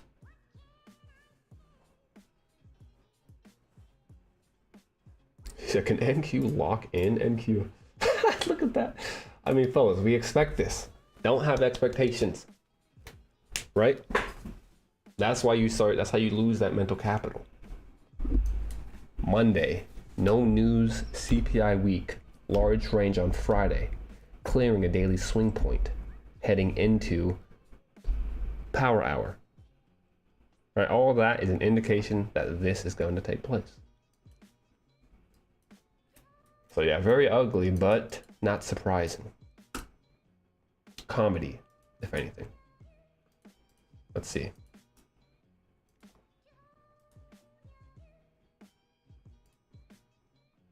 Yeah, for me, we're going short. We're just trying to get the short. Previous day high may hold us. As you said, we'll wait till 3 just because, unless we got displacement. If we got displacement, but no displacement, we're not interested.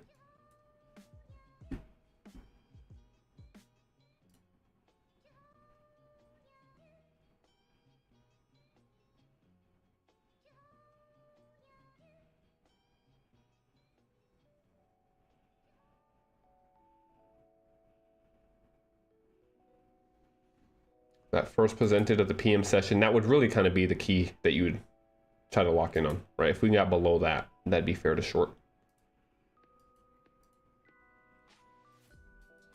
But let's see. Ooh, pretty choppy, so I'm gonna run to the bathroom real quick, refill my water as well. I'll be back here in a few minutes.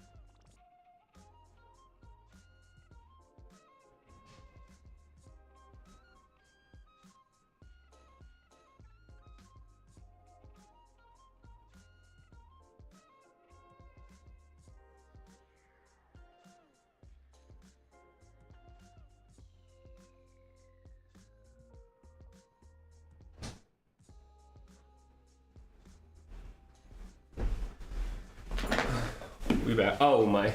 Oh no. We done missed the setup. I'm weak. That would have been the entry right there. Right, we close underneath the fair value gap and first presented, or say previous day high.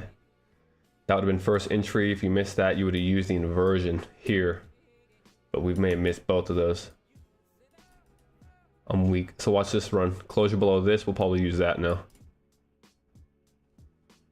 Oh yeah.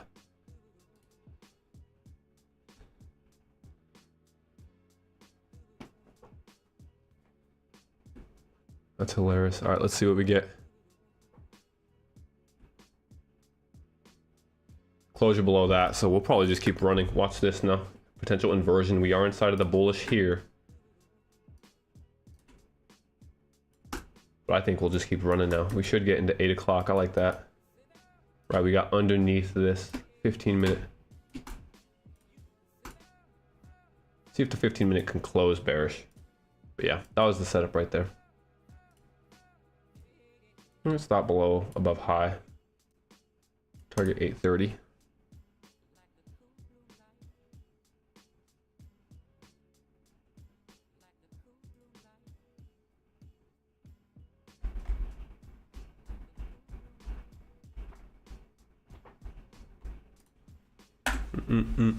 Just like to watch the stocks. Yeah, I mean, kind of works on stocks as well.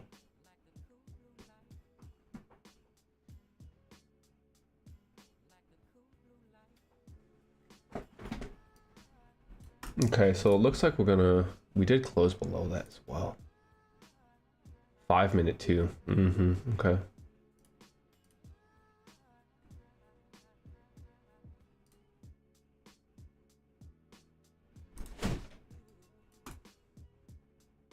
Let me try that actually. I'll try one more.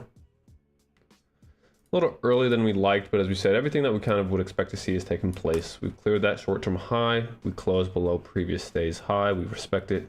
Displaced below the fair value gap. Use that as a inversion. Fall right through the bullish that we held at originally. So if we can retest the 15-minute volume imbalance, we're going to try to use that as our short.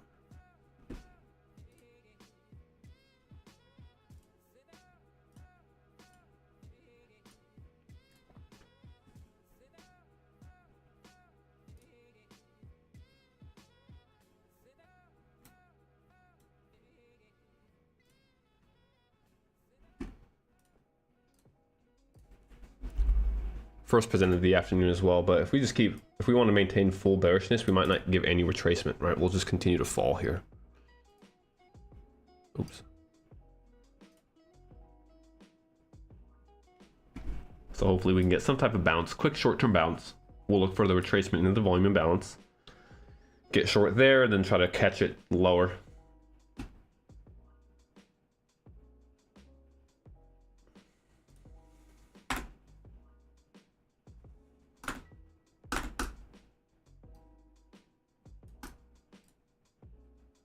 Untap 15 there. Original buy side.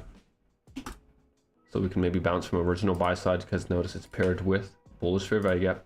So we had that pulled up because it was created as we left that buy side. That's why I like that one as well.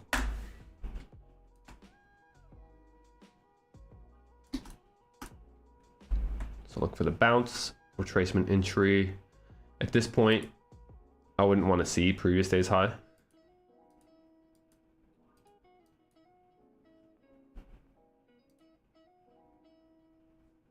Closure underneath. Okay, so yeah, we may hold that high there. I do like the hourly. We have the hourly volume imbalance. Want to see if we can't close below that as well. So cool. Yeah, we'll see what we get. There's a tap of the fair value gap. We want the volume imbalance. We may miss that. I'm looking for a little bit deeper run just into the volume imbalance. Okay, there's that. So we're in there. We'll see what we get now. As you said, retracement all the way back up into yesterday's high. We just will sit on our hands because then at that point, we're just consolidating, right? As we said, we've delivered into the higher time frame objective, which is the daily high. We've consolidated and now we've broke away. So if we truly want to return into the range, we should hold these most recent premiums. If we come all the way back up into yesterday's high again, to me that's just kind of a clear-cut consolidation to where we're going to continue to reference that. We would need to see the 15-minute here basically hold us in the short term, because the 15-minute is about to close back underneath. So we'll look for a quick run lower. Like I said, I like 830. We do have sell side right there, so we'll just target the sell side itself.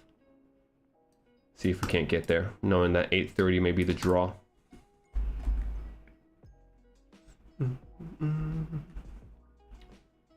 Behind my what? Oh, this right here? Just a trade. The account. That's no secret. It's in the description. Right, all trades shown will be shown on a paper account.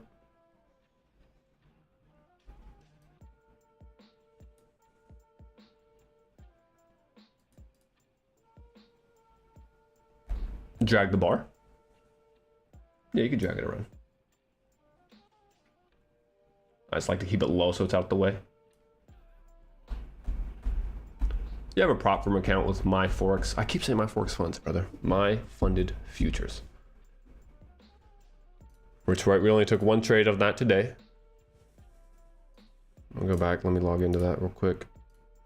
That was this morning. We said one and done on consolidation days. No need to push for anything crazy. So our only setup from this morning was here. Right, catching the longs off of fair value gap into midpoint of this fair value gap here. Quick, easy, right? Get your pound of flesh, call it a day, because then afterwards you get this choppiness, right? Choppiness, ugly.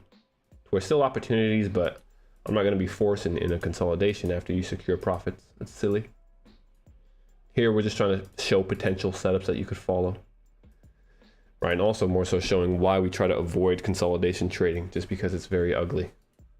Right, when you get and secure profits, especially early on, there's no need to try to give those back. That's gambling.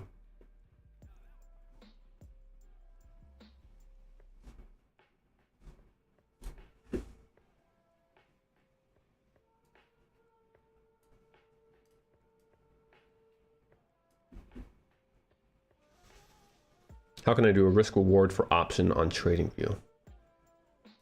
For options, I don't think you can trade options on TradingView. Like if you're doing options, I use Robinhood. There's like Webull, TD, Ameritrade, Thinkorswim. So there's a bunch of different ones. I don't think you can actually do options on TradingView. I could be wrong, but I've never tried. So I could not help you on that, sorry. With my Forex funds or my funded future, should I get starter eval or starter plus?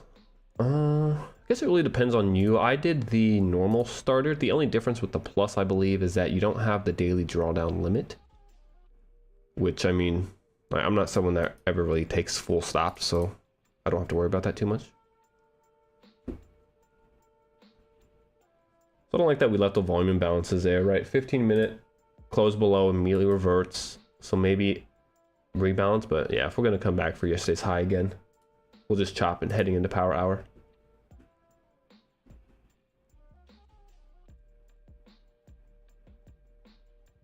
Took on NQ, took one, saw another setup, but took my one. Yeah, facts, right? As we say, no need to give money back. Especially when we already forecast that it's going to be choppy. So like if we know it's going to be choppy, that's what our expectation has been all day. And you find a quick little ends model, right? This was even more, quick little run. That's all you got to do. But now to me, that's going to be, we might flip this position actually. This will be a good example actually. So like if we come back down to break even, how I say, we're going to try to run down some equity, but that to me looks more bearish or bullish, excuse me. Especially with NQ. Look at NQ. Same idea. Runs out the lows. Huge displacement now. Yeah, I think we come back up to that high. Which makes me want to close this actually. We could try to flip it. We haven't done that too often, but this would be a scenario where I would try that. Right, so if we were going to flip this entry, if we can return into this, we'll actually flip and put our stop underneath this candlestick here and then try to target the high again. That seems to be the option. Starter plus has no consistency in the funded phase. Oh, okay, so that's nice then too.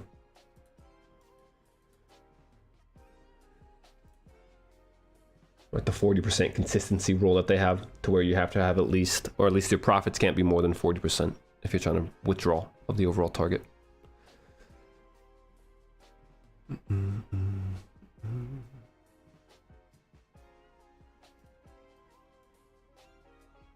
So yeah, stop out here probably more than likely, as we said. Let's see if we can't get the retracement real quick. That was the highest we'd want to see. That's the high of that original fair value gap.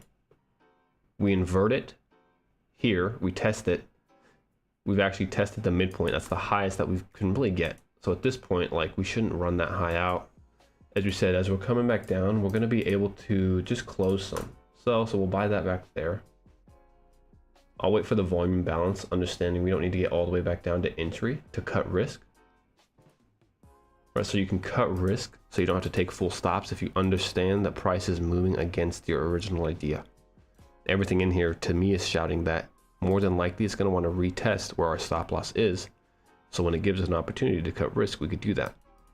Because if it still runs to our objective now, right, we're able to take the full pool, profit out without having to take the full risk.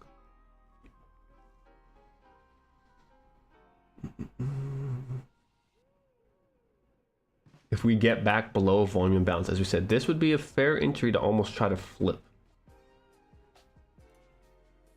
We don't want to get caught up in all that crazy back and forth, right? Create bad habits, so we'll commit to it. But we understand this is where price will hold and run bullish if we're off sides to target highs here and then potentially all the way up here. Yeah, for me, cutting risk, right? So usually I've learned that in my own trading, my best trades will move away from my entry point within the first really like 3 to 5 minutes. So like this morning, the one trade that we took, entered here, we catch the swing low, and our basically target, right, is met within the next 5 minutes.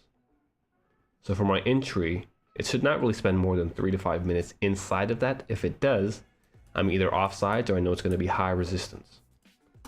In a market like this that's choppy, if I enter and I see that it actually displaces through where I'm trying to enter, inverting that, I'm going to cut risk as it trades back down into that area, because that's where price will find support and move against us if we're offsides. Right, so it's allowing me to pretty much cut risk and not take full stop outs, while still allowing to profit if price does run to where we expect. That's how I just go about mitigating risk. Right, I'm very quick to preserve capital. Slow and methodical to set up entries, but once I'm in the entries, very quick to cut risk if it's not going as we would expect.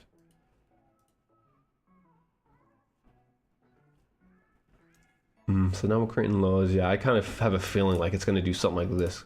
Slight consolidation, hit this perfectly, and then boom, just shoot right up into that. NQ gets back above that original volume imbalance. Okay, we'll see. So once again, just ugly. Just very high resistance liquidity runs. Choppy price action. Some grody, very grody.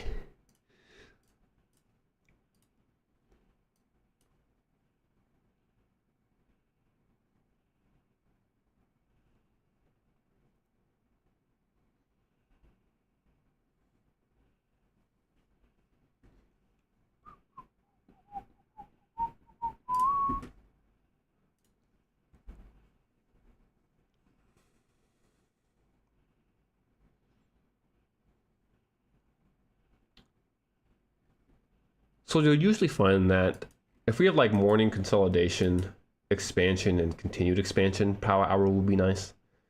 But in a day like this, to where we have pretty ugly consolidation, we've delivered into a daily objective, and now we're consolidating again, I'm a lot less likely to believe that power hour is going to run. Especially as I continue to reference, right, a no news Monday with CPI. Just the entire kind of framework doesn't tend to, I guess, lead to a trending market at the time being. So for us, we will have to look more so for like, right, just choppy price action during power hour as well.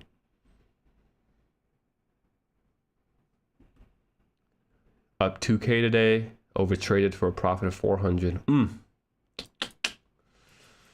That's painful, brother, but hey, learning experience. You're all right. You've been there before. Yep, you're right. Journal it down.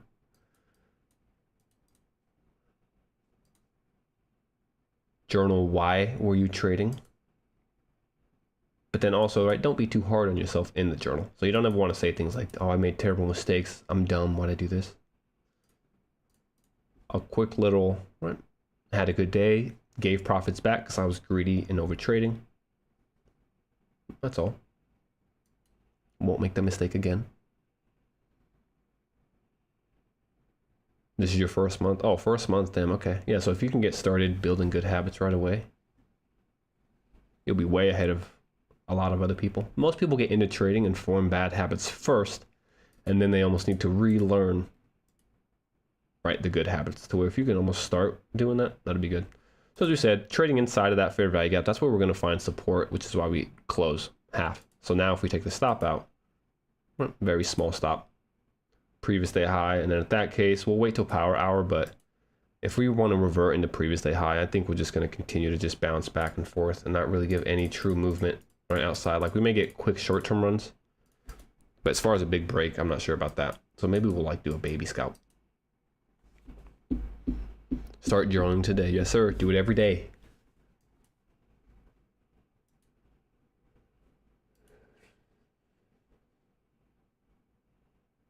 And you say journal what you should have taken. Not necessarily what you did. You can do what you did and give a quick reminder, but when you're marking up the thing, I would mark it up as if you were going to take those. So right, that would be, we hit that again.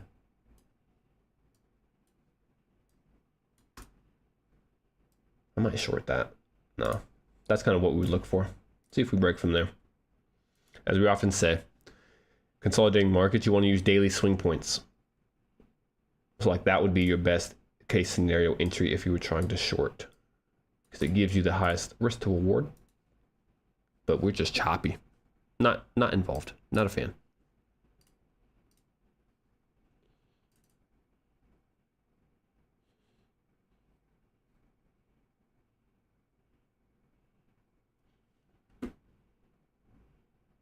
First presented as well, but that's kind of what we're holding.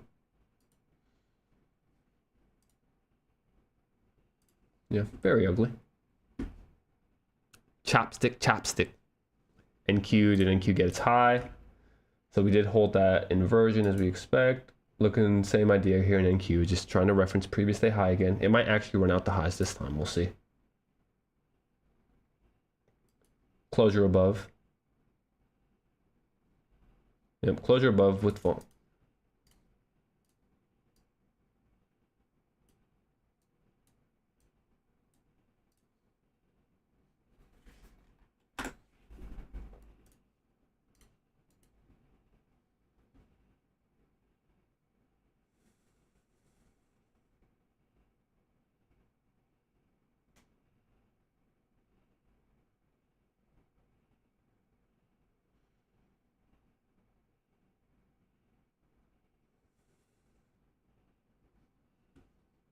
Cool. Okay, so that's the expansion.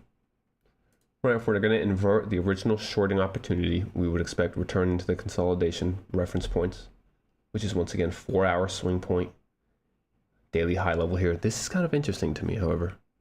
We're going to wait till 3 o'clock though. We don't want to go in too early, but let's hide it all. Right, it is ugly, but let's think. So we create the consolidation, clear the lows, we hold the lows, clear the short-term lows, we move away. We give the retracement into the high. Yeah, that's very hideous. Holy cow.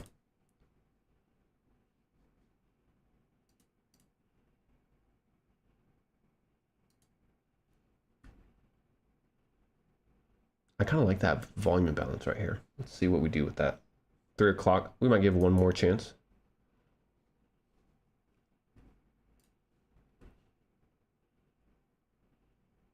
It's IDK these days. Price action is whack. It is. It's hard.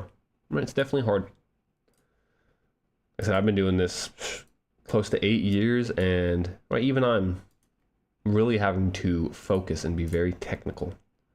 Like I know price is getting difficult when I'm having to really focus, if that makes sense.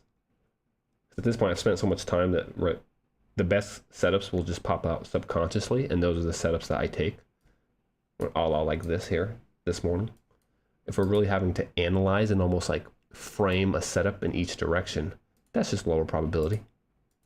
And I've learned over the years that that right there is already an indication for me to be very wary of price delivery. So I'm watching this wick because as we close above that wick, we leave a volume imbalance, and the wick's consequent encroachment is previous day high. So almost like we did here with the short, leaving that. I want to see if that's going to offer us just a short-term run because we fell short of the highs. So now if we really want to attempt to run that high, I'd watch for previous day high. Yeah, I do. Tons of lost fifth trade. Hey, tough day. That's tough.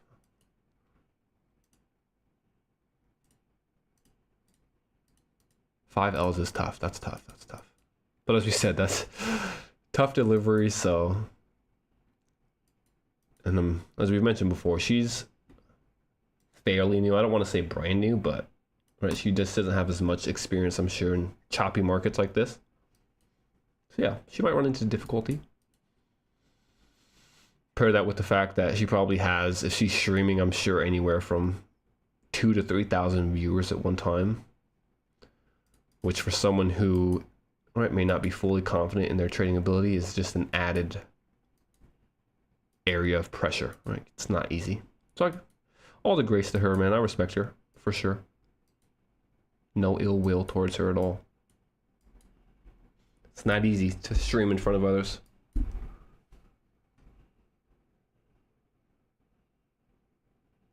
I do this full time, yeah, Gino.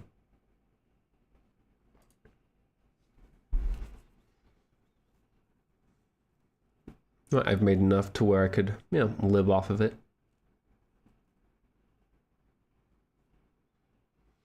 But I suggest that you don't do that until you don't have to worry really about the income, right? I've kind of spoken about this. I took a long break because at the time I was relying solely on trading and I kind of went through a rough patch, right? Which led me to almost tilt in a way.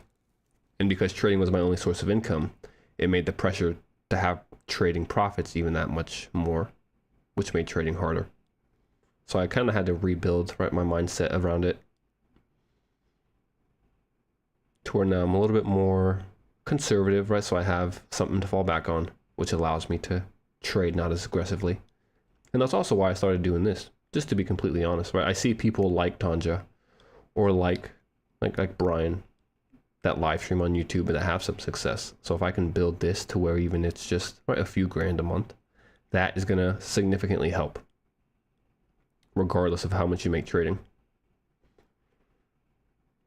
Yeah, that's a hard lesson I've learned the hard way, right? Relying purely on trading is never really a good idea. And I thought early on I had to do that to be a good trader. Whereas now I realize to be the best trader I can, I need to have more streams of income than just trading.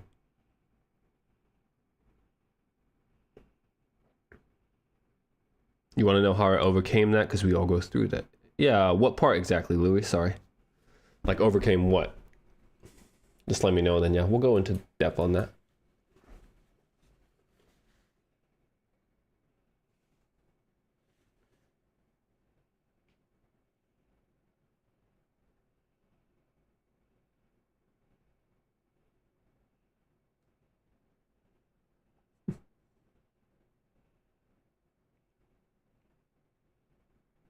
And thanks, Hollow. I think sometime, at some point, we'll get the following up for sure. Just takes time.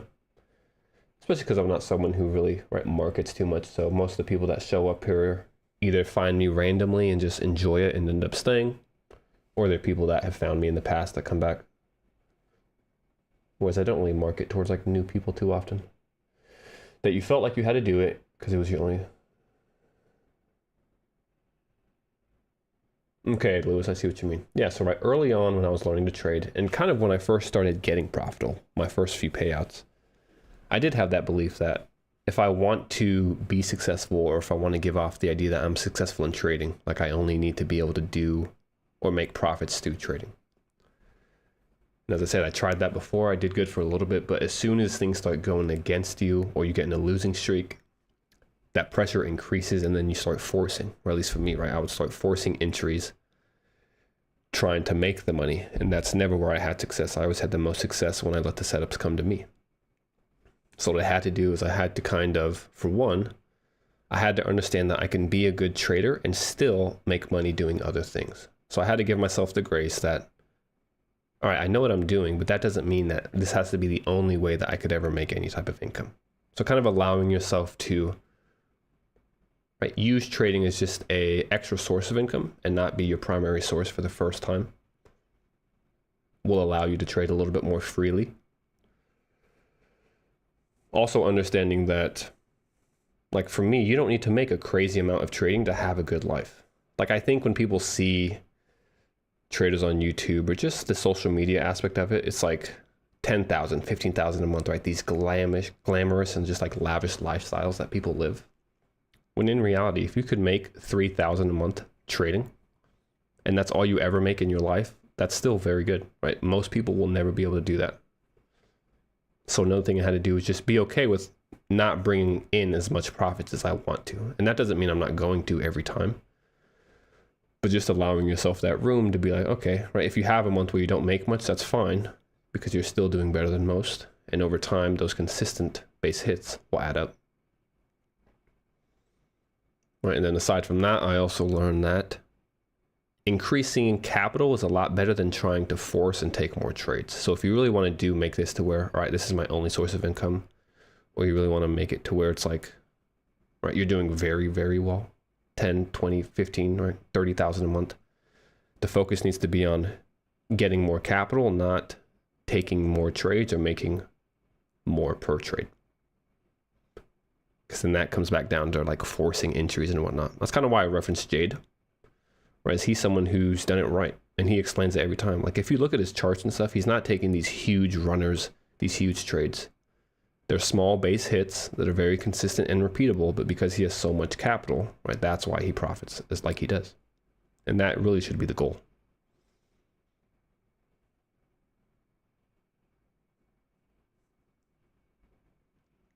Let's catch up on some questions here. Side income is a must. Yep, very true, very true. And don't feel bad about it, right? As I said, I think early on, I kind of felt bad that I was charging people, like I was trading and yeah, charging people for it. Well, like I said, I just felt bad that trading wasn't my only source of income, which is a silly mindset to be in. That's a terrible mindset to have, to be honest. How do you overcome revenge trades? So for me, revenge trading, a few things was, as I got more, I guess, good at being able to analyze where the market will go, I stopped revenge trading because I understood that there will always be a setup. So I don't need to try to force trades, right? Because there's always going to be a setup. So I'll be able to find the next setup fairly easy. As far as like the emotional part, because a lot of the revenge trading comes from trying to make back profits. That's where I kind of had to have the grace that, all right, this is like a long-term game. Right? I don't need to make profits every single day. If I have a losing day, that's just one day in the 20-year trading career that I'll have. Right? So that's nothing. It's just a drop in the bucket. I have to be okay with losing because if I'm ever going to be successful, I'm going to lose. So when you can come to that kind of realization and be at peace with the fact that you will lose and you will lose a lot, that emotion to try to revenge trade just kind of fizzles away. Doesn't mean it's not there. Like sure, I'll still have days to where I'll have a good trade and then I may take another trade and lose it and then I break even on the day and I'm like, dang, I kind of want to end in profit. But that's where that discipline kind of comes in, right? You have to have the discipline to just walk away.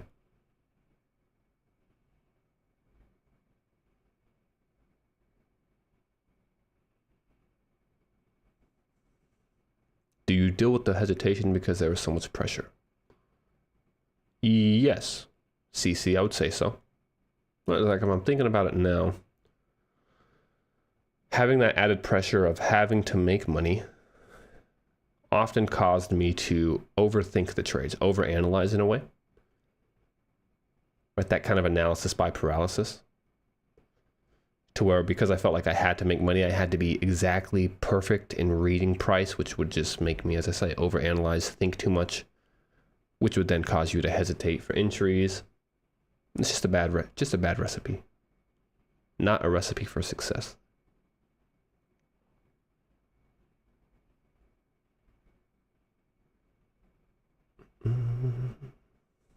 Walk through the risk management and position sizing from when you became profitable until now and increasing it over time. Yeah, so for me, that's kind of one thing that we're talking about now. As far as like, I didn't ever... All right, let me restart. I'm trying to figure out how I want to say it. Early on, when I was first becoming profitable, I would risk more. So I would have larger risk percentages with tighter stops, trying to catch larger trades because I felt like that was the best way to make money. But as I started getting better at reading the market and understanding where price was go, I actually, right, my RR went down a little bit, my strike rate increased, and my risk per trade actually went down slightly as well. So like I used to risk 1% usually almost all the time. Whereas now, like on a really good trade, I'm only going 0.5%. And most of the time it'll be like 0.25%. Because I'm at the point where I would rather have more capital, less risk with base hits rather than trying to take larger risk trades, pushing for huge profit returns. And like that may be something I do later on in the future, right? As I get more capital under my belt, more payouts. I think that allows you to be a little bit more risk on. Whereas for me, for the time being, as I say, I'm just trying to make this, I guess I do it full time, but just trying to stay consistent so I don't fumble again like I did in the past. And then once I build up a large enough buffer to where I don't really worry about it at all, then maybe you can add more risk. But for the time being, I don't think changing your risk percentage is a good idea because it's almost like messing with your emotions in a way. The plan should be to increase capital and not risk. At least personally, that's what I think the best idea would be, right? Increase the amount of capital you're trading with. That way your risk percentage can stay the same, not increasing the amount of risk you take on per trade.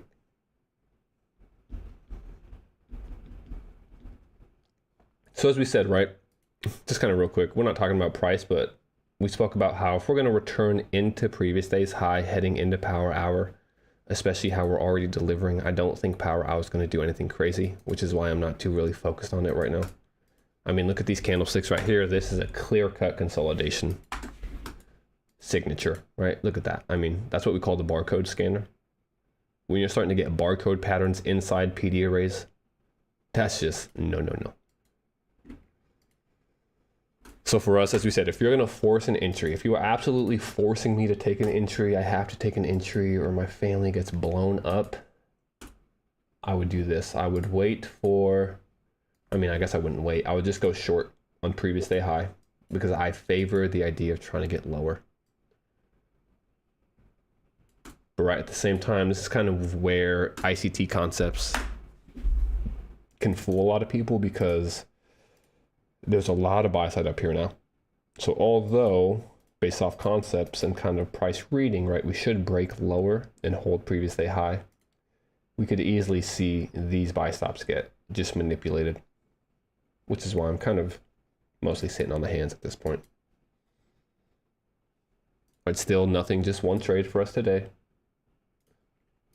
As we said, right, I'm not pushing for anything. An easy, I mean, that's really the only clean price run we had. Besides, I guess this we were gone for here. Right, that was an easy one. Very little drawdown, as we said. We caught the swing low and the swing high. And that's usually like the good trades. I'll usually be catching swing lows and swing highs. So if I don't have a swing low entry, that already leads me to believe that it's just going to be choppy.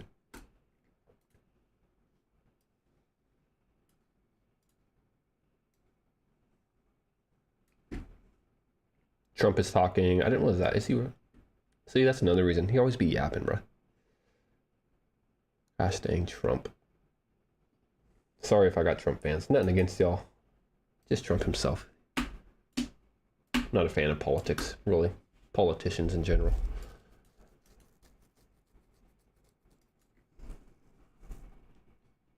Five. Yeah, okay, so therefore, as we said, forced entry would be like this. Stop above the most recent swing point to just target a low. We'll see if that plays out.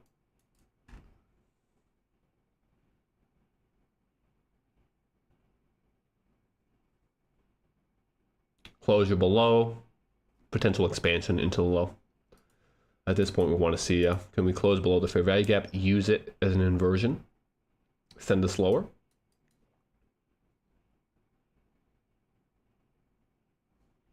Sell side here would be nice potentially, but we'll see. 315, 330 tends to give us a little run.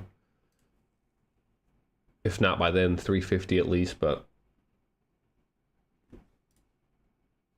yikes. 1 hour though, did close above. Yeah, we gotta get lower, right? I favor lower prices.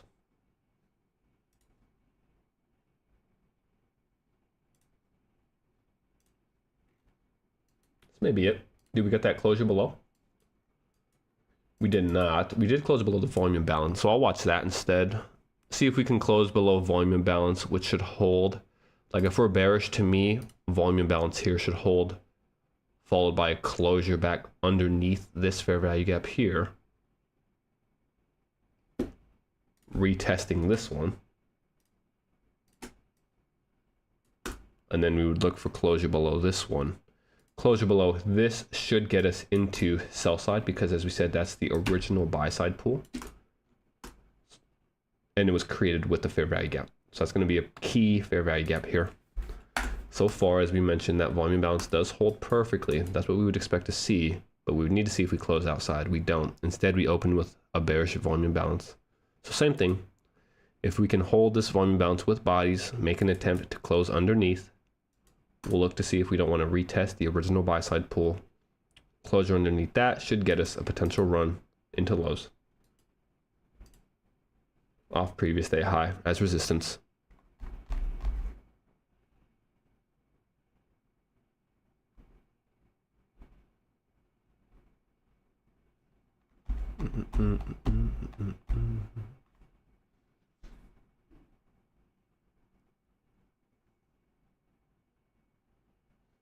There is a fair value gap, so that's where we would expect wick into fair value gap, body hold, volume imbalance.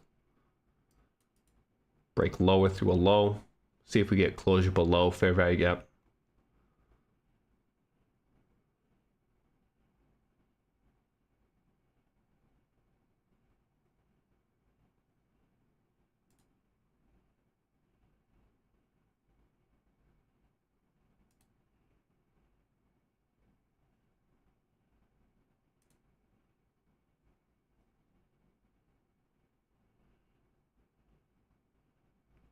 That's great. That delivery right there was crazy. Look at that. Absolute precision. Even though it's hideous. That's why I say we're not ever really confused at this point anymore. There's always a rhyme and reason for what price is doing. Doesn't mean you're going to be on side every time. But right, very rarely are we like, dang, why did that happen? Do you think we dumped to overnight high? Do you think we dump to overnight high? Oh, what was overnight? Like the London high? London high? Maybe.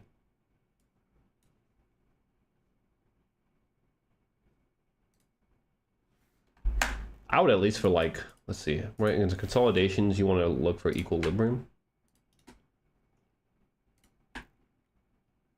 Which would get us, was the highest high.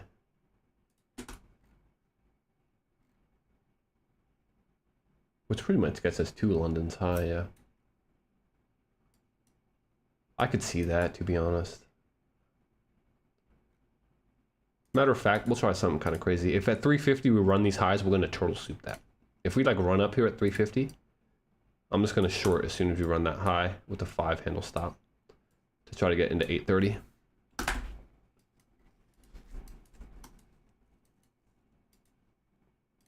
Hide it all real quick.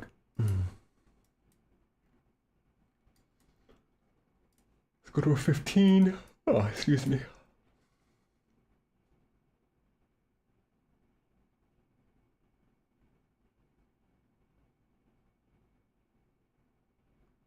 Yeah, 15-minute fair value gap at least, right? That's what I'm looking for. So once we did close below, we would expect this to hold. So as we said, we're respecting the volume imbalance. We close below, we would expect that to hold us. It does. Opens bearish again, perfect. reference point, close below again, we would want to see next candle hold the high now with this up close candle, at least back into buy side. Once we get there, we could bounce, but for the time being, let's see if volume imbalance continues to hold. Another clear-cut sign of just ugly, choppy delivery is all the volume imbalances, right? Notice, since power hour, let's just count. So we open here on power hour. All right, here we immediately open with the volume imbalance. So there's one already. We close here, we open. We close here, we open here, volume imbalance. That's 2. We close here, open here, 3 volume imbalances. Close here, open here, 4 volume imbalances. Close here, open here, 5. Close again, 6, 7, 8, 9, 10, 11, 12, 13, 14, 15. Okay, 15 volume imbalances in a 21-minute span. So just very high resistance, choppy. We understand what it's reaching for, but the delivery to get there is just gross.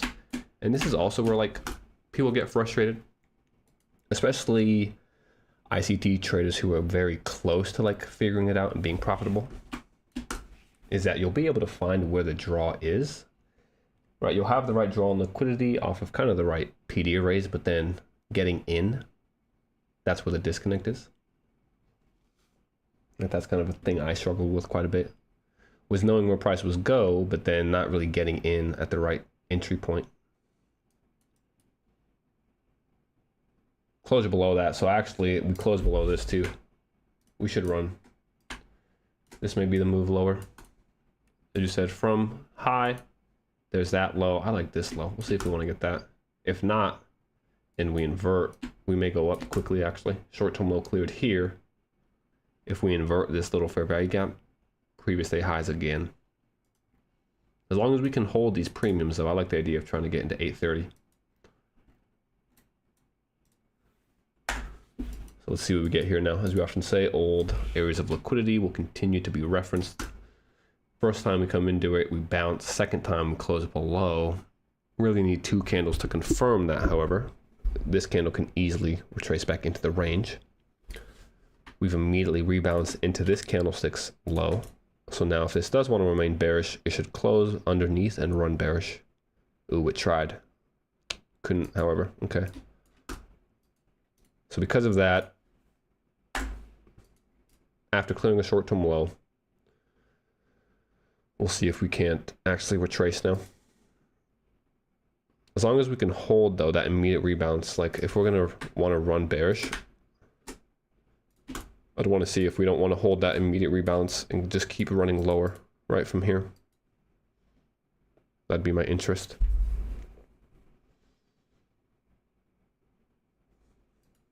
Yeah, because I look over here, we give the retracement, we give the full reprice into all of the discounts, break away.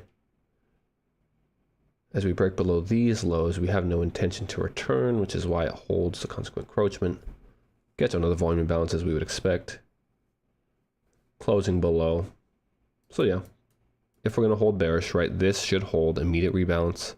We should close underneath, which we did, and now we've opened with the bearish volume imbalance. We would expect that to hold as well, maintain bearishness, remain open, attack low. And as we said, if we're really wanting to hold bearishness and reach for the sell side, I would prefer that this kind of be the level that doesn't get traded back above with the candle body. So we'll watch that.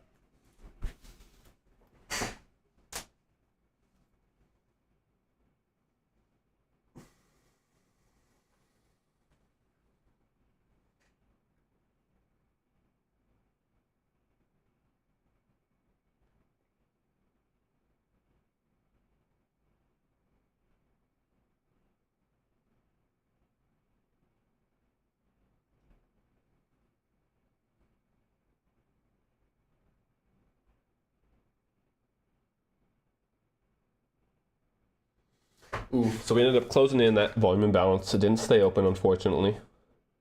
What did it close? Right on the original buy side paired with the fair value gap.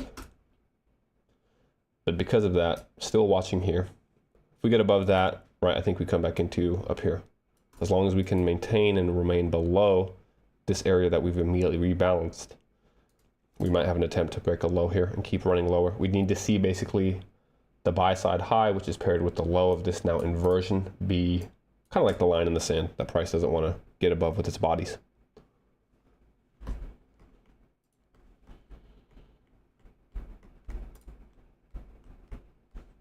Very, very choppy.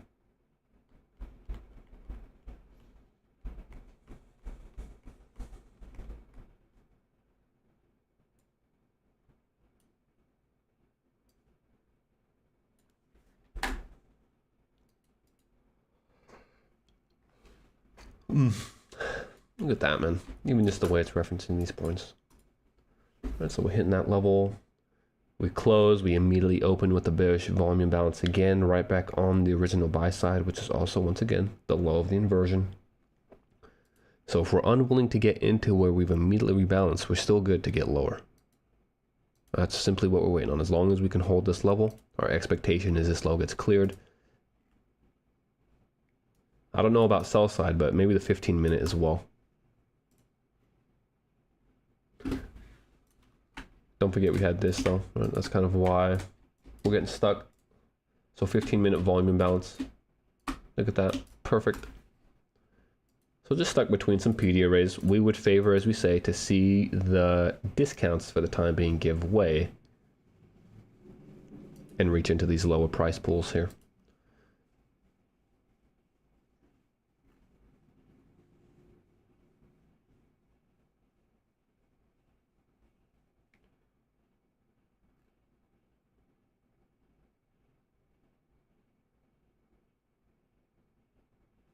What is that level in price? It's too precise to be random. 5 minute? Ah, it's 5-minute volume imbalance. Okay. Knew something was in there. Is that the right spot?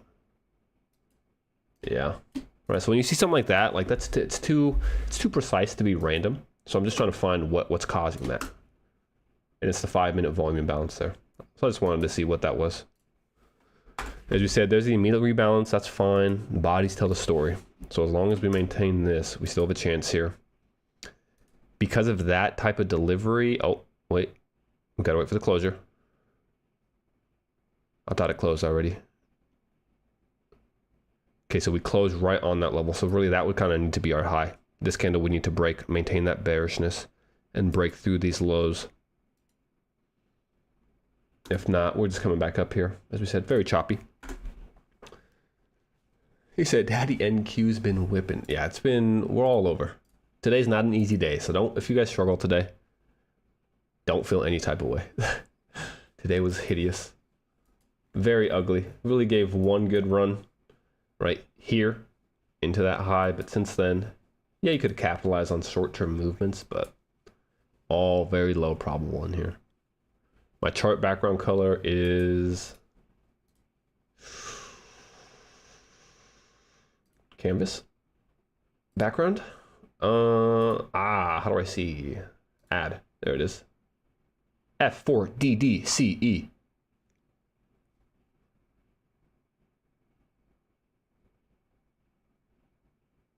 You'd like to see NQ grind down to the high of the new opening gap to take a number of equal lows.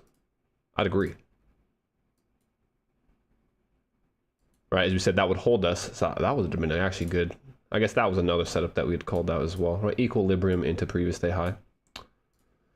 But now that we left those lows there, it had to be clean for a return. But I think we just keep chopping, man. Look at that immediate rebalance holding us like freaking butter.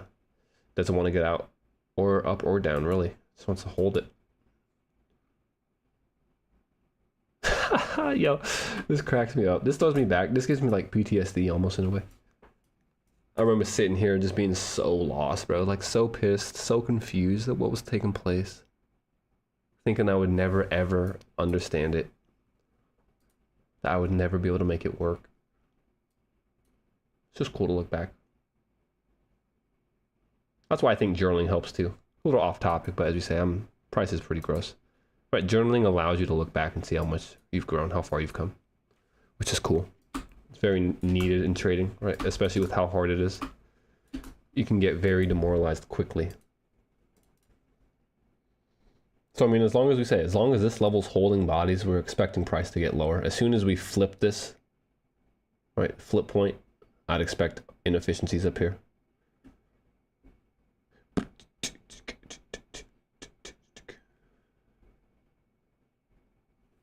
Most I've ever made in one day would have been about 6,200 with Apex. Right, that was on a 300K account.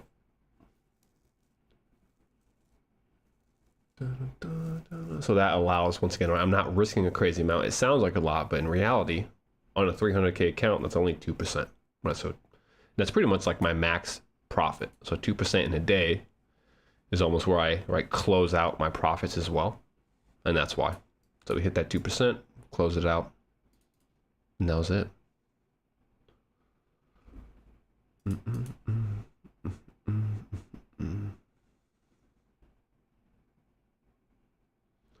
So if you're doing the evaluations and funded are a little bit different. If I'm trying to pass like an evaluation and I have 50K and you have the 2.5K stop loss, I'll do 500 per trade.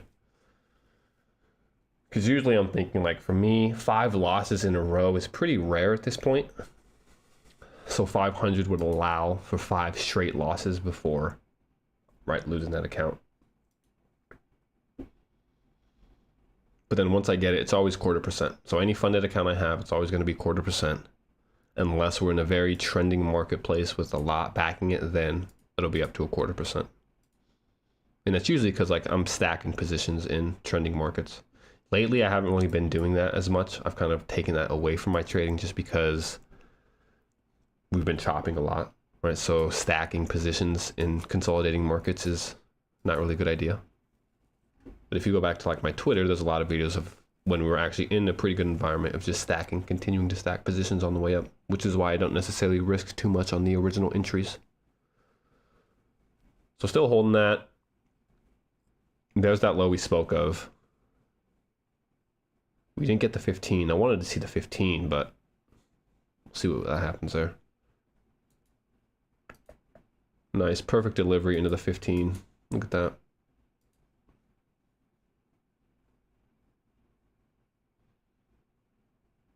Closure below this, as we said, should warrant, especially if we close right on that, did we? Nope, but notice where that volume balance opened. Jeez. So the low of it hits the 15, close above, volume balance snaps right back into the high. If that stays open, now that we've closed below the original 15-minute volume imbalance, I do like sell side and 830. And as we said, just very high resistance coming off previous day high finally. Breaking lower, we hold the volume imbalance. Break lower, we hold the immediate rebalance. Okay, so we'll see if we can keep respecting the premiums. Now we would watch, right? We should hold the volume imbalance here.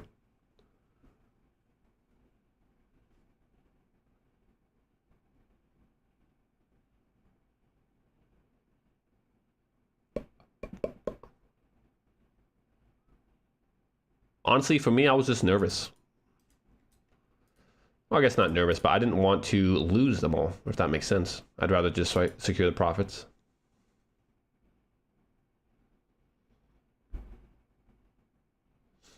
And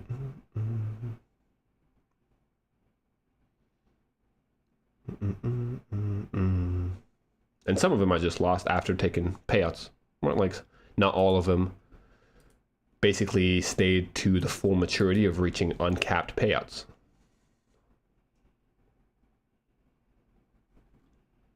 So both. Some I just closed because I wanted. Some I ended up losing the funded account because I just reached the max drawdown after securing payouts.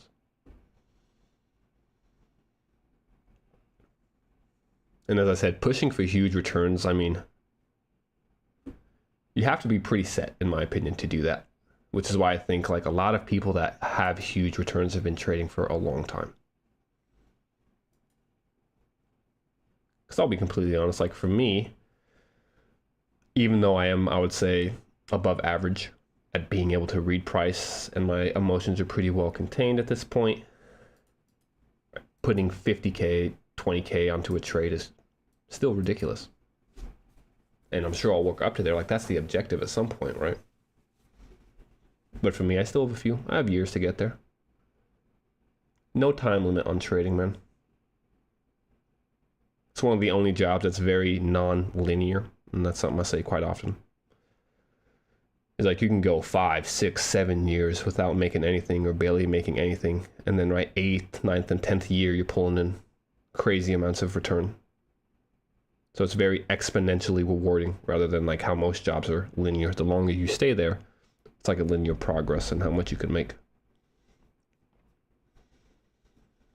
So for me, I just let them come. I know at some point in time, I'll be making huge profits, but I can't push for them anymore because when I try to do that, that's when I had issues. Same with like my Top Step accounts. Like I've had 3 of them that have all reached pretty much right the maturity to where I can withdraw everything and close them, and that's just what I've done.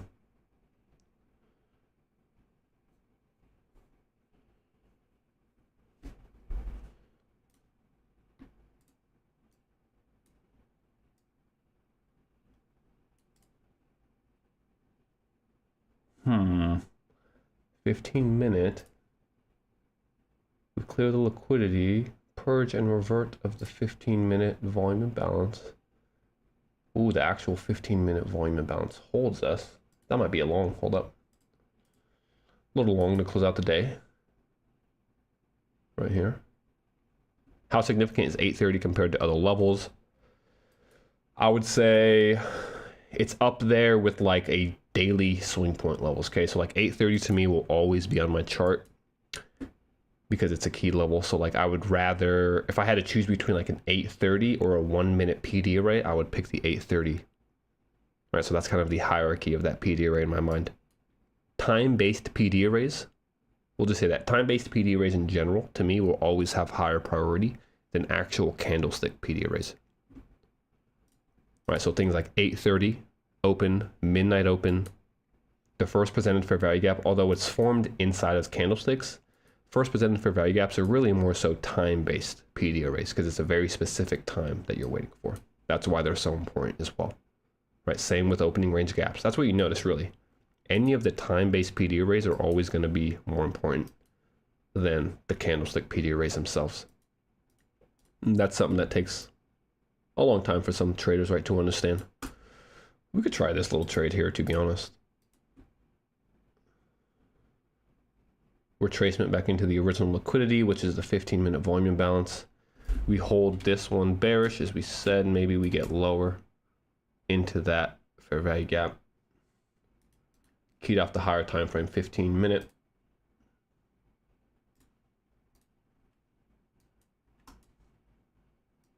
As we often say, 350 tends to give a quick little movement. So maybe if we run higher, break lower. Let's wait till like I'm gonna wait till like 345. I just want to see if we get near it.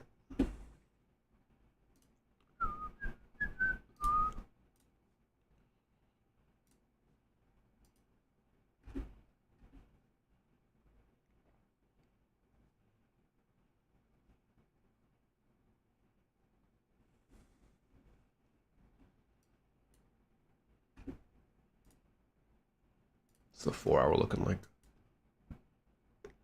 Okay, so yeah, we did a wick in there.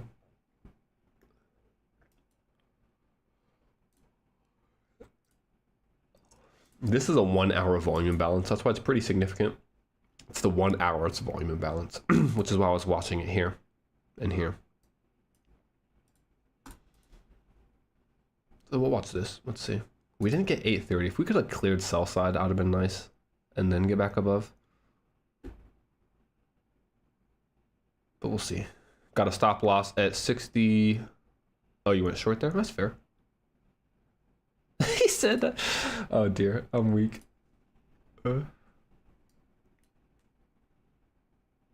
Trump talking about, oh my god. You see what I'm talking about? Like, is this not just high school nonsense? I feel like people gotta look at Americans. Are any of y'all non-Americans?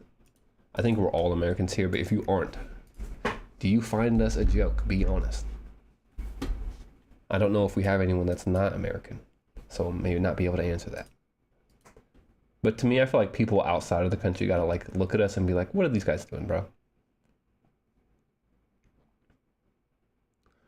Canadian, European. All right, give me the honest truth. Like I said, I don't really care for either of them, so. Do we look goofy? I feel like we look goofy.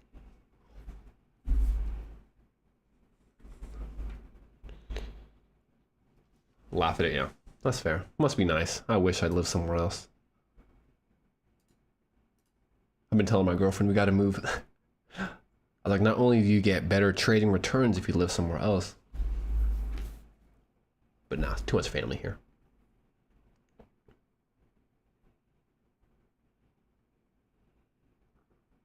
Hey, what up, real world? We've only taken one.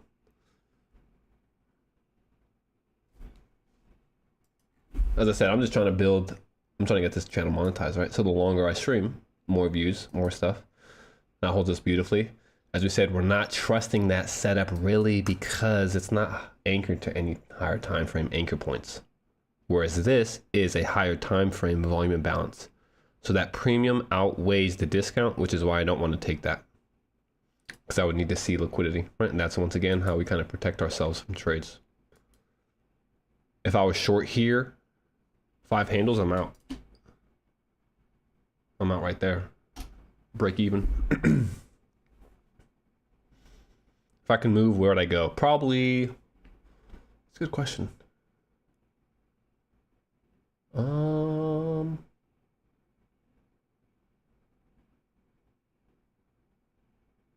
Thailand.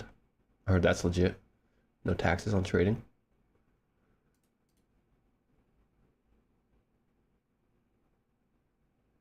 Switzerland. I've always wanted to go to Switzerland. Although I am black, I don't know if they like blacks up there, so that might not be the move.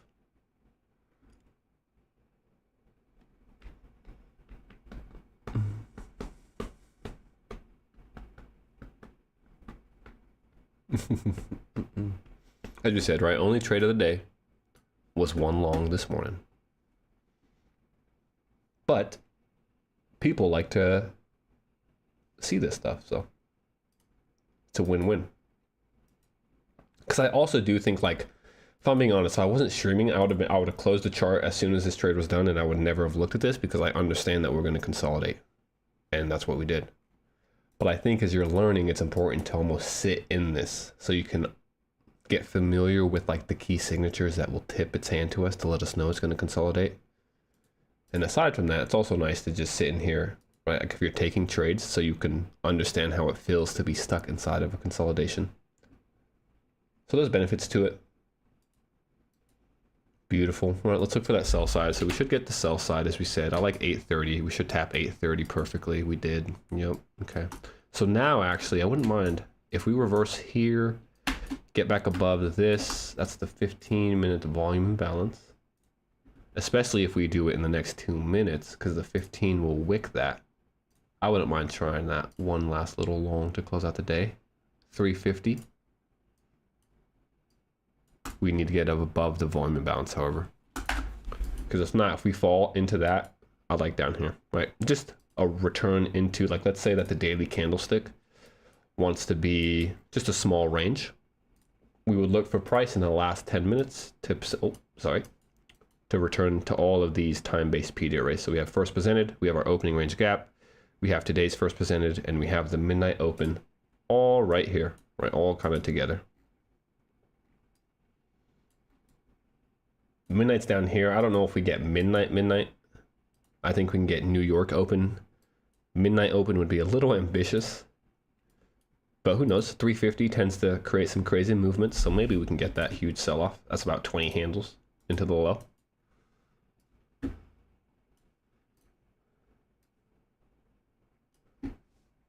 Bum, ba, bum, bum, bum.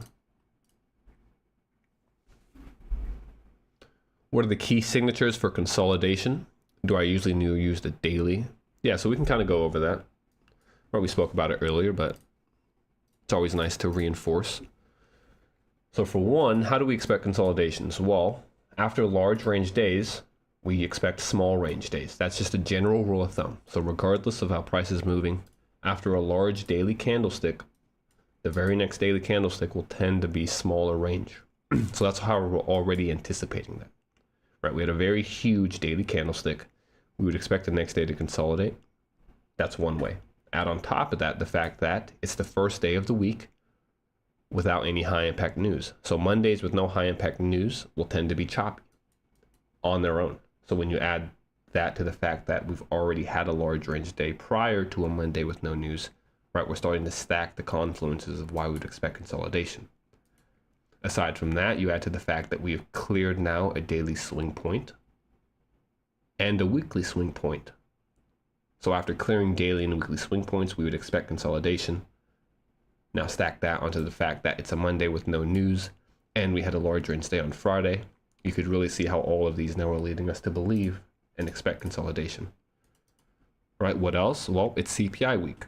So on CPI week, we expect the first few days heading into CPI to consolidate to build liquidity that CPI can take.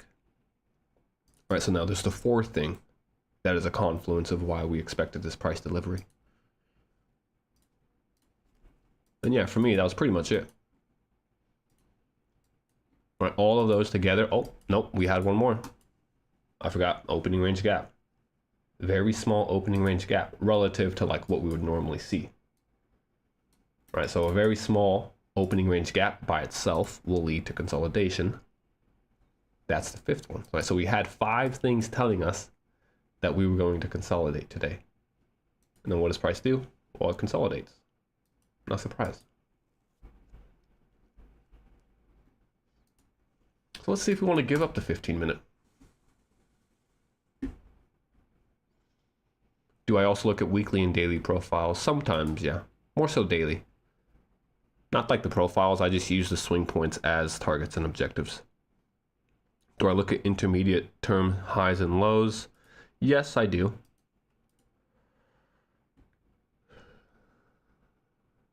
I guess I use them more so as reference points. So, I mean, I'm just trying to think like how I use them.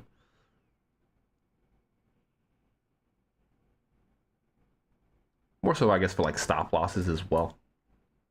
Like intermediate swing lows and stuff shouldn't be broken, right? So like intermediate swing point here was our protected low as we break higher. That's why we trust this with our stop below that. Same idea here. This is an intermediate swing high, swing low to the left and right. That's why that was protected as we go lower. But they're more so used for like trending environments. For the short here, every high formed in a bearish fair value gap, then ran at a low. Correct, yeah.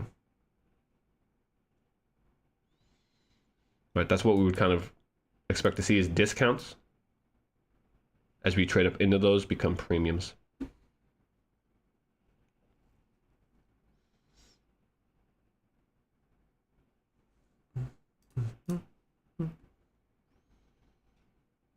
Yeah, like we said, that was a clean stop because really the 1 hour volume imbalance should not be breached. And that's what we hold at. Right, higher time frame anchor point. Especially because it was also the inversion. So key area. Right, we got the same understanding. Breaker forms here. It holds with the volume imbalance, higher time frame. If we're going to remain bearish, we have no intention. That's why these become breakaway gaps. Because we said from this low to this high, that's the current range. We retrace all the way down into the low, so now we've repriced. Once we move away, now we've rebalanced. So all of this leg from low to high, as soon as we print this candlestick here, that's repriced and filled all the inefficiencies, right? It's become balanced. So now as we break away from that area, price has no need to return. And that's why we see, I mean, right, perfect. Can't really argue that. That's perfect delivery into its low while holding what? The higher time frame. So pretty. That's why I like ICT. It's just so pretty, right? It's like a book. That's what we say. The concepts are really just a language. Once you learn the language, you start reading price. And then you start to understand how nice this stuff is.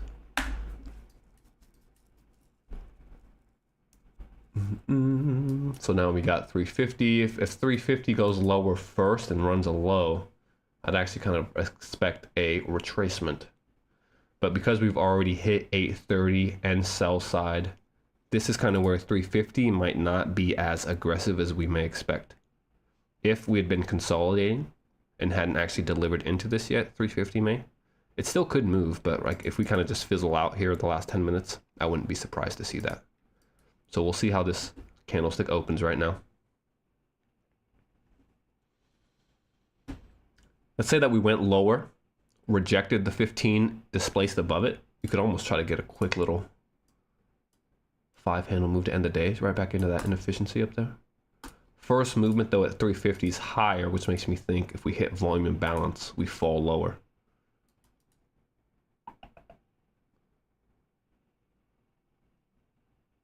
Right, yeah, so that would have been like, you could almost short that. Usually the first movement at 350 is false, so we'll see. You have to wait for the candlestick to close. But going up first like that makes me think it's a false move higher, and we're going to hold the actual 15-minute here, break back lower, and then get into opening range. That's what my expectation would be.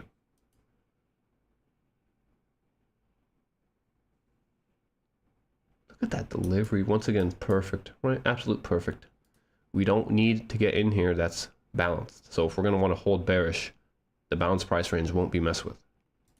Which is why I'm thinking that if that holds, and this holds especially, we should fall right through this low. They said BS. Yeah, it was not an easy session at all, Jack. Don't feel any type of way if you struggled. So we did close.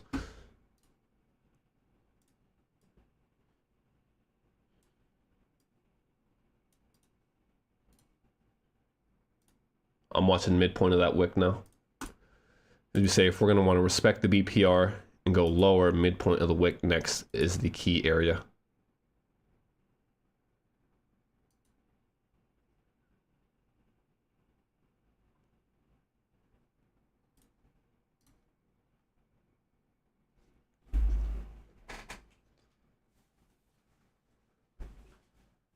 He said, I don't care. Hey, I spent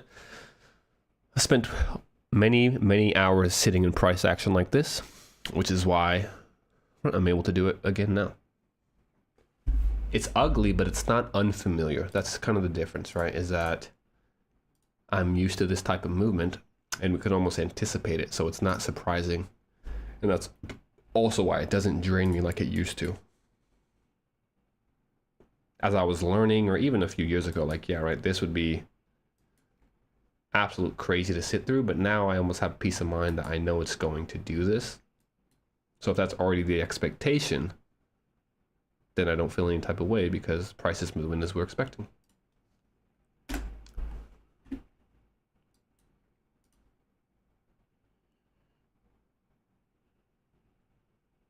Plus, I'm usually just sitting in front of my computer all day anyway, if I'm being completely honest. After I trade in the mornings, I'll go to the gym, I'll come back, I'll play video games all day. So I'm used to being in front of a screen.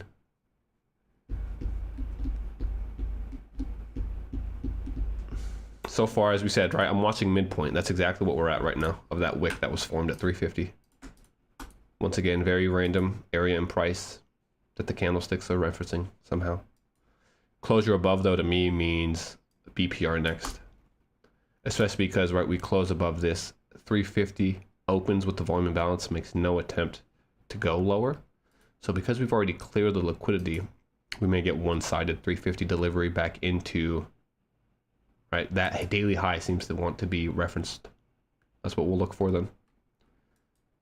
Pretty much just watching midpoint now. If we're going to close above midpoint, I would expect that to offer us some type. Let's go to the quarter level. We'll bring up like the whole anatomy of this wick. Because wicks are gaps if we can close above them. If we're not closing above them, they're going to act still as gaps, right? So now that we've hit that top quarter level, that's when the rejection would come into place. Each one of these quarter levels is going to be significant.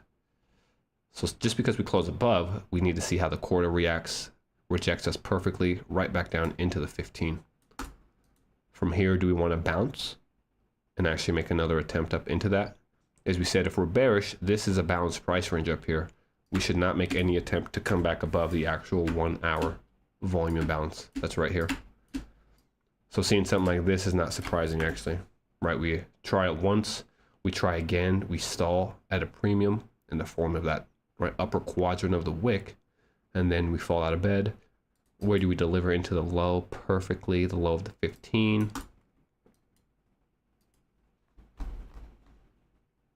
As we said, I would expect low here though to be the objective. First movement is often the false movement. So if that's the Judas swing, the opposing liquidity is what we're going to look to target, which would be that sell side just above all of these premiums. And then once we did that, boom, I'd be done, be out, call it a day. Honestly, I'd probably be out at sell side there. Don't even need that, like, right? You don't need to reach into that.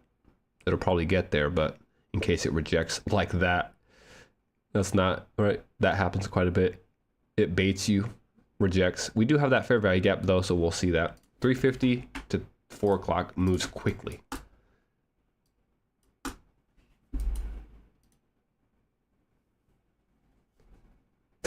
That's tough.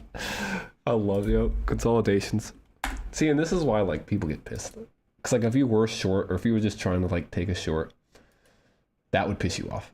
And then that huge bullish candle, like even if you're expecting this to hold and you understand that fair value gap's there, you're probably still nervous. Like you're not trusting that it's gonna hold, right? And that's what drains the mental capital, is that even if, right, when you hit this, say you do get taken out, you're taking a deep sigh of relief. Oh, whew, right there. And that alone tells you that you're emotionally invested, which is not a good thing. Off topic, but what vid games? Fortnite, Rust. I've been heavy on Rust. Heavy on Fortnite. PGA 2K. I love me some golf. That was about the big three right now. Every now and then I'll hop on the finals with my homies, but Rust and Fortnite, the big two. Your Ninja connection crashed, lost time reloading. Oh, hey, that's part of it though, Loot. That's all right. Take that as a win. That's what I say, right? Your analysis is growing. The executions will come. That's fine. It's a win. Unless you were in a trade and lost, then obviously it's a loss. But if you didn't take a trade and it went where you expect, that's a win. If my option is winning, what percent is good practice to take? Ooh, that's fair. So when I do options trade, I try to make 50, like if I get to 50% profit of what I'm risking, I'll close some there. And then if I could double it, I'll usually close most of it there. Depends on what you do. The options are very tricky, right? Because you can go 0-day expiration. It really depends on like your expiration dates and stuff. I treat them more as like swing entries. So I'm doing 2 weeks and then I'm holding them because it's usually just with stocks. But if you're doing like 0-day to expirations, you might want to be a little quicker to take profit.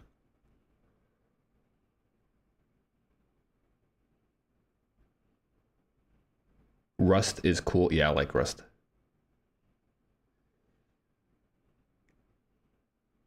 I got very addicted to that very fast. I didn't hear about it until probably three months ago. No, 4 months ago. My homie was like, you should download Rust. I was like, all right, bet. And I've put on probably 2,000 hours in the last 3 months. So it's been a little addiction, we'll say. Sell side, cool. So there's that sell side, right? I'd be out right there because we can get a huge rejection, as we say. I'm not trying to push for this, especially with it being 4 o'clock. As we hit that low, I'd be done for the day. And we would call it, right? The volume or the fair value gap holds. 350 plays out exactly as you would expect. First movement is the false movement, Judas swing. Get people to maybe chase that long. Make another attempt, understanding there's no reason to return into the balance range up here at previous day's high, right? So after hitting it here, moving away. Next candle doesn't even make an attempt. Next candlesticks trade perfectly into that quarter level of the wick. Give the rejection. Breaking back below the 15-minute, the 1 minute. Oh my gosh. I mean, look at this, right? The 1 minute's fair. We're getting deep. So we fail to create this. We create the failure swing. We're expecting sell side to be taken. How can you get involved? Bearish fair value gap. Not only is it a bearish fair value gap, what is the consequent encroachment of the bearish fair value gap? It's the original 15-minute that's been holding us this whole time. Hello, not random. Perfect delivery into it. Huge rejection. Where do the actual candle bodies close right here? 830, perfect. Beautiful. Closure below. There's the low. Oh my goodness, right into today's first presented. I love it. It's just too clean. You know what I mean? It's just like it's too precise. It's too consistent. It's just too clean. I love it. Low of opening range, maybe? I said I didn't think midnight was going to be a target, but who knows? We'll see. I still don't think that. I think equilibrium, right? Where did we say equilibrium was at? Right there. So that's why that's why I was targeting, right? That's why I was saying I would close at the sell side, because that is equilibrium. But instead, we actually fell right through that. So maybe we'll see what happens here in a few minutes.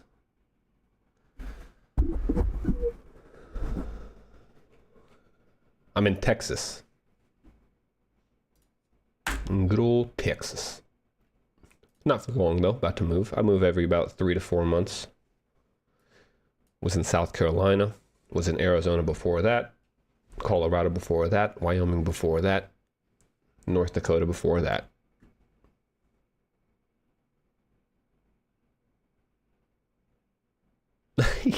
No, Lou, no, dang it. You're at peace, right? You're at peace. Okay. Price went to where I was expecting. Nice. That's a good day. No emotions. Easier said than done, of course. Just more hindsight talk I'm giving you. Right? You're not going to be able to fight the emotions, of course. I'm only saying that because I went through the same thing. Right? Price goes where you think, you don't get the entry. You feel bad. But nah, no need to feel bad. Feel good.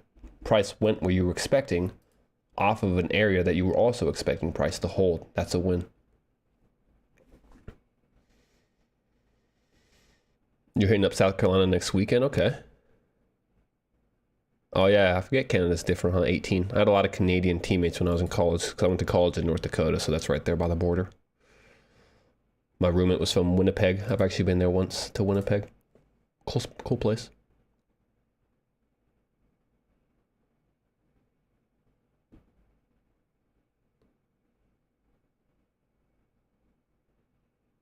Okay, fair loot.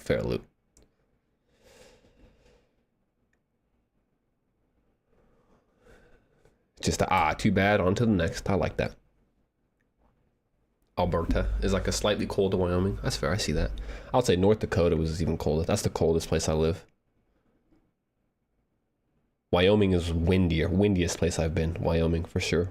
But as far as pure coldness, oh nah. North Dakota, never going back. That's where my girlfriend's from, actually. So all her family's there, but I think I've convinced her to not move back. Which I do feel bad, but at the same time, she likes the warmth, so I don't feel too bad. We'll close here soon.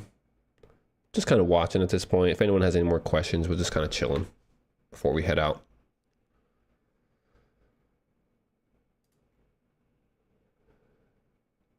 $4.15 is regular. We'll wait till regular trading hour close because I want to see where that, like if we close right on the opening range gap's midpoint, that's like such textbook consolidation.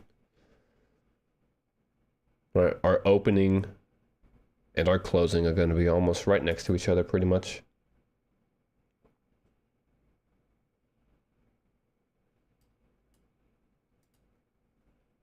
Which is straight, clear, as we said, right? If we're going to consolidate, that is so textbook. Small range day, price is going to return into, right, its opening. Very nice, very nice. Chinook wins? Yes. What the hell is Chinook? Like from Rust Chinook? That's what I know is Chinook.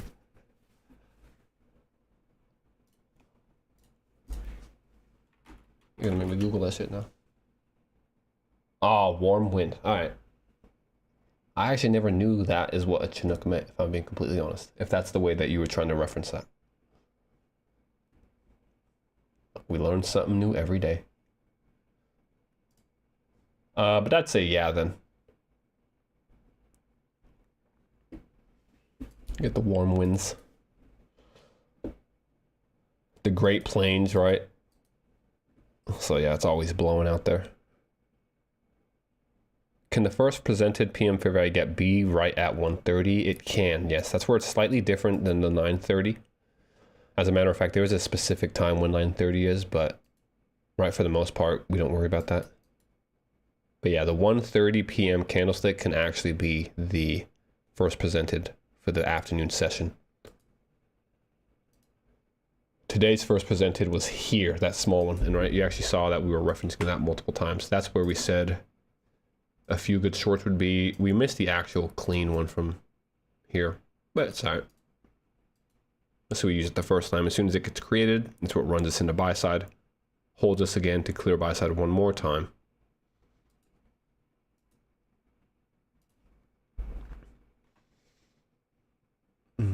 And that's also why, right, we were saying this is balanced, because the 130 opening, was it 130? The 130 opening acts as almost like the power of 3 for the afternoon session. It acts as like the midnight level. So if our expectation is at 130, we opened here, anything above this would be the manipulation. So as we start breaking below it, especially with the time that it's, right, we're heading into power hour and whatnot, we wouldn't want to see price make that retracement. And that's why we get that deep sell-off.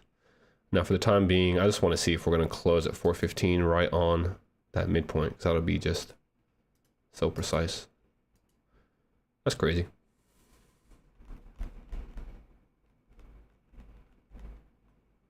Montana, it's very similar to Montana, honestly. That's a good way to put it, yeah. Wyoming, Montana. Very similar climates. The two least populated states in the country as well. That's why, probably.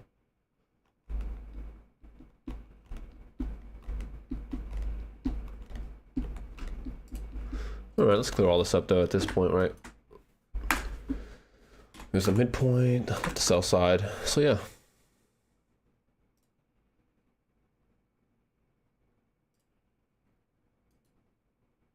Nice.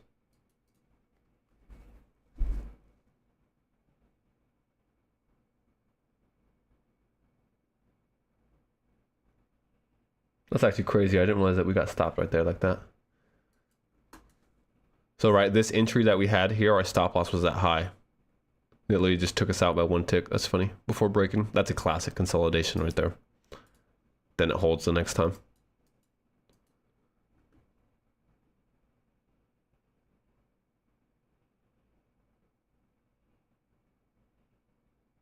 Yep. Usually like right 4 o'clock is when it really fizzles out. I just want to see what the actual regular trading hour close is going to be, because then it'll give us a forecast for tomorrow's opening range gap. Like if we close, right, another thing, if we're going to close right here, that means that when we open tomorrow, these opening range gaps are going to be stacked over one another, which once again, that's a clear consolidation signature, right? So we could almost go into tomorrow already expecting consolidation based off how we close right now. And that's really the beauty, being able to forecast how the market will move beforehand. Because yeah, once again, right, really everything that we expected, or everything that led us to expect consolidation today has now pretty much taken place again. We've ran up into a previous daily level. We still don't have any high impact news tomorrow. CPI on Wednesday. We're now going to be stacking time-based PD arrays on top of one another. And, right, we have a very small range here, so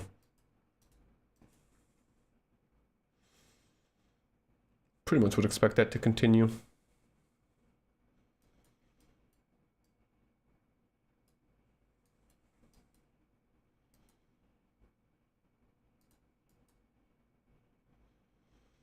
$10 was the last good move, yeah, or the close, right? That last half hour, like here was pretty clean, to be honest. Inverting the volume, as you said, if we're going to create a wick, trade through that wick, leaving a volume imbalance at a daily swing point when the inefficiency is perfectly, right? It's equilibrium. Look at that. Equilibrium of the wick is the daily level, not random. So as we trade up through that, failure swing, displacement below, bearish fair value gap. That would have been like, oh my goodness. Look at the bearish fair value gap. The consequent encroachment is the same, like, right? This is what we talk about when we say like stacking PD arrays, adding extra confluence. Everything in here is all aligned. So that is what would key this as the key short. And that's why it holds us before we break lower. 10 minutes, and then, yeah, I'm guessing we close. Let's close right in this midpoint. That'd be fire. I just want to see the close of it. Flat for you. Hey, no trade's a winning trade. That's what I always say.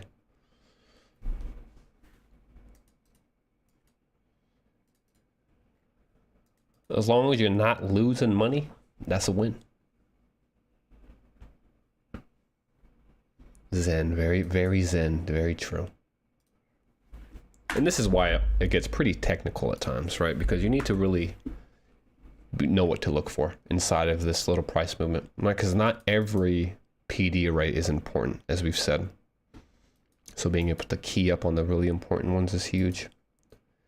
And they're always going to be anchored to higher time frame key levels. That's one way to always filter out bad trades. Right, just kind of like this here. It had the potential of running higher, but that fair value gap isn't anchored to anything, or this fair value gap here. So like I guarantee you some ICT traders, and this is why ICT people say that the concepts don't work.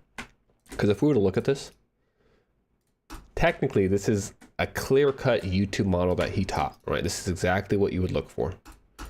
Short-term low being cleared after a consolidation, displacement through a high, closing above a high while leaving a fair value gap. And you'd go, oh, okay, that's the YouTube model. Oh, we have yesterday's high, perfect, right? We got to reach up into that. That should hold. You enter, you think it's going to work out, and then boom, price trades right through it. And now you're like, what the heck, right? These trades don't work. ICT's a scam. Well, it's like, no, what is in here? If you're trading this just because you see it, you're simply a retail trader trading patterns just because the patterns form.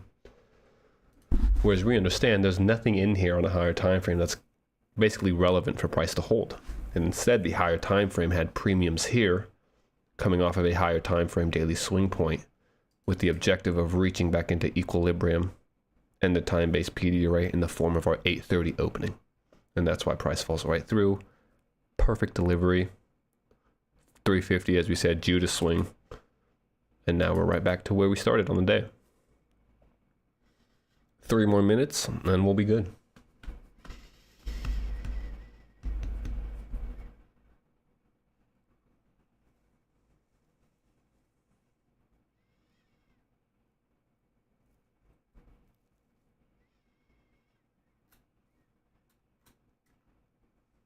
As far as tomorrow, as you said, let's kind of set up our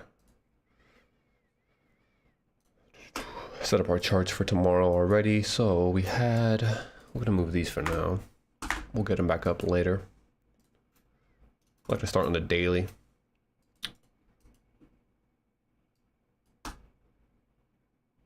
That daily low, I like that right there. So I'm gonna want that. It's gonna be a daily swing point. We'll have yesterday's high up already. So that's the daily low right there, okay. Which makes me think that this low here will probably for sure be targeted to get us into the 4 hour. So my expectation would be sell side into the 4 hour once again, continue consolidation.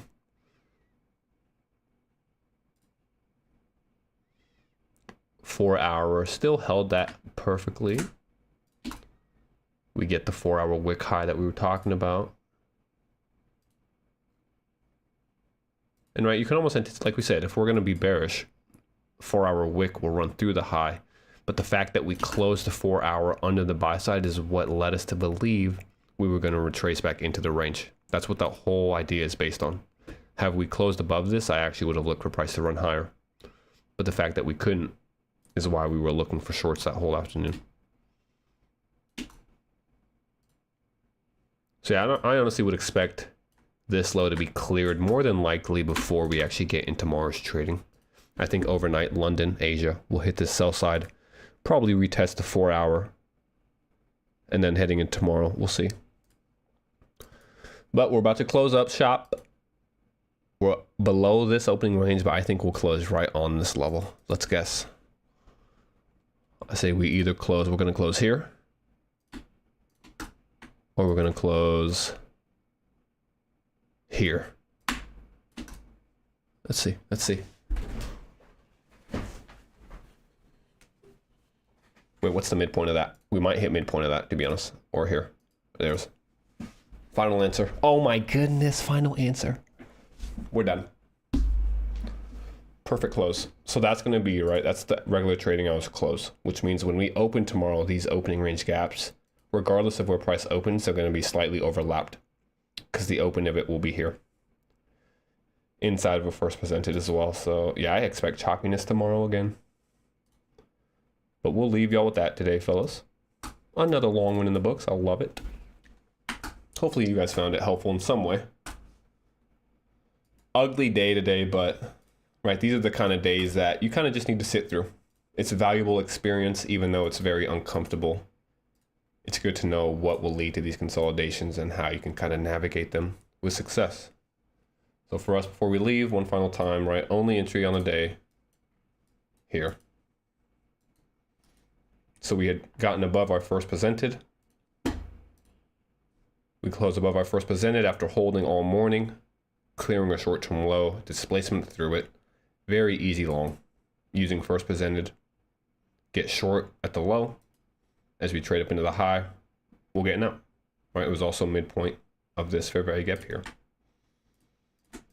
So keeping it simple with the understanding that we're going to consolidate, and then the rest of the day, yeah, we got a nice run, but for the most part, just nonsense, right? And we end up closing pretty much where we opened at. You did good, Retain. Yes, no trade is fine. The less trades, the better in days like this, right? You could very easily blow your accounts or overtrade in these conditions. So being able to manage that is huge. But all right, fellas, tomorrow, let me just check. Oh yeah, we saw no high impact news tomorrow. So we'll be back at the same time again, 9:25 Eastern. And we'll see what we get. Tomorrow will be shorter. It won't be an all day one. But we'll probably just do the morning, especially because, right, CPI is coming. So I'm not going to try to trade the afternoon before CPI. No need. So we'll be back in the morning. Until then, have a good rest of the day, everybody. And we'll talk tomorrow. Take care.